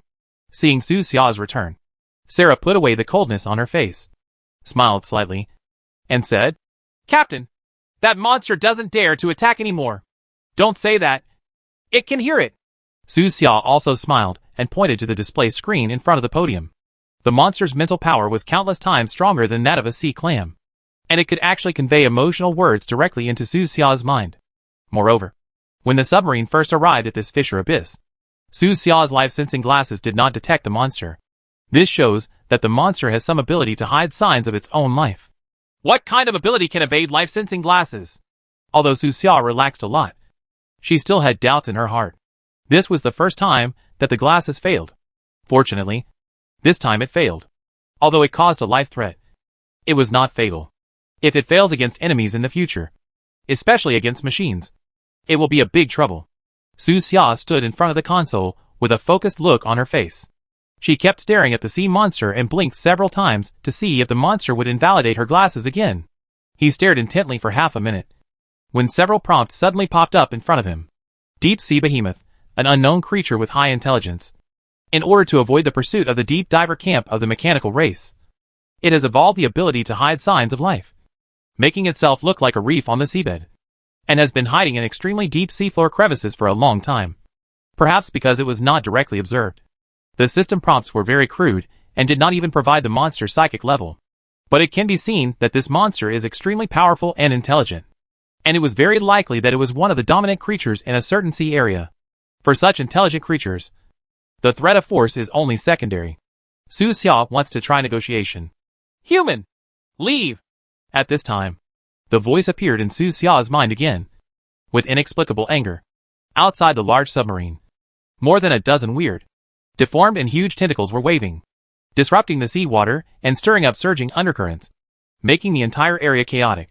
Even inside the submarine, you can feel the increasingly violent impact of the water outside. The submarine was shaking and trembling, and all indicators were changing.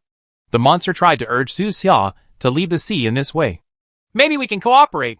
Su Xia exhaled and said slowly, Leave! Leave! Leave! The monster didn't listen at all, as if it only knew these words. It kept urging, with a strong voice, and there was no possibility of cooperation. With its power, it doesn't seem to need to cooperate with any living creatures. As long as it stays on the bottom of the sea, its life safety can be guaranteed, and this sea water is its greatest reliance. You know that I am a human being, which means you have been in contact with other humans before, Su Xia said calmly. Maybe you are one of the legendary sea monsters at a certain time in history. It was once the nightmare of many sailors at sea. Leave! Leave! The monster still refused to listen, waving its tentacles and roaring, trying to drive Su Xia out of its territory. The seawater is more turbid and constantly turbulent. Su Xia continued. As soon as you appeared, you wanted to drag my submarine into the bottom of the sea, but you stopped when the torpedo threatened. This shows that you know the power of firearms. Perhaps you have experienced it in other humans, too. Maybe I feel it from the mechanical tribe. What do you know? Get out. Get out now. It growled, sounding quite angry, but finally said a few more words this time. During this period, Sarah controlled the large submarine, slowly rising and moving away from the abyss. At the same time, The small submarine that looked like a humpback whale was also controlled by her to leave the abyss and quickly headed towards the lower passage of the large submarine. Su Xia stood in front of the console and asked calmly without being impatient. Why are you covering up your signs of life? Is it to hide? Get out. Get out of here. This is not where you should be. The monster roared a few more times, and the sound was rumbling, as if it was in Su Xia's head, making his head buzz. It didn't give Su Xia a chance to communicate at all, and it didn't give any explanation for its behavior. It just wanted to drive Su Xia away. Seeing this, Su Xia smiled lightly and said, Think more about it. If you cooperate with me, you may never have to hide here again. Leave immediately. The monster roared. Perhaps you don't know that with current human technology, it is impossible to reach such a deep seabed. And I am an alternative. This is the reason why I dare to discuss cooperation with you. Su Xia looked indifferent. Let's go! I won't cooperate with humans. Well, think about it more. After saying that, Su Xia turned her head and said to Sarah, Let's go and continue heading north. Sarah smiled and nodded. Okay. The big submarine was fully powered. Its speed gradually increased, and it escaped from this chaotic sea area. As long as the sea monster is there, the abyss cannot be inspected for the time being. Su Xia marked the location on the map. When he is strong enough, he will come back a second time to dig out the secrets of this underwater abyss. More than 10 minutes later, the large submarine had completely moved away from the area where the sea monster was. At this time, Sarah asked, Captain, why don't you continue the negotiation? It's not necessary. Su Xia shrugged. For this kind of monster, the success rate of a negotiation is very low. We can only plant a seed in its heart first, and let it think slowly. Is he really hiding? Yes. Su Xia pointed to her eyes and said, I can see some clues and know that it hid in the abyss to avoid the mechanical tribe. If we disturbed it this time, will it leave directly and choose another place to hide? Sarah asked. Have no idea. Su Xia shrugged. The sea monster had a weird temper. Although he had system prompts, he could not completely guess what the sea monster was thinking. The big sea monster himself knows that his position has been exposed and known to people like Su Xia. If he chooses to leave, then he has no idea of cooperation and just wants to hide until the end of time. However, if he stays in the rift, it means that he is shaken and wants to wait for Su Xia's second visit in order to conduct the next negotiation. There is no need to say this kind of thing. It is tacitly understood. Both Su Xia and the sea monster understand it. No matter what the situation is, when Su Xia comes to this abyss next time, he will have a chance to enter it. Anyway, seeing the legendary undersea beast this time is a worthwhile achievement. Su Xia smiled lightly, feeling like her trip was complete. The brief encounter just now reminded him of Captain Nemo and the giant octopus. There are quite a few monsters on the bottom of the sea, and the monster full of tentacles just now is just one of them. Some players on the forum once showed blurry monster pictures they took in the game. The monster in the picture was dark black, like a boulder moving in the sea. It had a strong sense of oppression, and was very different from the monster Su Xia had seen. Speaking of which, why are the Machine Clan capturing these giant beasts in the sea? Su Xia thought about it. It should also be to extract spiritual energy. After all, terrestrial animals rely on bones to support their own weight. If they are too large, they will crush themselves. However, marine animals can rely on the buoyancy of water to carry their own weight and can grow quite large. Such as the blue whales on the other side of the earth. The largest psychic creature in the sea is much larger than the Zerg. Giant godworm. On land. If nothing else, let's talk about the octopus monster Haidar next to the queen. His true form must be quite amazing. Next time I see Haidar, I have to ask about the Zerg in the sea. I don't want to do anything else right now. I'll read a book first. Su Xia pondered for a moment, then returned to the seat in front of the console, took out the book on submarine control technology, calmed down, and continued reading. Sarah stood beside him, controlling the speed and direction of the submarine to ensure that they could reach the far North Sea as soon as possible. Time passed slowly, and another night passed before I knew it. Since entering this game, Su Xia has either been fighting or on the way to fight every day, and rarely has such leisurely time. This is the 4th day of his undersea escape journey, and the mechanical tribe has been hunting him for more than 72 hours. Previously, the outside world's comments that he could not last 72 hours were self-evident. I don't know how long the Machine Clan will be sealed off this time. Su Xia looked at the time and thought for a moment. The mechanical race are all psychic creatures. Although they do not need to eat, drink or relieve themselves like human warriors, the daily consumption of psychic energy for such a huge mechanical army is unimaginable. Those mechanical creatures thought that Su Xia couldn't defeat them, and it would be Su Xia who surrendered in the end. As everyone knows, Su Xia has the same idea. In his opinion, at the end of the day, the machine tribe will definitely have to withdraw its troops. In this way, both sides hold the same idea and gradually spend their time day after day. A few days flew by. It was the 9th day of the hunt. At this moment, Su Xia has entered the northern sea, and is still some distance away from the northernmost sea. The dawn of this day was particularly bright. The golden morning glow hung on the horizon, complementing the reflection on the sea. The sea and sky connected like a gorgeous watercolor painting. However, the members of the mechanical tribe in charge of the search were not in the mood to appreciate this beautiful scenery. Damn masked weirdo. If it weren't for him, the structural design of my clone would have been released by now. A member of the mechanical tribe yelled, his hatred for Su Xia growing day by day. If it weren't for Su Xia, he wouldn't be blowing cold wind on the sea every day. Instead, he should stay comfortably in the base. The sea breeze in this sea area was wet and sticky, blowing on him, making him feel even more uncomfortable, and even made him feel like he was about to be corroded and rusted. The entire southern sea area has been searched, but he still can't be found. Could he have been eaten by a fish? As time goes by, the rumors become more and more numerous. Some people say that the masked stranger was seriously injured in his previous escape and was exhausted. Therefore, he fell into the sea not long after escaping and was eaten by the fish in the sea. There are quite a few similar statements, and different versions have been derived. Some versions indicate that the masked stranger was eaten by a shark, while other versions believe that he was swallowed by a sea monster. There are different opinions and different opinions. At this moment, in a sea area in the north, the fleet and submarines belonging to the Northern Sailing Club are slowly patrolling. The sea is calm and the north wind blows gently, bringing the refreshing feeling of the morning. Which is refreshing. Ah! Another beautiful day! The person in charge of this area, on high, stood on the deck, taking a deep breath of the sea breeze with a look of enjoyment on his face. Of course, maybe only he can feel this beauty, and the rest of the crew are a little absent-minded. Beside him, a crew member asked, Boss, it's already the 9th day. When are we going back? On high smiled and said, You are already anxious after only 9 days? I used to go to sea for more than half a year at a time, and I have spent half of my life at sea. Don't we just want to show off to the machine clan? The person next to us asked. You have to do your best to show off, On high said meaningfully. The mechanical tribe has not withdrawn. How can we withdraw? Just waste it with them. Makes sense. Anyway, that masked weirdo won't come to our place. We just treat it as a vacation at sea, and we still have money every day. The crew members all had the same idea, just living day by day and not paying much attention to the blockade mission.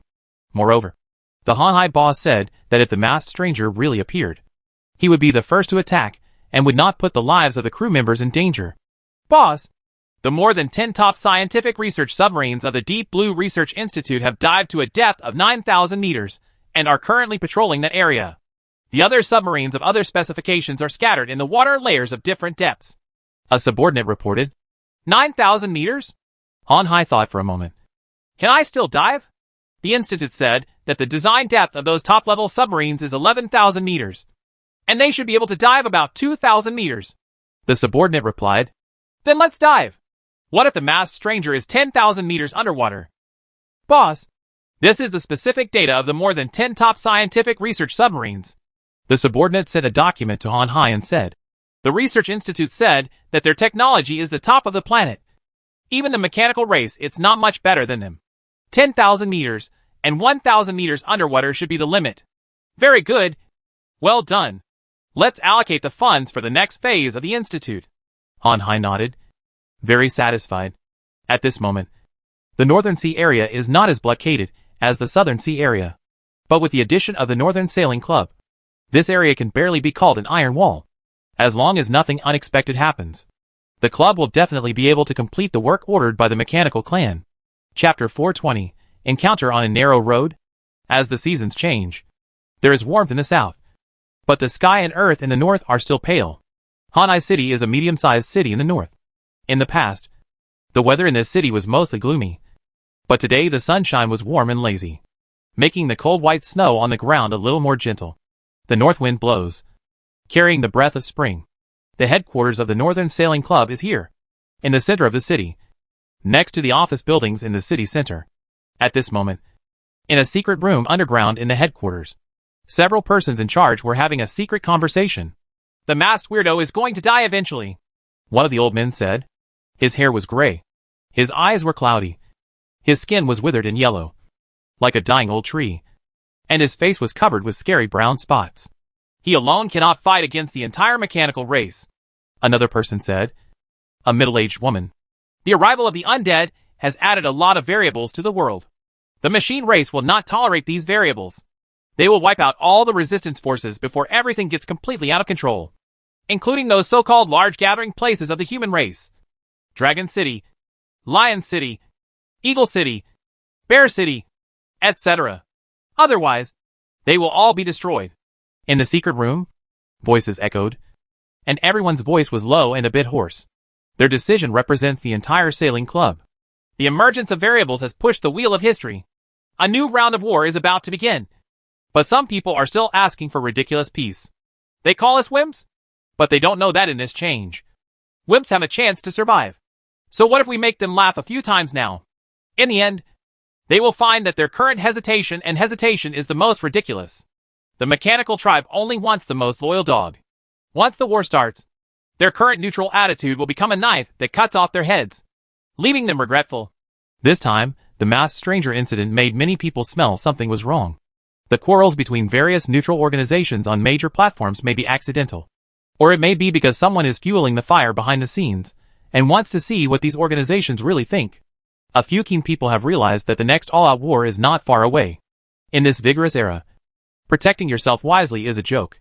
No one can escape the flames of war and must support a certain side. "The attitude of Lingyan Tavern is not quite right. What do they have to rely on?" The old man's voice was low-pitched, somewhat gloomy and cold, as if it was coming from the grave. "They are indeed very strong. There is more than one level 6 creature," said the middle-aged woman.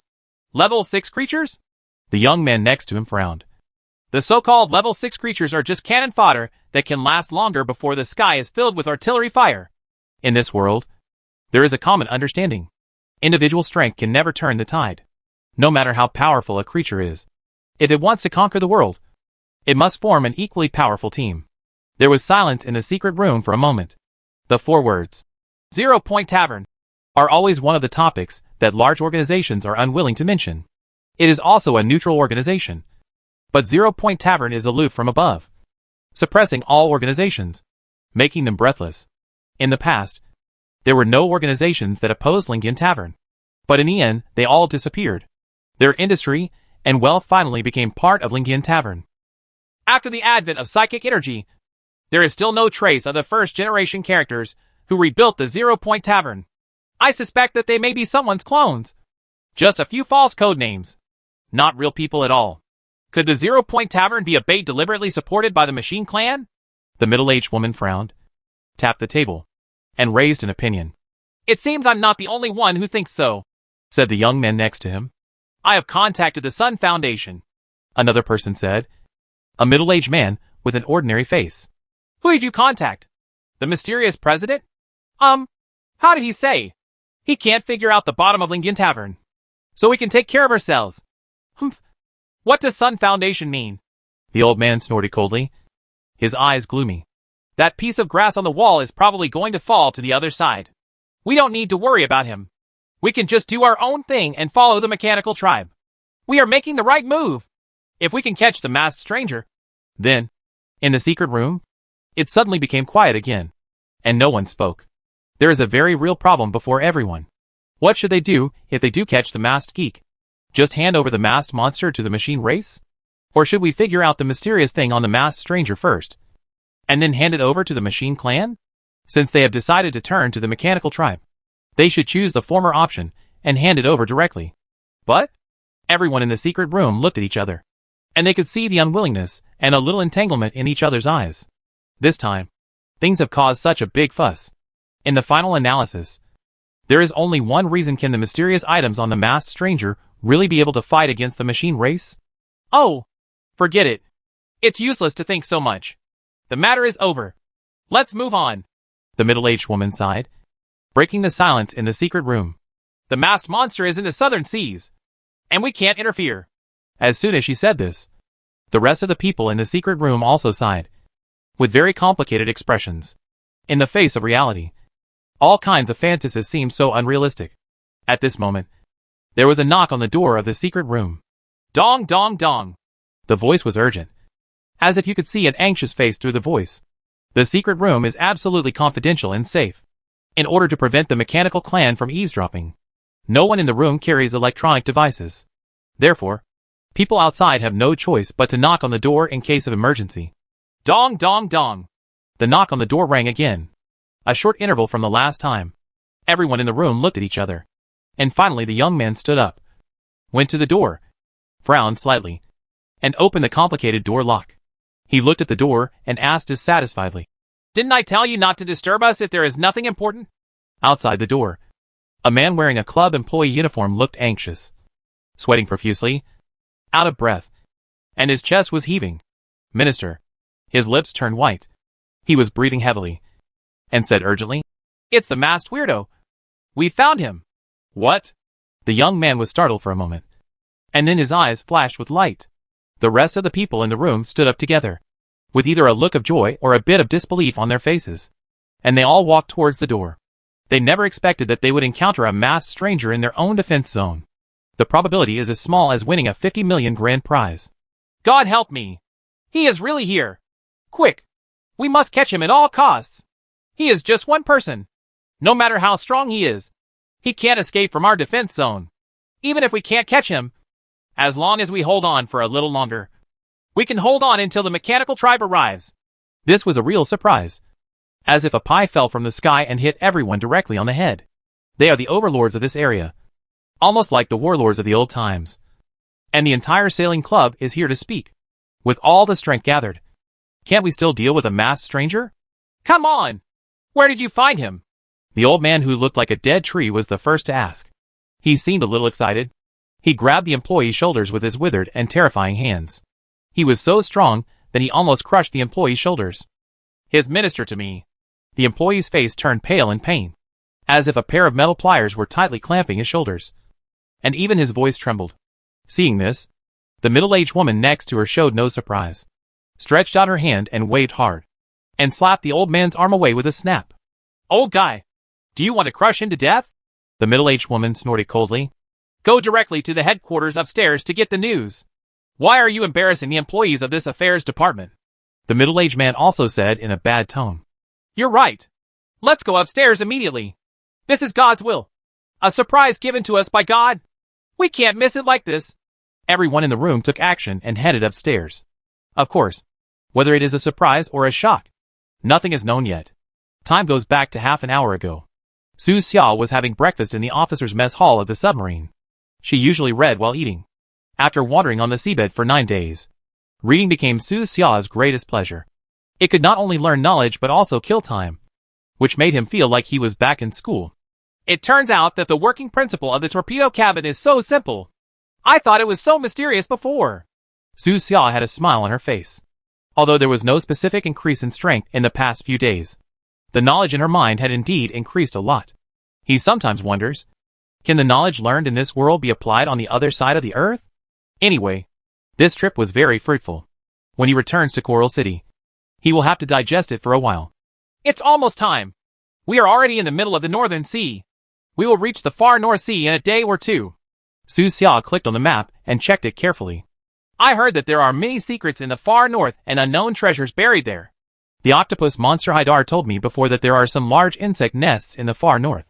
The insects here have evolved the ability to withstand severe cold, and they are a very special branch of the insect race.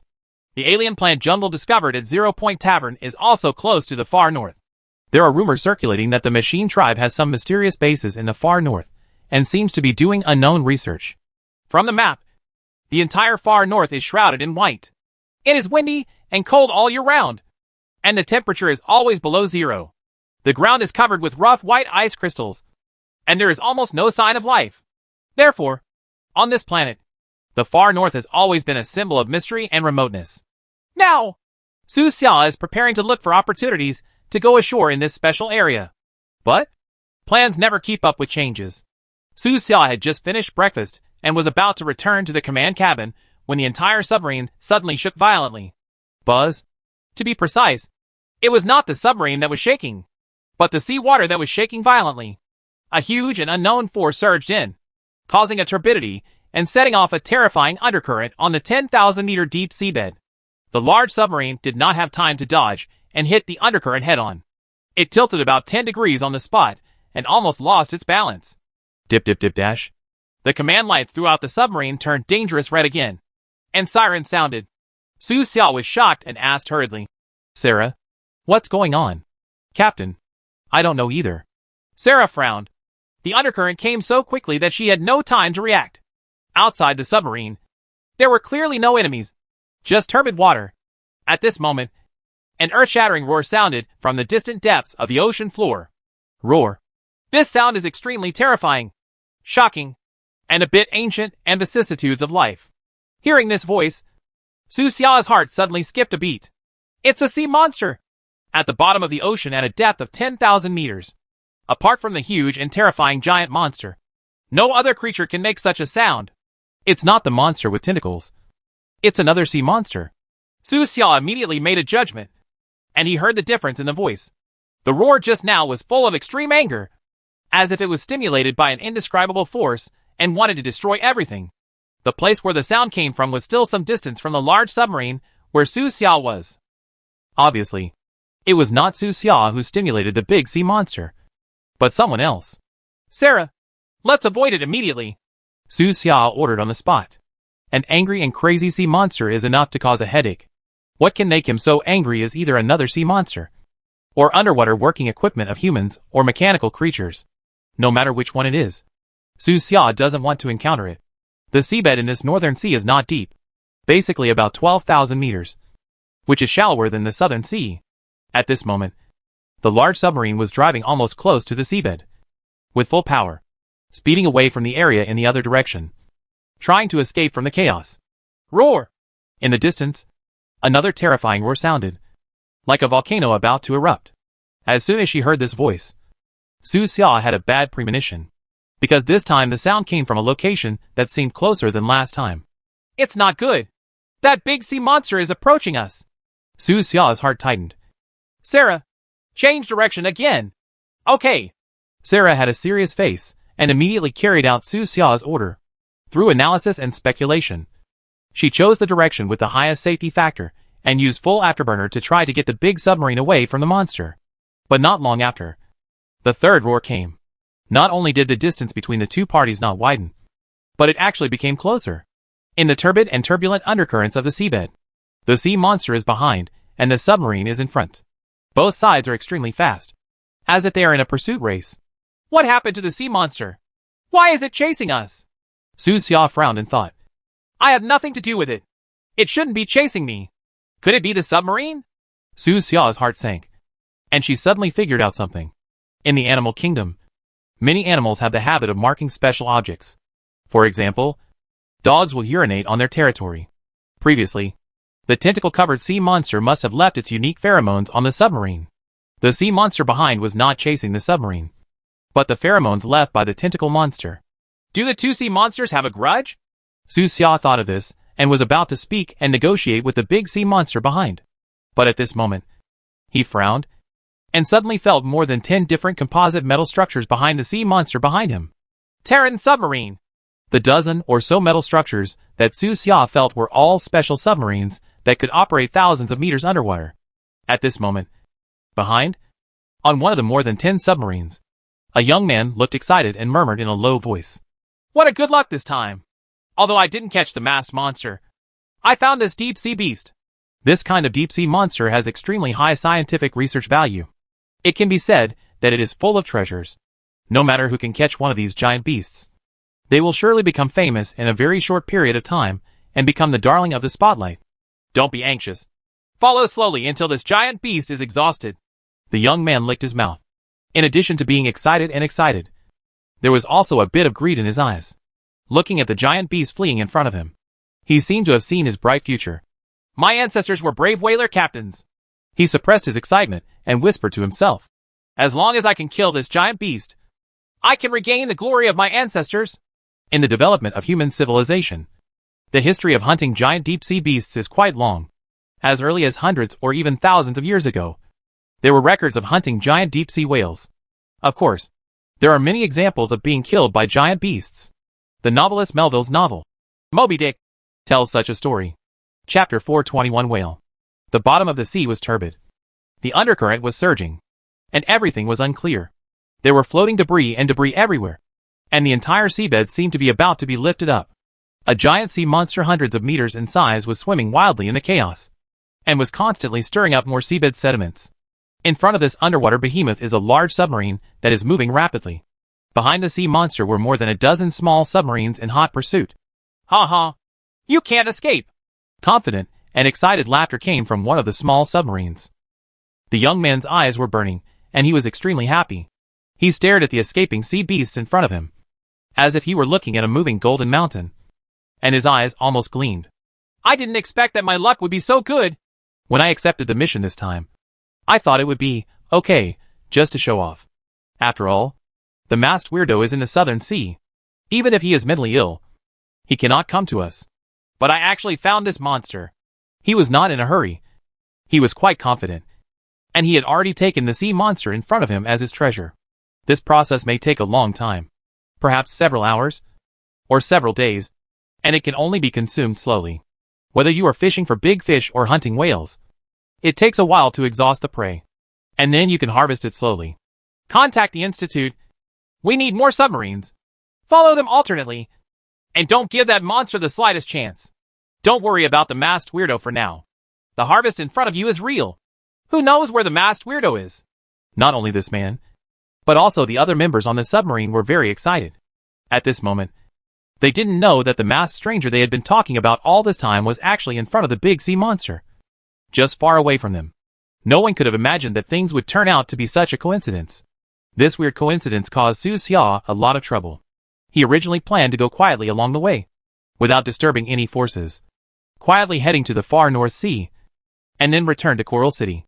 But now, the monster was chasing after him, refusing to let go, as if it had spotted his big submarine. Su Xia stood in the command cabin, frowning, and thinking seriously. Behind the sea monster, the more than 10 small submarines are all at a depth of about 11,000 meters. Perhaps this is their limit, and they cannot continue diving, and the depth of this sea area is about 12,000 meters. How do they plan to catch this sea monster? He could feel that the small submarines were above and behind him, and did not go any further. What happened just now happened suddenly, and Su Xia didn't react. But now he has figured out that the actions of the more than 10 small submarines are nothing more than to capture the sea monster. The sea monster had probably suffered heavy damage and was attacked by surprise. Otherwise it would not have let out that angry roar. The people in the small submarine are waiting for the sea monster to become weaker and weaker. Su Xia knew what the other party was thinking. The sea monster's IQ is not low. He did not choose to fight back, but fled all the way. This shows that he is not sure that he can defeat the more than 10 submarines and save his own life at the same time. As for the dozen or so small submarines, although they are currently only about 11,000 meters away, it seems that they cannot reach the depth of the sea monster.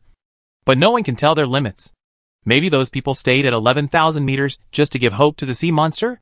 Let the sea monsters mistakenly think that they can't get down, so that the sea monsters have the mentality that they can escape. Of course, it does not rule out that the design diving depth of those submarines is 11 kilometers. However, the depth of design is often based on absolute safety considerations. The diving depth can most likely exceed the design depth. Those small submarines should be fine even if they dive a few hundred meters longer. But there are certain risks. The big sea monster is chasing after me and has been following me. Maybe it's not just because of the pheromones from the tentacle monster before? The incident happened suddenly, and all kinds of thoughts flashed through Su Xia's mind. The sea monster behind is not slow. Judging from the current situation, it won't take long for Su Xia's submarine to be overtaken by it. Su Xia needs to make plans early. Captain, the collision is expected to last 10 minutes. Do you want to counterattack? Sarah looked serious and activated the weapons system again. As long as Su Xia gave the order, she would launch an attack on the sea monster behind. Hold on! Su Xia frowned and stretched out her hand to stop Sarah. The situation was very tense. The alarms in the command module were blaring constantly. The dangerous red light was flashing, and the pointers on various instrument panels were swinging back and forth abnormally. It was easy to make people irritated. But Su Xia remained calm. After a moment, he said calmly, "Sea monster, do you want me to help you?" He seemed to be talking to himself, with his eyes lowered and his voice not loud. Soon, a majestic voice sounded in his head. "Your submarine smells like that guy." The big sea monster can indeed hear, and its mental power is very powerful.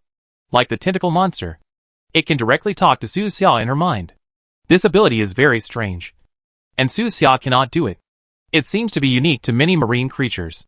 "That guy? Is it a tentacle monster?" Su Xia asked calmly and dissatisfied. "Tentacle monster?" In my mind, the voice paused for a moment, seemed to be thinking, and then said, "It is covered with tentacles. Maybe it is called a tentacle monster. Do you know each other?" Su Xia asked. "There is intersection." The monster's voice was intermittent and sounded strange. After communication, Su Xia learned that the sea monster and the tentacle monster were both dominant in the deep sea. They had communicated many times over the years and shared their experience in avoiding the mechanical tribe. The reason why it followed Su Xia was indeed because it sensed the aura of the tentacle monster on Su Xia's submarine and believed that Su Xia was not an enemy. "What's your name?" Su Xia asked. "You can call me a whale." "Will?" One word. It's a simple title, but the representative behind it is self-evident. As long as it uses this code name, no other sea monsters in this area can use it anymore. Su Xia pondered for a moment, and then asked, "Whale, why do you use spaces in your words?" Hearing this question, the whale was silent for a moment, as if he didn't know how to answer. After more than 10 seconds, he replied, "Speaking intermittently can create an ancient and mysterious feeling." Su Xia. That's it. At this moment, the distance between the two sides was very close. The seabed was turbid. The water was turbulent. And there were constant vibrations. In 4 or 5 minutes, the sea monster named Whale behind would collide with Su Xia's submarine. Although both parties were communicating, neither side slowed down. Su Xia stood in the command cabin, squinting his eyes slightly. In front of him was the world presented to him by the life-sensing glasses. Through the layers of submarine structures and through the cold and turbid water, you can see that behind the submarine, there is a huge monster that looks like a giant whale. A rough estimate shows that the giant whale is at least more than 300 meters long. It is so huge that it is unimaginable. It stirs up countless violent undercurrents on the seabed as it swims, as if it is a giant monster swimming out of ancient myths. You know, over there on Earth, the largest blue whale is only 30 or 40 meters long. As for the dozen or so small submarines behind the whale, they also appeared in Su Xia's eyes. Scientific Research Submarine, the latest product of Deep Blue Research Institute. The designed ultimate diving depth is 11 kilometers. Note, Deep Blue Research Institute has long been sponsored by the Northern Sailing Club. This time, at the request of the club, it dispatched various types of submarines developed to be responsible for hunting down masked weirdos on the bottom of the sea. It turned out to be them. Su Xia occasionally visited the forum during this period. And of course, she knew about the Northern Sailing Club, who wanted to capture him and sacrifice him to the mechanical tribe. When she thought of this, Su Xia's heart moved, and she had her own plan. "Whale, with your strength, it shouldn't be difficult to deal with a dozen or so small submarines behind you." "Right." He was not in a hurry, and continued to ask about the sea monster. With the size of this deep sea monster, even without any skills, it can smash those small submarines into a pile of debris if it directly hits it with its body. Even if it doesn't break after one collision, it can still be collided again. And the undercurrent it stirs up is enough for those small submarines to drink a pot. "I hurt those humans. They were mean. They attacked sneakily." There was anger in the whale's voice. As Su Xia had guessed before, the giant whale was injured. And it was serious. He originally hibernated and slept at the bottom of the sea, floating around with the seawater. When it was cold, he would surface to bask in the sun. When he was hungry, he would go to the far North Sea to find shrimps to eat. He did this every day, very leisurely and carefree. Sea monster.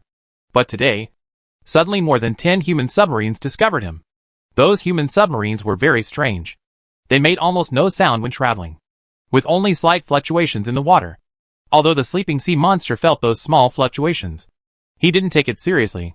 He thought it was some deep-sea fish. So he didn't take it to heart and didn't wake up. However, just a moment later, dozens of terrifying torpedoes directly hit his huge body and exploded under the water, shattering his entire back. Humans! Damn it! They are still chasing me! The whale's voice came, furious. Their weapons haven't been used up yet. I'm not absolutely sure to kill them all. So you came to me? Su Xia asked. You should not be the enemy. The whale did not deny his thoughts, but said, that tentacle monster left a message on your submarine with good intentions. I can help you. Su Xia said. Okay, let's fight back together. Whale said with impatient emotions. But what? You often go to the far North Sea, so you should be familiar with it. After helping you, you need to be my guide for a few days. This big sea monster is a native of the north, knows the underwater world very well, and is the overlord of the sea. Su Xia does not want to let such a good guide go. Whales naturally know that there is no free help in the world. His intelligence is no weaker than that of an adult, and he also understands the rules of exchange in the human world quite well. He agreed without much thought and said, Okay, if you help me, I will help you. No problem. Su Xia smiled and said, Actually, I can deal with those small submarines by myself, without you taking action. The whale asked, Why? As long as they are metal creations, they are all under my control. Su Xia said confidently, I only need to stand here and use my thoughts to destroy those small submarines behind you. It doesn't take much effort. Are you the strongest among humans? So be it. Then you can obviously control your big submarine and speed it up so that I can't catch up. The whale suddenly realized something and said to Su Xia, But you didn't do that. You kept the big submarine at a constant speed. You were obviously waiting for me to catch up and then negotiate with me so that I could be your guide. Su Xia smiled and said, You can understand it that way. Damn it. You humans are too dark. In this way, both parties reached a tacit understanding. Then, the whale made a request. If you can really control metal, then you can control those submarines. There is no need to kill them. I want to do it myself. No problem. This is what it should be. Su Xia agreed immediately. Whale's anger must be vented by killing with his own hands. Otherwise he will always hold a breath in his heart, which will make him very depressed. If he holds it in for a long time, he will easily get sick.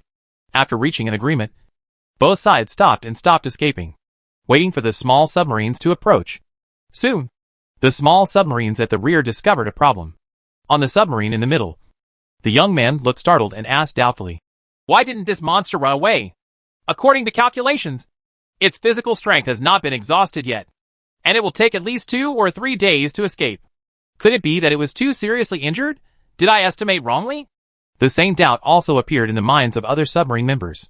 You know, the vitality of deep-sea animals is particularly tenacious. Some fish can survive for a while even if half of their bodies are bitten off, let alone the overlords of the seabed like whales. He was only injured in the back, with big bloody holes blown out. But the injuries were far from fatal, as long as there were no external factors to interfere, and he rested for a period of time. The injuries could be healed. Be prepared. The young man waved. The monster may try to fight back. Its IQ is not low. Boss, the weapon system is ready. Very good. The young man was full of confidence and stared at the screen in front of him. If the sea monster counterattacks, they will use torpedoes to blast another wave. If it breaks through the torpedo explosion area, they will immediately escape and let the sea monster chase them with seriously injured bodies. They are fully prepared, but the sea monster is already seriously injured. In the end, they will definitely win. Thinking of this, the young man was excited. He licked his mouth and murmured in a low voice, As long as I can kill him, I can reproduce the glory of my ancestors. I seem to have seen the light of glory. In the light, the ancestors seem to be. He is smiling and waving to me. Honor, wealth, status, everything seems to be right in front of you, at your fingertips. The young man was already thinking about his future life. But at this moment, the submarine they were in suddenly shook. Boom! After an explosion, the entire submarine went dark instantly. The explosion seemed to come from the energy cabin, and a burning smell soon appeared in the entire submarine. The young man's expression changed, and he broke away from the bright illusion and returned to the dark reality. The energy capsule exploded? He immediately thought of the problem. Even in normal times, the explosion of the energy capsule is a big problem, and it can easily cause the submarine to sink if not careful. Not to mention that right now, the big sea monster is still waiting outside. What was a good situation before instantly turned into a life-and-death dilemma caused by internal and external troubles. Buzz! The submarine shuddered slightly, and the surrounding lights suddenly lit up again. It was just not as bright as before, but all the equipment could be used, and the monitors, indicator lights, etc. on the command platform lit up one after another. Seeing this, the young man breathed a sigh of relief. Fortunately, there is no problem with the backup energy source. As long as the backup power supply is still there, he has the confidence to take the submarine back, return to the submarine base, and drive another submarine back. In the submarine, the other members wiped away cold sweat and were very happy. Maybe it has been sailing at extreme depths for too long, one member speculated. Our submarine is, after all, the latest product of the Institute. It has only been tested, and its actual capabilities have yet to be tested. Our accident this time can be regarded as providing a case for the Research Institute. Let them study it slowly. Another member smiled and said, Fortunately, there is backup energy. Before he could say anything, there was another loud noise inside the submarine. With a bang, the submarine shook violently, and the interior became dark again. The explosion came from the backup energy cabin. What happened? Everyone's expressions changed drastically, and they took out their lighting equipment one after another, panicking and losing their sense of proportion. One explosion may be a coincidence, but two explosions in succession are obviously problematic. Did someone intentionally detonate the energy capsule? But they were all searched when they entered the submarine. It was impossible for anyone to bring in a bomb. Not even materials for making bombs. Could it be that the energy capsule was tampered with? Various speculations flashed through everyone's minds, but none of them seemed to matter. The most important thing now is, how are they going to get back alive? Chapter 422 Counterattack. The backup energy capsule also exploded. The interior of the submarine fell into darkness, with only some small dark red indicator lights still on. These small indicator lights have extra energy, and can stay on for a while even if the main energy source is cut off. The sudden change caught everyone in the submarine by surprise, and they were unable to even take any reaction measures. No! Something's wrong! The young man's expression changed suddenly, and he suddenly thought of the problem. As soon as the big sea monster stopped, the energy tank of their submarine exploded. How could there be such a coincidence in the world? It was okay to explode once, but the two explosions in succession were obviously affected by external factors. Could it be that sea monster has special power and can control the equipment inside the submarine? But if he really had this kind of power, why didn't he use it before and escape for so long before he thought of fighting back? What went wrong? The young man still couldn't figure it out. He pressed his head hard, always feeling that something was wrong, as if he had thought wrong somewhere. In just a minute, the situation was out of his control, which made him very uncomfortable. The terrified cries of the submarine members around him made him feel a little irritated. Beside him, a young member stumbled past, looking panicked, and kept chanting, How could something happen? It shouldn't have happened. I'm still young. I can't die at the bottom of the sea. I'm here to grab the mask. You're a weirdo. I'm here to be a hero. Not far away. Another member shouted anxiously, Where's the maintenance man of the energy cabin? Where did he die? Can you contact the surrounding submarines? Someone else shouted, That old communication device should still be usable. Right? Go get some guys to check the torpedo room. Normally, training goes well, but at the critical moment, the entire submarine is in chaos, as if everyone has forgotten what they should do. In the darkness, the beam of a strong flashlight swayed back and forth, reflecting blurry light and shadow on the mechanical equipment inside the submarine. The members moved in a panic, and some even accidentally bumped into each other. The young man was so irritated that he couldn't help shouting, Quiet the H.L. If you continue to be so chaotic, I will kill you all. As soon as his voice came out, it was like thunder, instantly making the entire submarine quiet. I have to say that such a roar is indeed very effective.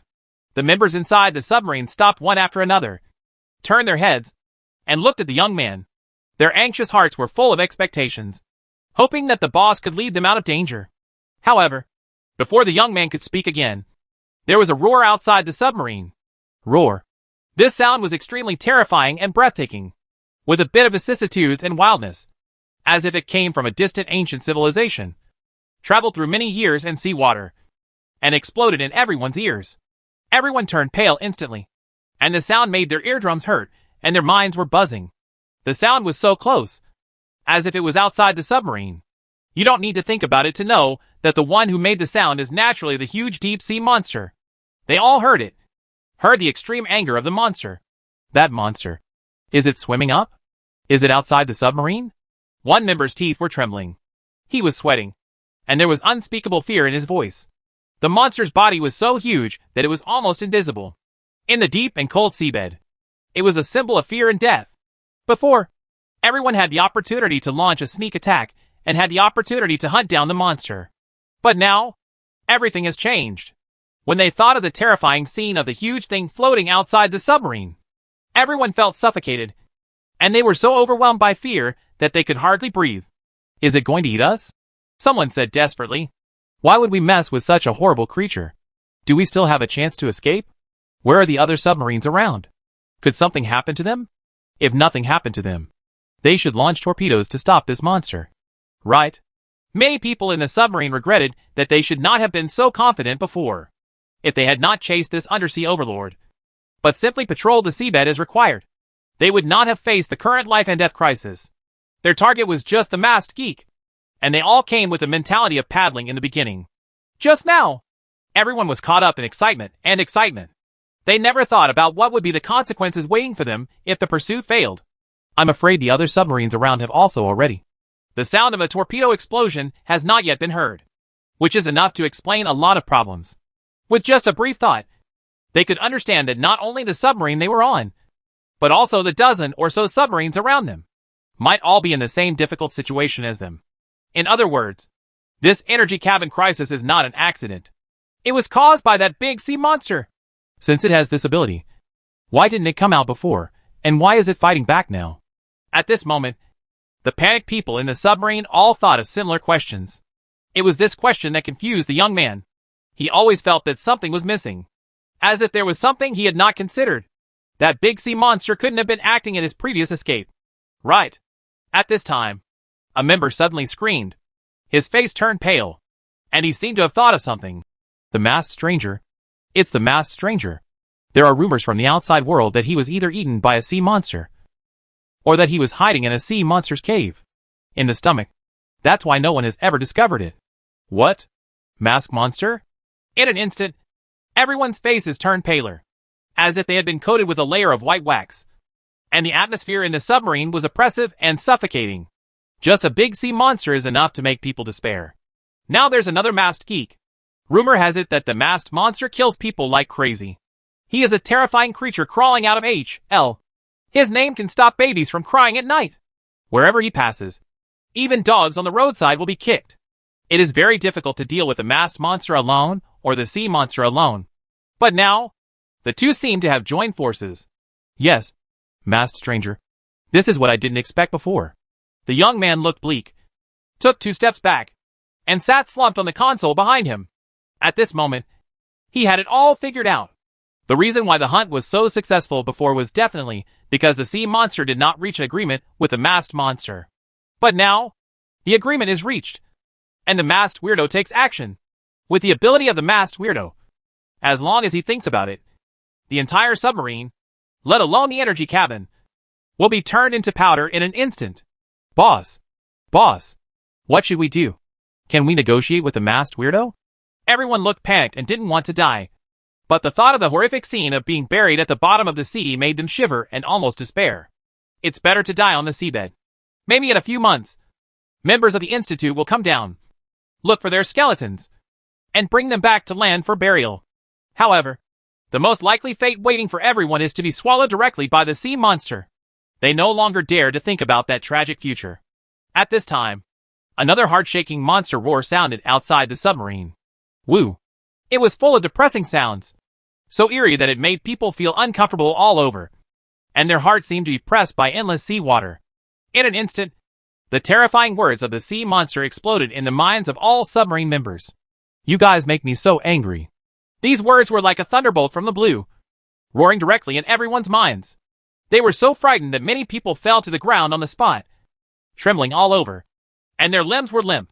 For a while, they even lost the courage to stand up.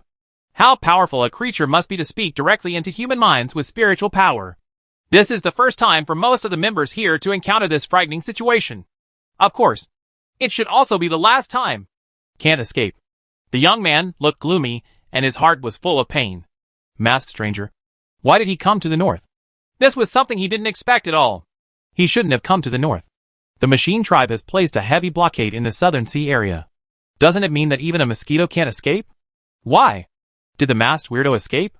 Not only did he escape, but he happened to meet him. In agony, he not only hated the masked strangers, but also hated the mechanical creatures. How useless are the machine tribes to let a living person like the masked stranger escape from the blockade? At this moment, the submarine suddenly shook violently, and an explosion sounded on the left side. Boom! The seawater surged and rolled violently. The small submarine had lost power. It was shaking from side to side in the sudden explosion impact, and the members in the submarine were also swaying around. It's the number 1 submarine on the left. They exploded. A member with psychic powers and strong sensing ability felt what was happening outside and shouted with fear on his face. To be precise, it didn't explode, but was directly crushed. Whale, this giant sea monster that has lived for who knows how many years, can actually control water pressure to a certain extent. This seems to be his spiritual talent. Under the power of his anger, the water pressure around the small submarine exploded instantly. After a few seconds, it was crushed to pieces and turned into a pile of undersea garbage. The members in the submarine naturally died in the huge water pressure, and their death was quite tragic. With Su Xia's help, this big monster has no worries. These small submarines were previously a deadly threat to whales, but now they are like children's toys, with no ability to resist at all. Humans, do you feel fear? The angry voice of the whale rang in everyone's mind again. Their faces were pale. Their minds were buzzing. They really felt fear. And there was also an indescribable despair. With a bang, another small submarine was crushed and turned into a pile of debris on the seabed. Its explosion shattered, completely breaking down the psychological defenses of many members. At this moment, some people couldn't bear it anymore and couldn't help shouting for mercy. Monsters! Sea beasts! Mythical beasts! I was wrong before. Let me leave. I will never enter your territory again. Yes, yes, let us leave. I am willing to send you 10,000 tons of food. I do too. I can continue to provide you with food for the rest of my life. No matter how much you want. It can be 100,000 tons, 1 million tons, or even tens of millions of tons. In fear and panic, these members were already speaking in a panic. They said whatever they thought of, no matter how outrageous they were, as long as they could survive. Of course, some people put their hope for life in Su Xia. I only heard someone shouting, Boss Mask, we are all human beings. Save us! We are all human beings. Why should we kill each other? Boss Mask, please let us go. I am willing to join your camp and fight with you.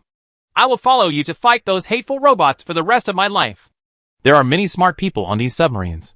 Combined with the previous circumstances, someone in each submarine guessed that the reason why the situation was reversed and the energy capsule exploded must be because of the legendary masked stranger. Besides him, who else has this ability? However, no matter how they shouted, they received no response. What awaits them is only explosions and deaths that are getting closer and closer. Boom! The third small submarine exploded, twisted and deformed under the strong water pressure, and finally fell apart and exploded, leaving only a pile of metal debris swept away by the surging water. Every time an explosion sounds, the faces of the other members of the submarine will become paler. There is nothing they can do now but wait for death. Powerless and desperate. Damn it! Is this all? On the submarine in the middle, the young man gritted his teeth and looked at a thinner member in front of him. He immediately stepped forward, grabbed the member, and asked loudly, Xiao Wang, can't you communicate with fish within a few kilometers of radius? Find a fish immediately and bring our news. This member named Xiao Wang is a psychic creature and has awakened his psychic talent. He has a weird gift that allows him to talk to fish. Boss! Me. Before Xiao Wang could react, his face turned pale, his voice trembled, and his whole body was in fear of impending death. Xiao Wang! Fast! Must be fast! The young man shouted, almost using up all his strength. Oh! Okay. I'll do it right away. Xiao Wang raised his 2 hands tremblingly, slowly pressed his head, closed his eyes, and began to search for sea fish within a few kilometers of the surrounding area. At this moment, the sea is calm and the sun is warm. On high, as the general person in charge of this area, is still leisurely and contented. lying lazily on the deck chair and basking in the sun. Just like on vacation. Surrounded by them. The rest of the crew on the ship looked similar. They looked tired. Lying on the levers and yawning.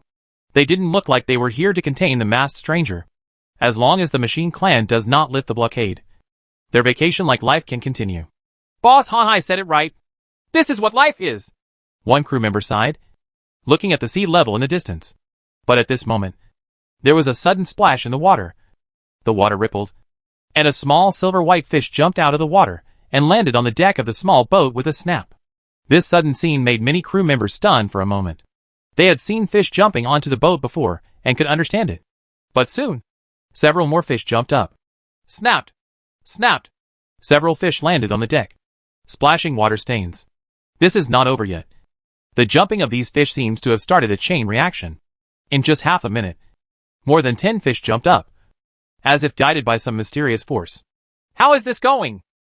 This strange phenomenon attracted Han Hai's attention. He put down the drink in his hand and stared intently at the small fish on the deck. I saw the fish swinging vigorously, their tails slapping the deck, and struggling to get closer. Under the gaze of everyone, they actually used their silver-white fish bodies to form two relatively abstract words masks. Seeing these two words, Han Hai's expression suddenly changed. He stood up suddenly and said, "Masked stranger?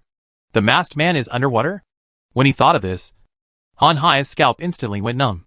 The submarine force under the water must have suffered an unimaginable devastation. Otherwise it would be impossible to spread the news directly.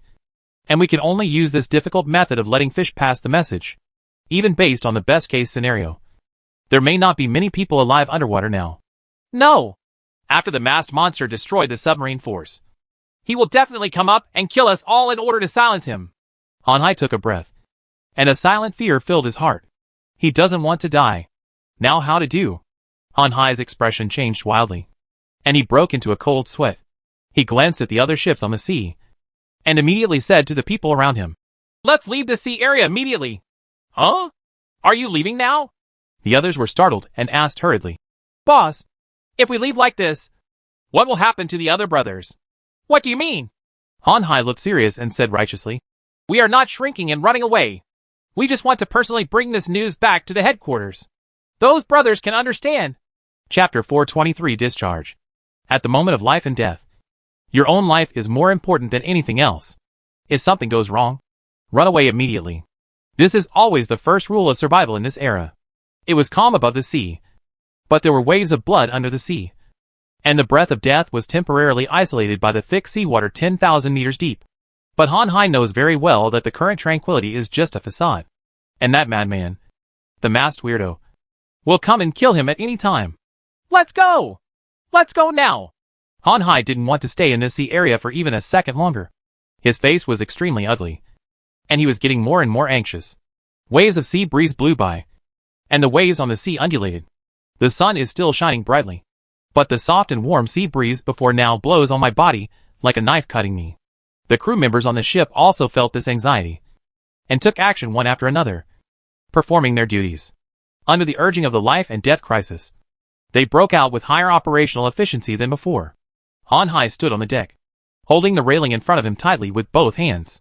His arms were covered with veins, which showed that he was not at peace inside now. On the side, a member asked in a low voice, "Boss, should we use the satellite phone to contact the headquarters first?" "No." Han Hai gritted his teeth and shook his head. "Contact the headquarters now. Those damn bastards will definitely ask us to stay and defend. By then, none of us will be able to leave, and we will most likely risk our lives here." His status in the Northern Sailing Club is not low, and he is considered an old member. He knows the character of the people at the headquarters quite well. The people at the headquarters always put interests first. They can call you brothers on weekdays, but at a critical moment, they may stab you in the back at any time. In order to please the mechanical tribe, those people will do anything. Han Hai could only admit that he was unlucky. After all, he was also one of the senior members who supported the switch to the machine tribe. However, he never thought that he would encounter the masked stranger before, and he was the first to encounter him. If this kind of thing happened to others, he would just watch the show happily. But now it happened to him, making him extremely uncomfortable. If he had known that he would be the first to bump into the masked weirdo, he would have definitely voted against the club's move to the machine race at the original internal meeting. But now it's too late to say anything. Now he can only resist it on his own. Boss, the masked weirdo chose to operate under the sea. He should have some kind of special submarine. Or he might be hiding in the belly of a sea monster, as the outside world said. On the sidelines, the ship's engineer expressed his opinion. He pointed at the small silver-white fish jumping on the nail plate and said, he acted like this mostly to get rid of the mechanical tribe. In my opinion, he may not necessarily come up to kill our submarine force. After that, he is very capable. We may leave quickly and race against time to leave the sea area where we are before the mechanical tribe comes over. It also takes a certain amount of time to come up from the bottom of the sea. And time is what the masked stranger needs most. He can't afford it. The action efficiency of the mechanical tribe is extremely high. As long as the news of the appearance of the masked stranger is passed on, they will rush over in a few minutes and seal off the area layer by layer. Boss, maybe we can take a gamble. The engineer gritted his teeth, with a hint of madness in his eyes. He actually wanted to bet with the lives of the entire ship that the machine race would arrive in time, as long as they can win the bet. Then, they are the number one hero. Becoming the number one hero. It is self-evident that the future will be bright. Whether it is power, wealth or status, as long as they want it, they can have it soon. Bet? Han Hai's face changed slightly, and he immediately yelled, "What a gamble! Go back immediately!" Just after he finished speaking, he seemed to feel that his tone was too harsh, and sighed softly and said, "You don't understand. The masked weirdo is a ruthless person. He won't worry so much. Xuelin from Fish Scale City provoked him back then. He killed him overnight, and didn't care about the rules of Lingyan Tavern." Han Hai also wanted glory and wealth, and wanted to sit in the office at the headquarters. But he really didn't dare to gamble this time. The appearance of the masked stranger in the northern waters had exceeded his psychological expectations. Before this, many people thought that the masked man was already dead. Even Han Hai has such an idea. But reality gave him a heavy blow, making him afraid to stay in this sea area anymore. His first choice was to stay away, and then report to the Han Ai City headquarters via satellite phone. And there was a time difference of nearly half an hour. In the underwater world, the killing is coming to an end, with only the last small submarine left. This small submarine is also the one in the middle. The whale's IQ is not low. He knows that this small submarine is the leader of the other small submarines. So he destroys the other submarines one by one, making the members of the middle submarine feel the longest fear. This is his revenge. The approaching death again and again has brought the members on the middle submarine to the point of collapse. At this moment, many people collapsed inside the submarine in despair, not even making a cry for mercy, because they knew it was in vain, and there was no way the sea monster would let them go. Dead? All dead? The last escort boat also exploded. They're all dead? We are the only ones left. In the submarine, many members looked gloomy and murmured in low voices. They had given up any hope. On the seabed at a depth of 10,000 meters, there will be no miracles at all. Even if the people above want to rescue, it is already too late. Extreme despair floated in everyone's heart, even making some members become extreme. Nearly 10 minutes have passed since the first submarine shattered. For the members of this small submarine, every second of these 10 minutes was the ultimate torture. The most extreme physical and mental destruction to them. The feeling of waiting for death is like a sharp knife, cutting into their souls every second, causing them to collapse repeatedly. Why haven't we arrived yet? A moment later, in the cold and dead submarine, a hoarse roar suddenly came out, as if it was crazy. Masked stranger, even if we die, we will not be easy. You won't live long. The news has gotten out. The adults of the machine tribe must have received the message. You can't escape. You can't escape. I will wait for you on the Huangquan Road. I won't go too fast. Masked stranger, you have to catch up quickly. There were more and more roars, and the people in the submarine seemed to be really crazy. In the endless depression, darkness and fear, they shouted the craziest words in their hearts. And everyone was like crazy. They completely collapsed. Their eyes were bloodshot. Their faces were whiter than the dead. They were grabbing their hair and saying the weirdest and most evil curses, like a group of vicious evil spirits roaring. Extreme fear resulted in extreme outbursts. They are not even afraid of death. They don't care about anything. They just want to shout the most vicious roar before they die. At this moment, even the young man gave up his reason and laughed, his scarlet eyes full of despair. Ha! Let's all die! Let's die together. We've died 100 times. He didn't care anymore. He broke out completely in the extreme depression. His voice was hoarse, like a mentally ill patient. In the submarine, crazy sounds intertwined with each other, like a group of lunatic patients having a carnival. They seemed to have merged with fear. They were not dead yet, but had become the irrational undead in the darkness. But at this moment, an inappropriate voice suddenly sounded inside the submarine. Tisk tisk. The sound was strange and not loud, but it penetrated the crazy carnival and resounded in everyone's ears. There was silence in the submarine for a moment, and everyone was stunned. Where did the sound come from? Why is it so strange? Inside the submarine, everyone knows each other, and even their voices are familiar. They looked at each other, and were both sure it wasn't the other person. An instant later, the voice sounded again. I wanted to let you go, and ask you to bring me a few words. But I didn't expect that you all wanted to die, and were already planning to wait for me on the Huangquan Road. Let's forget it. I hope you all come along. Way to go. The cold voice echoed in the submarine, drifted repeatedly, and penetrated into the ears of each member again and again. Their eyes widened. Even the stupidest people realized it now. The person who spoke these words was the legendary masked weirdo, the masked stranger. Everyone felt like they were struck by lightning. Their heads were buzzing, and they woke up from the crazy state in an instant. Who would want to die if given the chance to live? Their crazy curses and vicious roars just now were just extreme words burst out in despair before death because they could no longer see hope. But now, that mysterious and powerful masked stranger is actually willing to give them a way out. Everyone, take care of yourself. I'm leaving first. A chuckle came from the dark submarine, and the sound seemed to be slowly drifting away, carrying everyone's hope away. Everyone was stunned, just because of what they just said. Their own way of life was cut off. At this moment, their faces were stiff, and they wanted to pull out their tongues. No! Boss Mask! I was wrong! Suddenly someone shouted, crying bitterly. The suppressed fear and sorrow in his heart burst out again, begging Su Xia to give him a way out. Boss Mask! I was wrong too. I shouldn't have said those words. Another person begged, and he was lying on the ground. Boss! They were the ones talking just now. I didn't scold you. As long as you let me go, I will sell my life to you for the rest of my life. Boss Mask, I was obsessed just now, and my mind is not clear. You, boss, have a lot of money. Please let me go. The rationality of survival prevailed, overwhelming everything. And these people even gave up their dignity. They just asked Su Xia to be lenient and let them leave. In the submarine, countless people were wailing and begging for mercy, lying on the ground. And even the young man in the lead was not much better. As long as you can survive. What does dignity mean? At this moment, they regretted it again.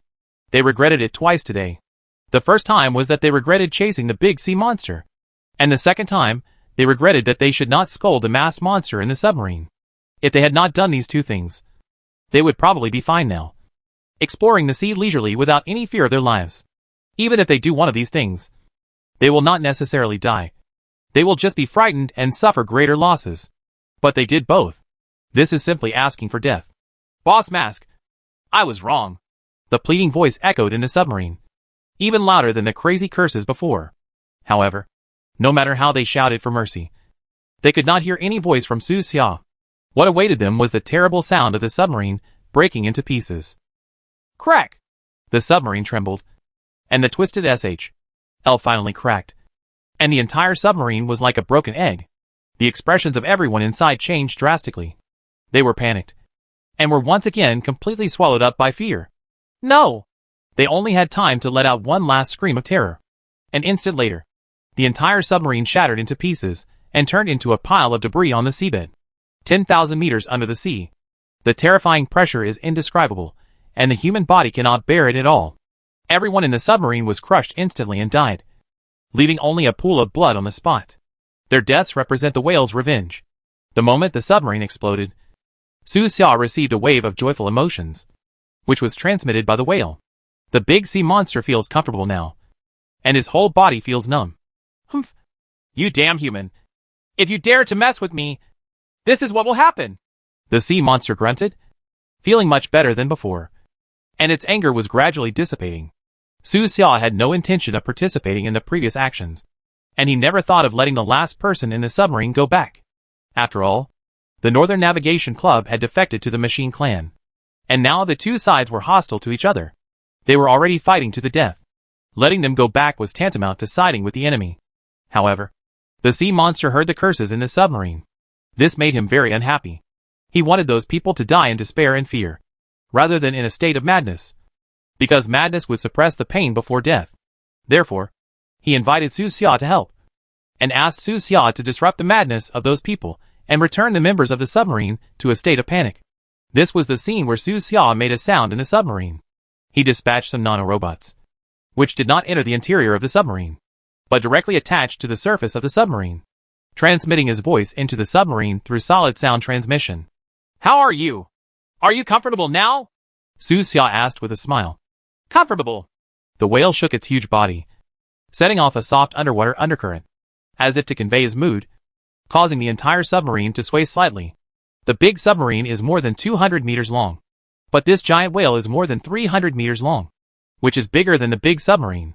It is a real behemoth. When he moved, the movement was quite loud, like an overlord on patrol. "Let's go. I'll take you to the far North Sea. I happen to be hungry. Let's go eat some shrimps there." Whale did not forget his promise. Since Su Xia helped him, he would naturally help Su Xia. "Okay, let's go now." Su Xia nodded.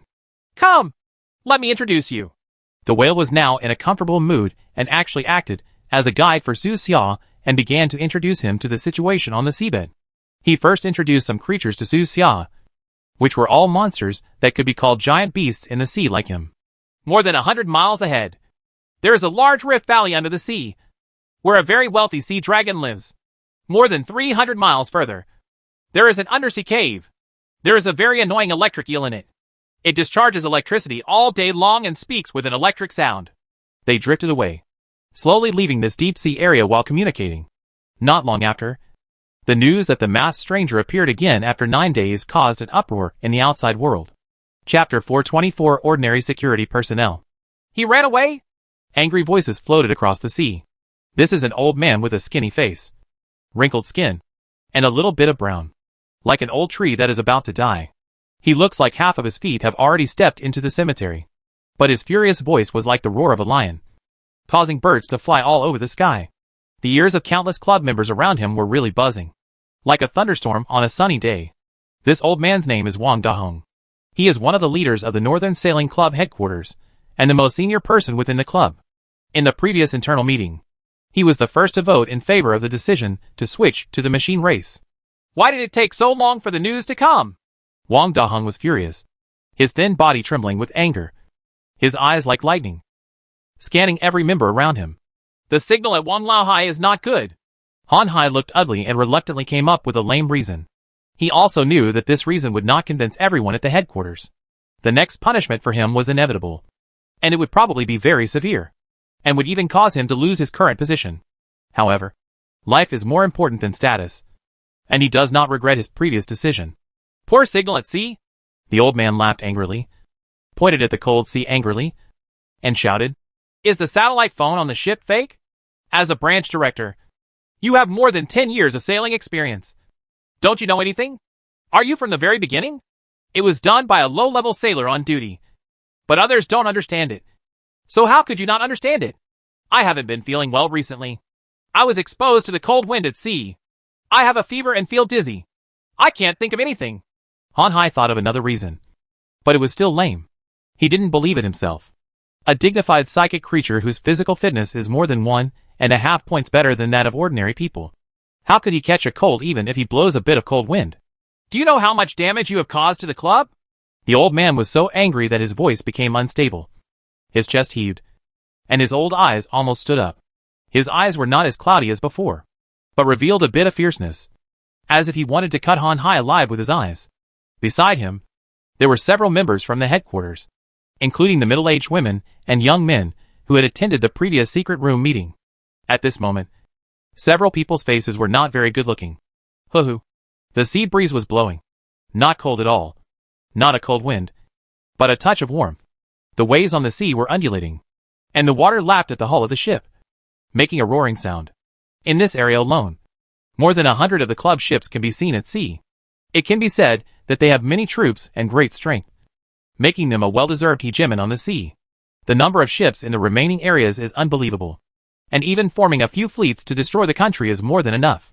In the era of maritime navigation, the club is strong enough to compete for the #1 spot in the world. But now, they can't even stop anyone. The ships rocked gently in the water, and each ship fell into a silent silence.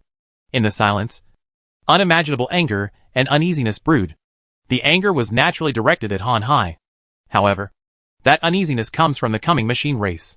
Half an hour. You are half an hour late. You should know what this means. The middle-aged woman couldn't help but speak. Her name is Mu Lu, who is also one of the senior leaders of the headquarters. One of the first members to support the switch to the mechanical clan. Why turn to the mechanical tribe? Of course, it's because of fear. They were afraid of the strength of the machine clan, and were afraid of being destroyed by the machine clan. So they turned back, gave up their neutral identity for countless years, and even changed the rules and regulations of the Northern Navigation Club, all to serve the machine clan. Now, they actually messed up the first thing the machine tribe told them to do. This made them particularly uneasy. Even if you are afraid of death, you should put the overall situation first. The young man next to him couldn't help but speak. He kept frowning and looked at the sky in the distance from time to time. There was unhidden worry in his eyes, obviously worried about the arrival of the mechanical tribe. If you had sent the news back as soon as possible, we wouldn't have said anything even if you had run away. But you delayed it for half an hour. Do you know how happy I was when I got the news? I thought this was the first battle for our club to reach the forefront of history. As long as we can do it well, the future will definitely belong to us. But I didn't expect that you. The young man sighed. It was too late to say anything now. After all, the masked weirdo had run away. When they got the news at the door of the underground secret room, they were really excited, thinking that the news was coming in real time. But they soon discovered a problem. And the problem made each of their hearts sink. Han Hai, who was supposed to send the news back as soon as possible, actually concealed the news and spent nearly half an hour leaving the sea area before reporting the news. By the time they made arrangements based on the news, the masked weirdo didn't even know where he had gone. Why are you so stupid? The old man yelled angrily. Let's just let the masked weirdo go. How can we let the mechanical tribe know this news? I didn't notify the machine clan. Han Hai was surprised and shook his head. It's really stupid. The young man couldn't listen anymore and frowned and said, when you sent us the message, you used an external network. Do you think the machine clan didn't monitor it? Han Hai was shocked. Of course he was not stupid. He understood this immediately. It's just that he has been at ease for too long and never took this matter too seriously. He even forgot about the capabilities of the mechanical tribe and made such a low-level mistake, which may lead to the demise of the entire club.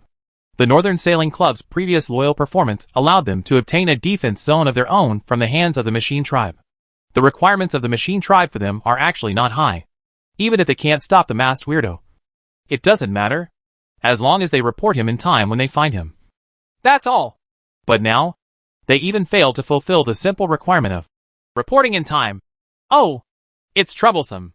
After this time, the club may still exist, but it will no longer be able to gain the trust of the mechanical tribe.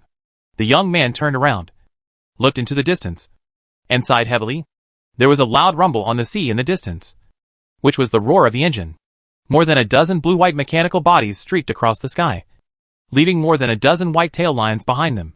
They were getting closer and closer, followed by an angry roar.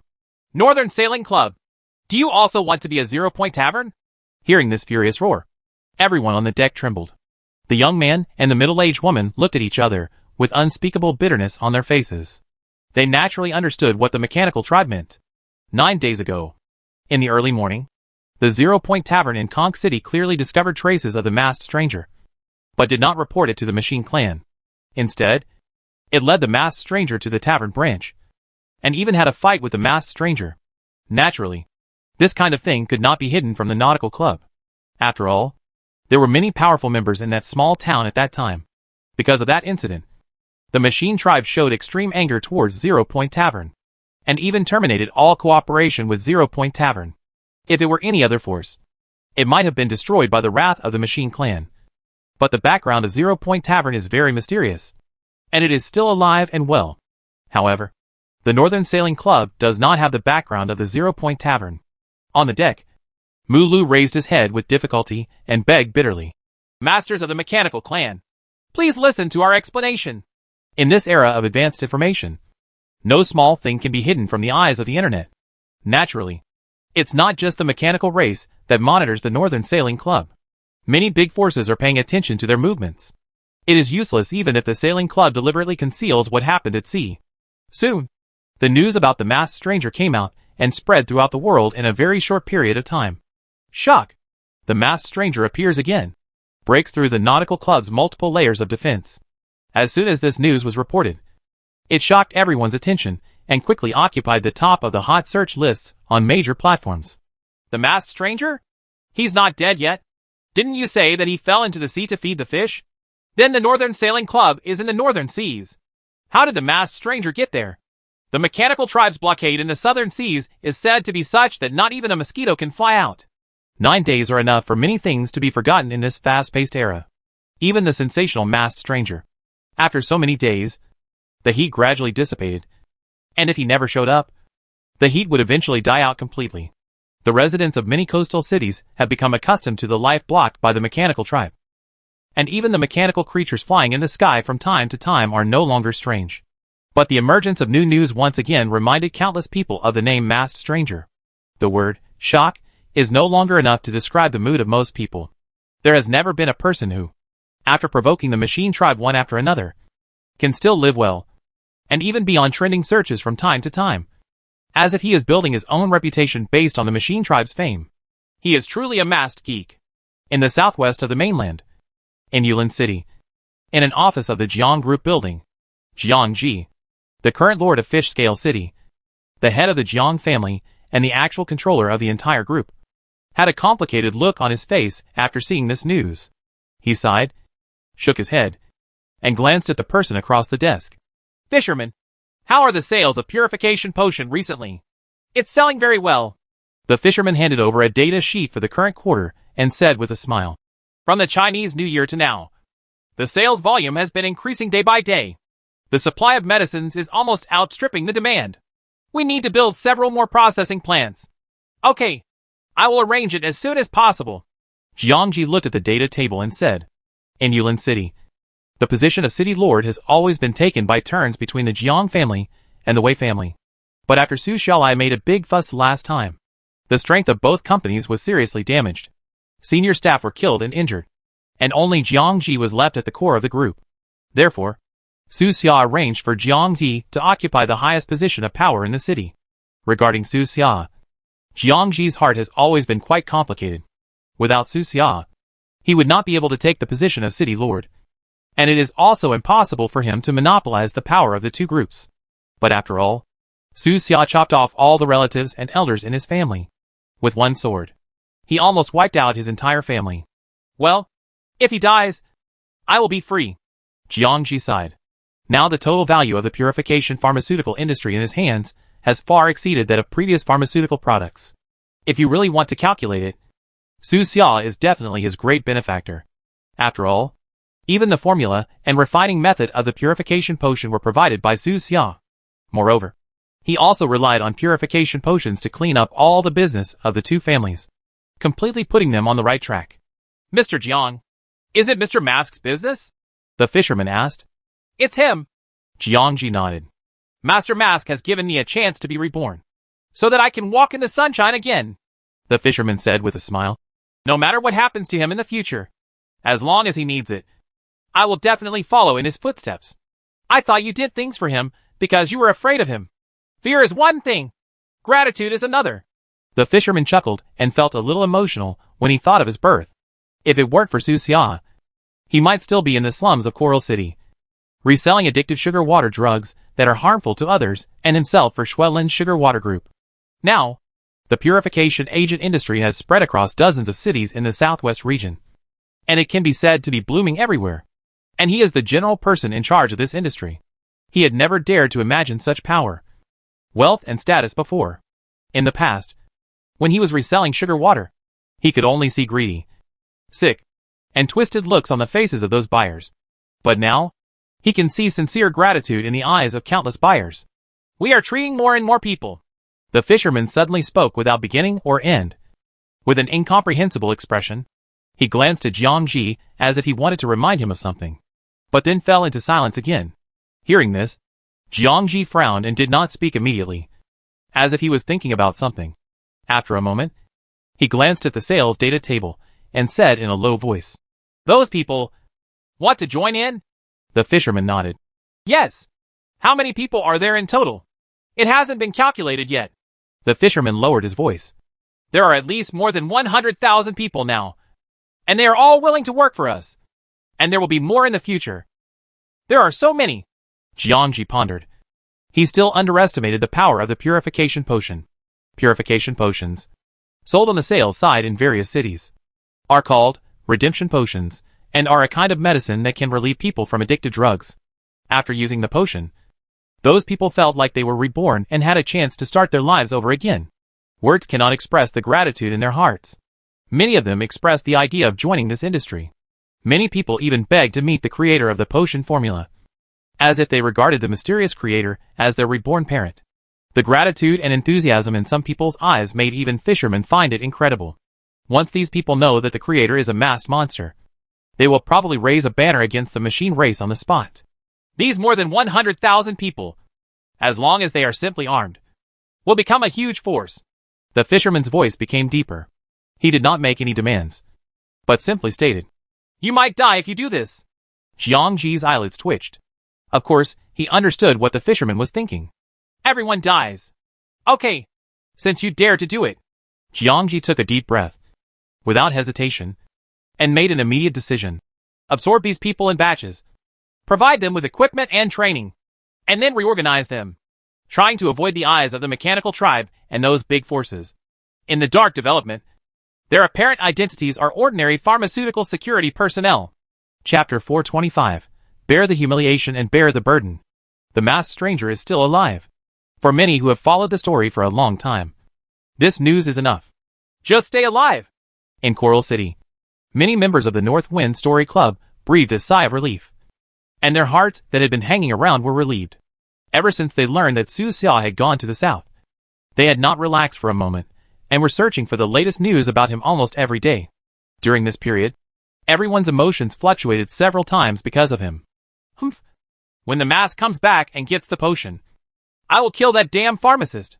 Yuanhua clenched his fists and said fiercely, "I heard that the pharmacist has received death threats recently and rarely shows up."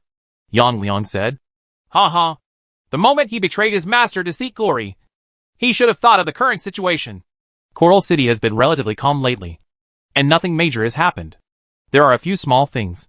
For example, the main building of the pharmacist school invested and established by Su Xia has been completed. On the other side, the school invested by Sijideo is also under construction slowly, but the progress is far less than that of Su Xia's project. During this period, the pharmacy did receive several death threat letters. The contents of these letters were roughly the same. They expressed dissatisfaction with Su Xia for betraying his father and threatened Su Xia, saying that his head would soon leave his neck. The people who wrote these letters were probably treated by Dad and received his favor. In response, Yutuo issued a special order to increase the defense force around the pharmacy several times. The pharmacy advertised that Su Xia was in retreat to write teaching materials. But other than that, there was no other indication. Humph. Why are you writing teaching materials for seclusion? It's obviously because you're afraid of having your head chopped off. So you're hiding in the pharmacy and not showing up. Regarding the reaction of pharmacies, the outside world has similar understandings. It's probably a lie to retreat and write a book, but it's true to hide to save one's life. Lan Bafu and Hong Bafu concentrated on refining the medicine, hoping to break through to the 5th level pharmacist as soon as possible. But they were too lazy to argue with outsiders. Su Xia is not in a hurry anyway, so why are the two of them anxious? Brother Su is so calm. He used that death threat letter as a table corner. Both the Beatitudes admired Su Xia's indifference. They just didn't know that the person who had been meeting them during this period was just a narcissistic doll left behind by Su Xia before she left. And they had no fear at all. During this period, apart from refining medicine, the two of them were paying attention to the movements of the masked stranger every day. Every time good news comes, the two of them will be excited for a while.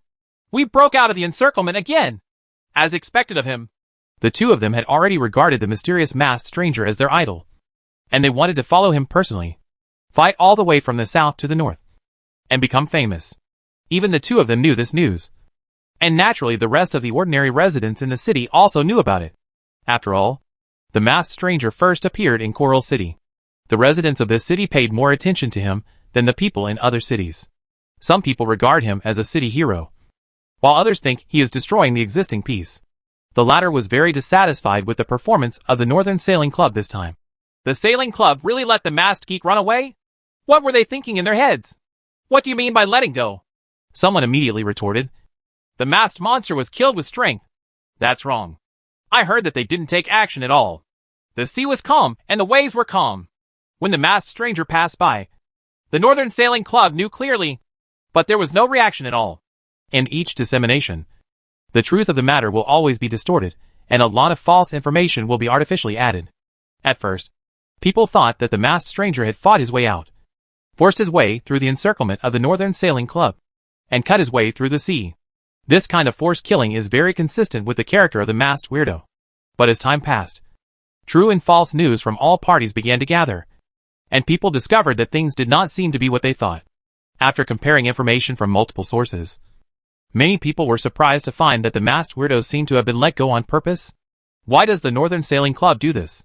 Don't they have the guts to go head-to-head with the masked weirdos? Or is it that they have internal conflicts? And some people are opposed to intercepting the masked weirdo, so they let him go? Ha ha! Northern Sailing Club. This time you steal the chicken but lose the rice. On the internet platform with the most traffic, the captain of the Fire Expendables appeared with a gold account and mocked mercilessly. Just by looking at that line of words, you can feel how relaxed and happy he is now. Northern Sailing Club. Don't you want to join the Machine Tribe? Why can't you even handle the first thing the Machine Tribe gives you? The leader of the Wilderness Investigation Team also showed up. He also had a golden account certified by the platform. He didn't use a small vest or anything like that. He just used his real body to mock the Sailing Club. Where are the people in the club? Why didn't anyone say anything? Are they all dead? Asked the captain of the Fire Death Squadron. Ha ha. Maybe they are in a hurry to explain today's events to the Mechanical Tribe. So how can they be in the mood to read news from the outside world? The Wilderness Investigation Team replied. That's right. Let me think about it. That old guy named Wong and that mean-looking woman named Mu Lu are probably kneeling in front of the Mechanical Tribe and begging for mercy right now. TSK TSK. Ha ha. Today is such a nice weather. That's right. I'm so happy today. Happy. The two actually started chatting, one by one, without any regard for the feelings of the Northern Sailing Club. As both large forces, they have the confidence to attack the Northern Sailing Club directly offline, let alone speak online. The appearance of the two of them completely brought the discussion about the Northern Seas to its peak, almost creating a national discussion event. This incident was too bizarre, especially the behavior of the Northern Sailing Club, which has always been puzzling. And the weirder something is, the more worthy of discussion. At the end of the discussion, someone actually raised a topic worth pondering. Could the Northern Navigation Club be an undercover force supported by Dragon City or Bear City specifically to break into the Machine Clan?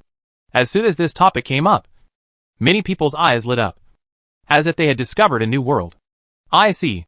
Is this really the case? Why on earth did the Northern Sailing Club let go of the masked geek? With their strength, even if they really can't stop it, it's okay to delay it for a while, right? But according to the available information, they didn't delay at all. Instead, they allowed the masked stranger to leave. It took a full half-hour before notifying the Machine Clan. This behavior was something that everyone could not understand after considering many possibilities before. But as soon as this topic came up, people just felt that their minds were suddenly clear, and they saw an unimagined path. When you think about it, everything seems normal. If they are really undercover, it would be reasonable to let the masked geek go.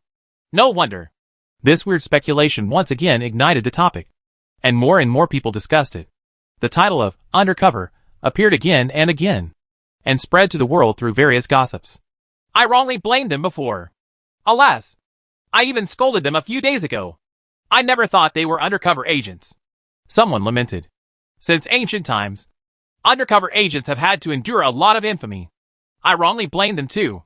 Northern Sailing Club, you really endure the humiliation. Bear the humiliation and bear the burden. As soon as these 4 words came out, the topic was instantly brought to another level. Discussions about whether the Northern Sailing Club was an undercover agent suddenly surged, and some people even began to think of their relationship with the masked stranger. You know, The masked stranger was in the southern seas at the time, and there were many ways to break out. He could stay in the southern sea, slowly deal with the mechanical tribe, and finally find an opportunity to land on the coasts of several surrounding cities. You could also go to the Southwest Sea, pass through the coastline there, and enter the southwest mountainous area. This is also the direction that many people thought was the most likely breakout direction, as long as they enter the mountainous area in the southwest. Even if the mechanical clan's search power is increased several times, it will be difficult to find him in the vast mountains. Of course, he can also choose to go to the Southeast Sea. In the Southeast Sea, there are thousands of sea islands. After passing these islands and continuing to the southeast, you can see a smaller continent. That continent does not belong to the 3 continents of this world. It is often regarded as just a very large island, but it is enough for Su Xia to survive and provide supplies. Beyond that, there are other options available, all of which are diverse. But he chose the north. Could it be that he had been in contact with the Northern Sailing Club before and knew that he could break out from there? Yes, that should be it. Some people suddenly realized it and patted their heads, feeling that they had guessed the truth and couldn't help but feel complacent. As a result, in many topic discussion groups, the Northern Sailing Club was labeled as undercover and bearing the burden of humiliation. We all owe them an apology. Things we misunderstood in those years. Emotional topics appeared one after another, like mushrooms after a rain, one after another, sweeping across all forums in an instant. During this period, some people with sharp minds continued their analysis based on this idea, and came to an amazing conclusion. Could the masked stranger never go north at all? Some people analyzed that if the Northern Sailing Club is really an undercover agent, then they are likely to release false news. The mechanical tribe mistakenly thought that the masked stranger had gone to the north, thus shifting the focus of the search to the north. In this way, the masked strangers still in the south have a chance. At this moment, in a wilderness in the north, in a ruined city caused by war, in a dilapidated building, a middle-aged man sat in front of the monitor, looking at the topics about undercover on the topic list. He couldn't help but slap his legs and laugh, laughing hard. Ha! I'm laughing so hard! If the people of the Northern Sailing Club knew that they were being treated as undercover agents, they probably wouldn't be able to cry now. Right. This middle-aged man has a strong build. In the north where the temperature is close to zero, he is only wearing a military green short-sleeved shirt, as if he cannot feel the cold outside. On his strong shoulder, there is a tattoo that looks like a burning flame. This man is none other than Zhang Dishui, the captain of the Fire Death Squadron. At the same time, in another wilderness, Captain Liu of the Legend Investigation Team also burst out laughing so much that he almost burst into tears. Those ordinary people didn't know the details of the Northern Sailing Club, so they thought they might be undercover, which was normal. But the Fire Expendables and the Legend Investigation Team, both of which are large forces, know the bosses of the Northern Sailing Club very well, and know that they are not undercover agents at all. Ha ha! Why are you so happy today? It's worth drinking 2 more drinks. In sharp contrast to the laughter here, is the headquarters of the Northern Sailing Club in Hanai City. At this moment, the atmosphere in the headquarters building was depressing and dull, as if someone had died, and everyone's expressions were extremely ugly. Why is this happening? We are not undercover agents. They have naturally seen all the news on the internet. With the capabilities of the machine tribe, it is very simple to block these messages. As long as an order is given, all platforms will immediately block discussions about masked monsters and the Northern Sea. No platform dares to object. But the Machine Clan didn't, as if they were deliberately letting the discussion on the internet intensify, just to see what the outside world would eventually come up with. It's over. It's over now. There was no blood on everyone's face, and they were as white as paper, as if they were corpses that had been dead for a long time. Those topics about undercover hit them hard on the chest, making them breathless and almost suffocating. Even if they use a large number of troll accounts and even scold themselves on major platforms, they cannot reverse the current trend of public opinion. It shouldn't be like this. These people have never thought that if the club is really an undercover agent, wouldn't their crazy discussion push the club into the abyss of death? How could there be such a famous undercover agent? As things have developed so far, ministers from several departments have personally resigned. You are all wrong. The Northern Sailing Club is not an undercover agent. They have sincerely surrendered to the Machine Tribe. A minister anxiously retorted online, controlling a large number of accounts, sweating profusely, and as anxious as someone on a hot pot. However, Not long after his message was sent out, it was met with a lot of refutation. Fart! How can you slander the sailing club like this? They have endured humiliation and a lot of infamy, even if they didn't know about it in the past. It's clear now that there are people like you spreading rumors. Words filled with indignation appeared below his message. The minister was on the verge of tears. Seeing these stern words, he almost went crazy. He hurriedly defended. Listen to me. I am from the Northern Sailing Club. My real name can be found in the encyclopedia. I am the director of the club's branch in White Birch City. Less than a minute after the news was sent out, it was rebuked by more than a dozen people. It's really disgusting. People like you are the most disgusting. Pretending to be Minister Wu and ruining their reputation. What good will it do to you? Did you take the money? Who sent you here? This news was instantly flooded with countless accusations, abuses, and doubts. After a while, the online platform even marked the message and account with, "Okay. This account is suspected of spreading false information. Please be careful to identify it. It's really fake." Seeing the label on the platform, everyone scolded him even harder. After seeing this news, the minister surnamed Wu looked dull. He really didn't know what to say this time. How so? He never thought that one day so many people would support him. He never thought that these words of support would make him extremely uncomfortable, making him want to cry without tears, and even want to die.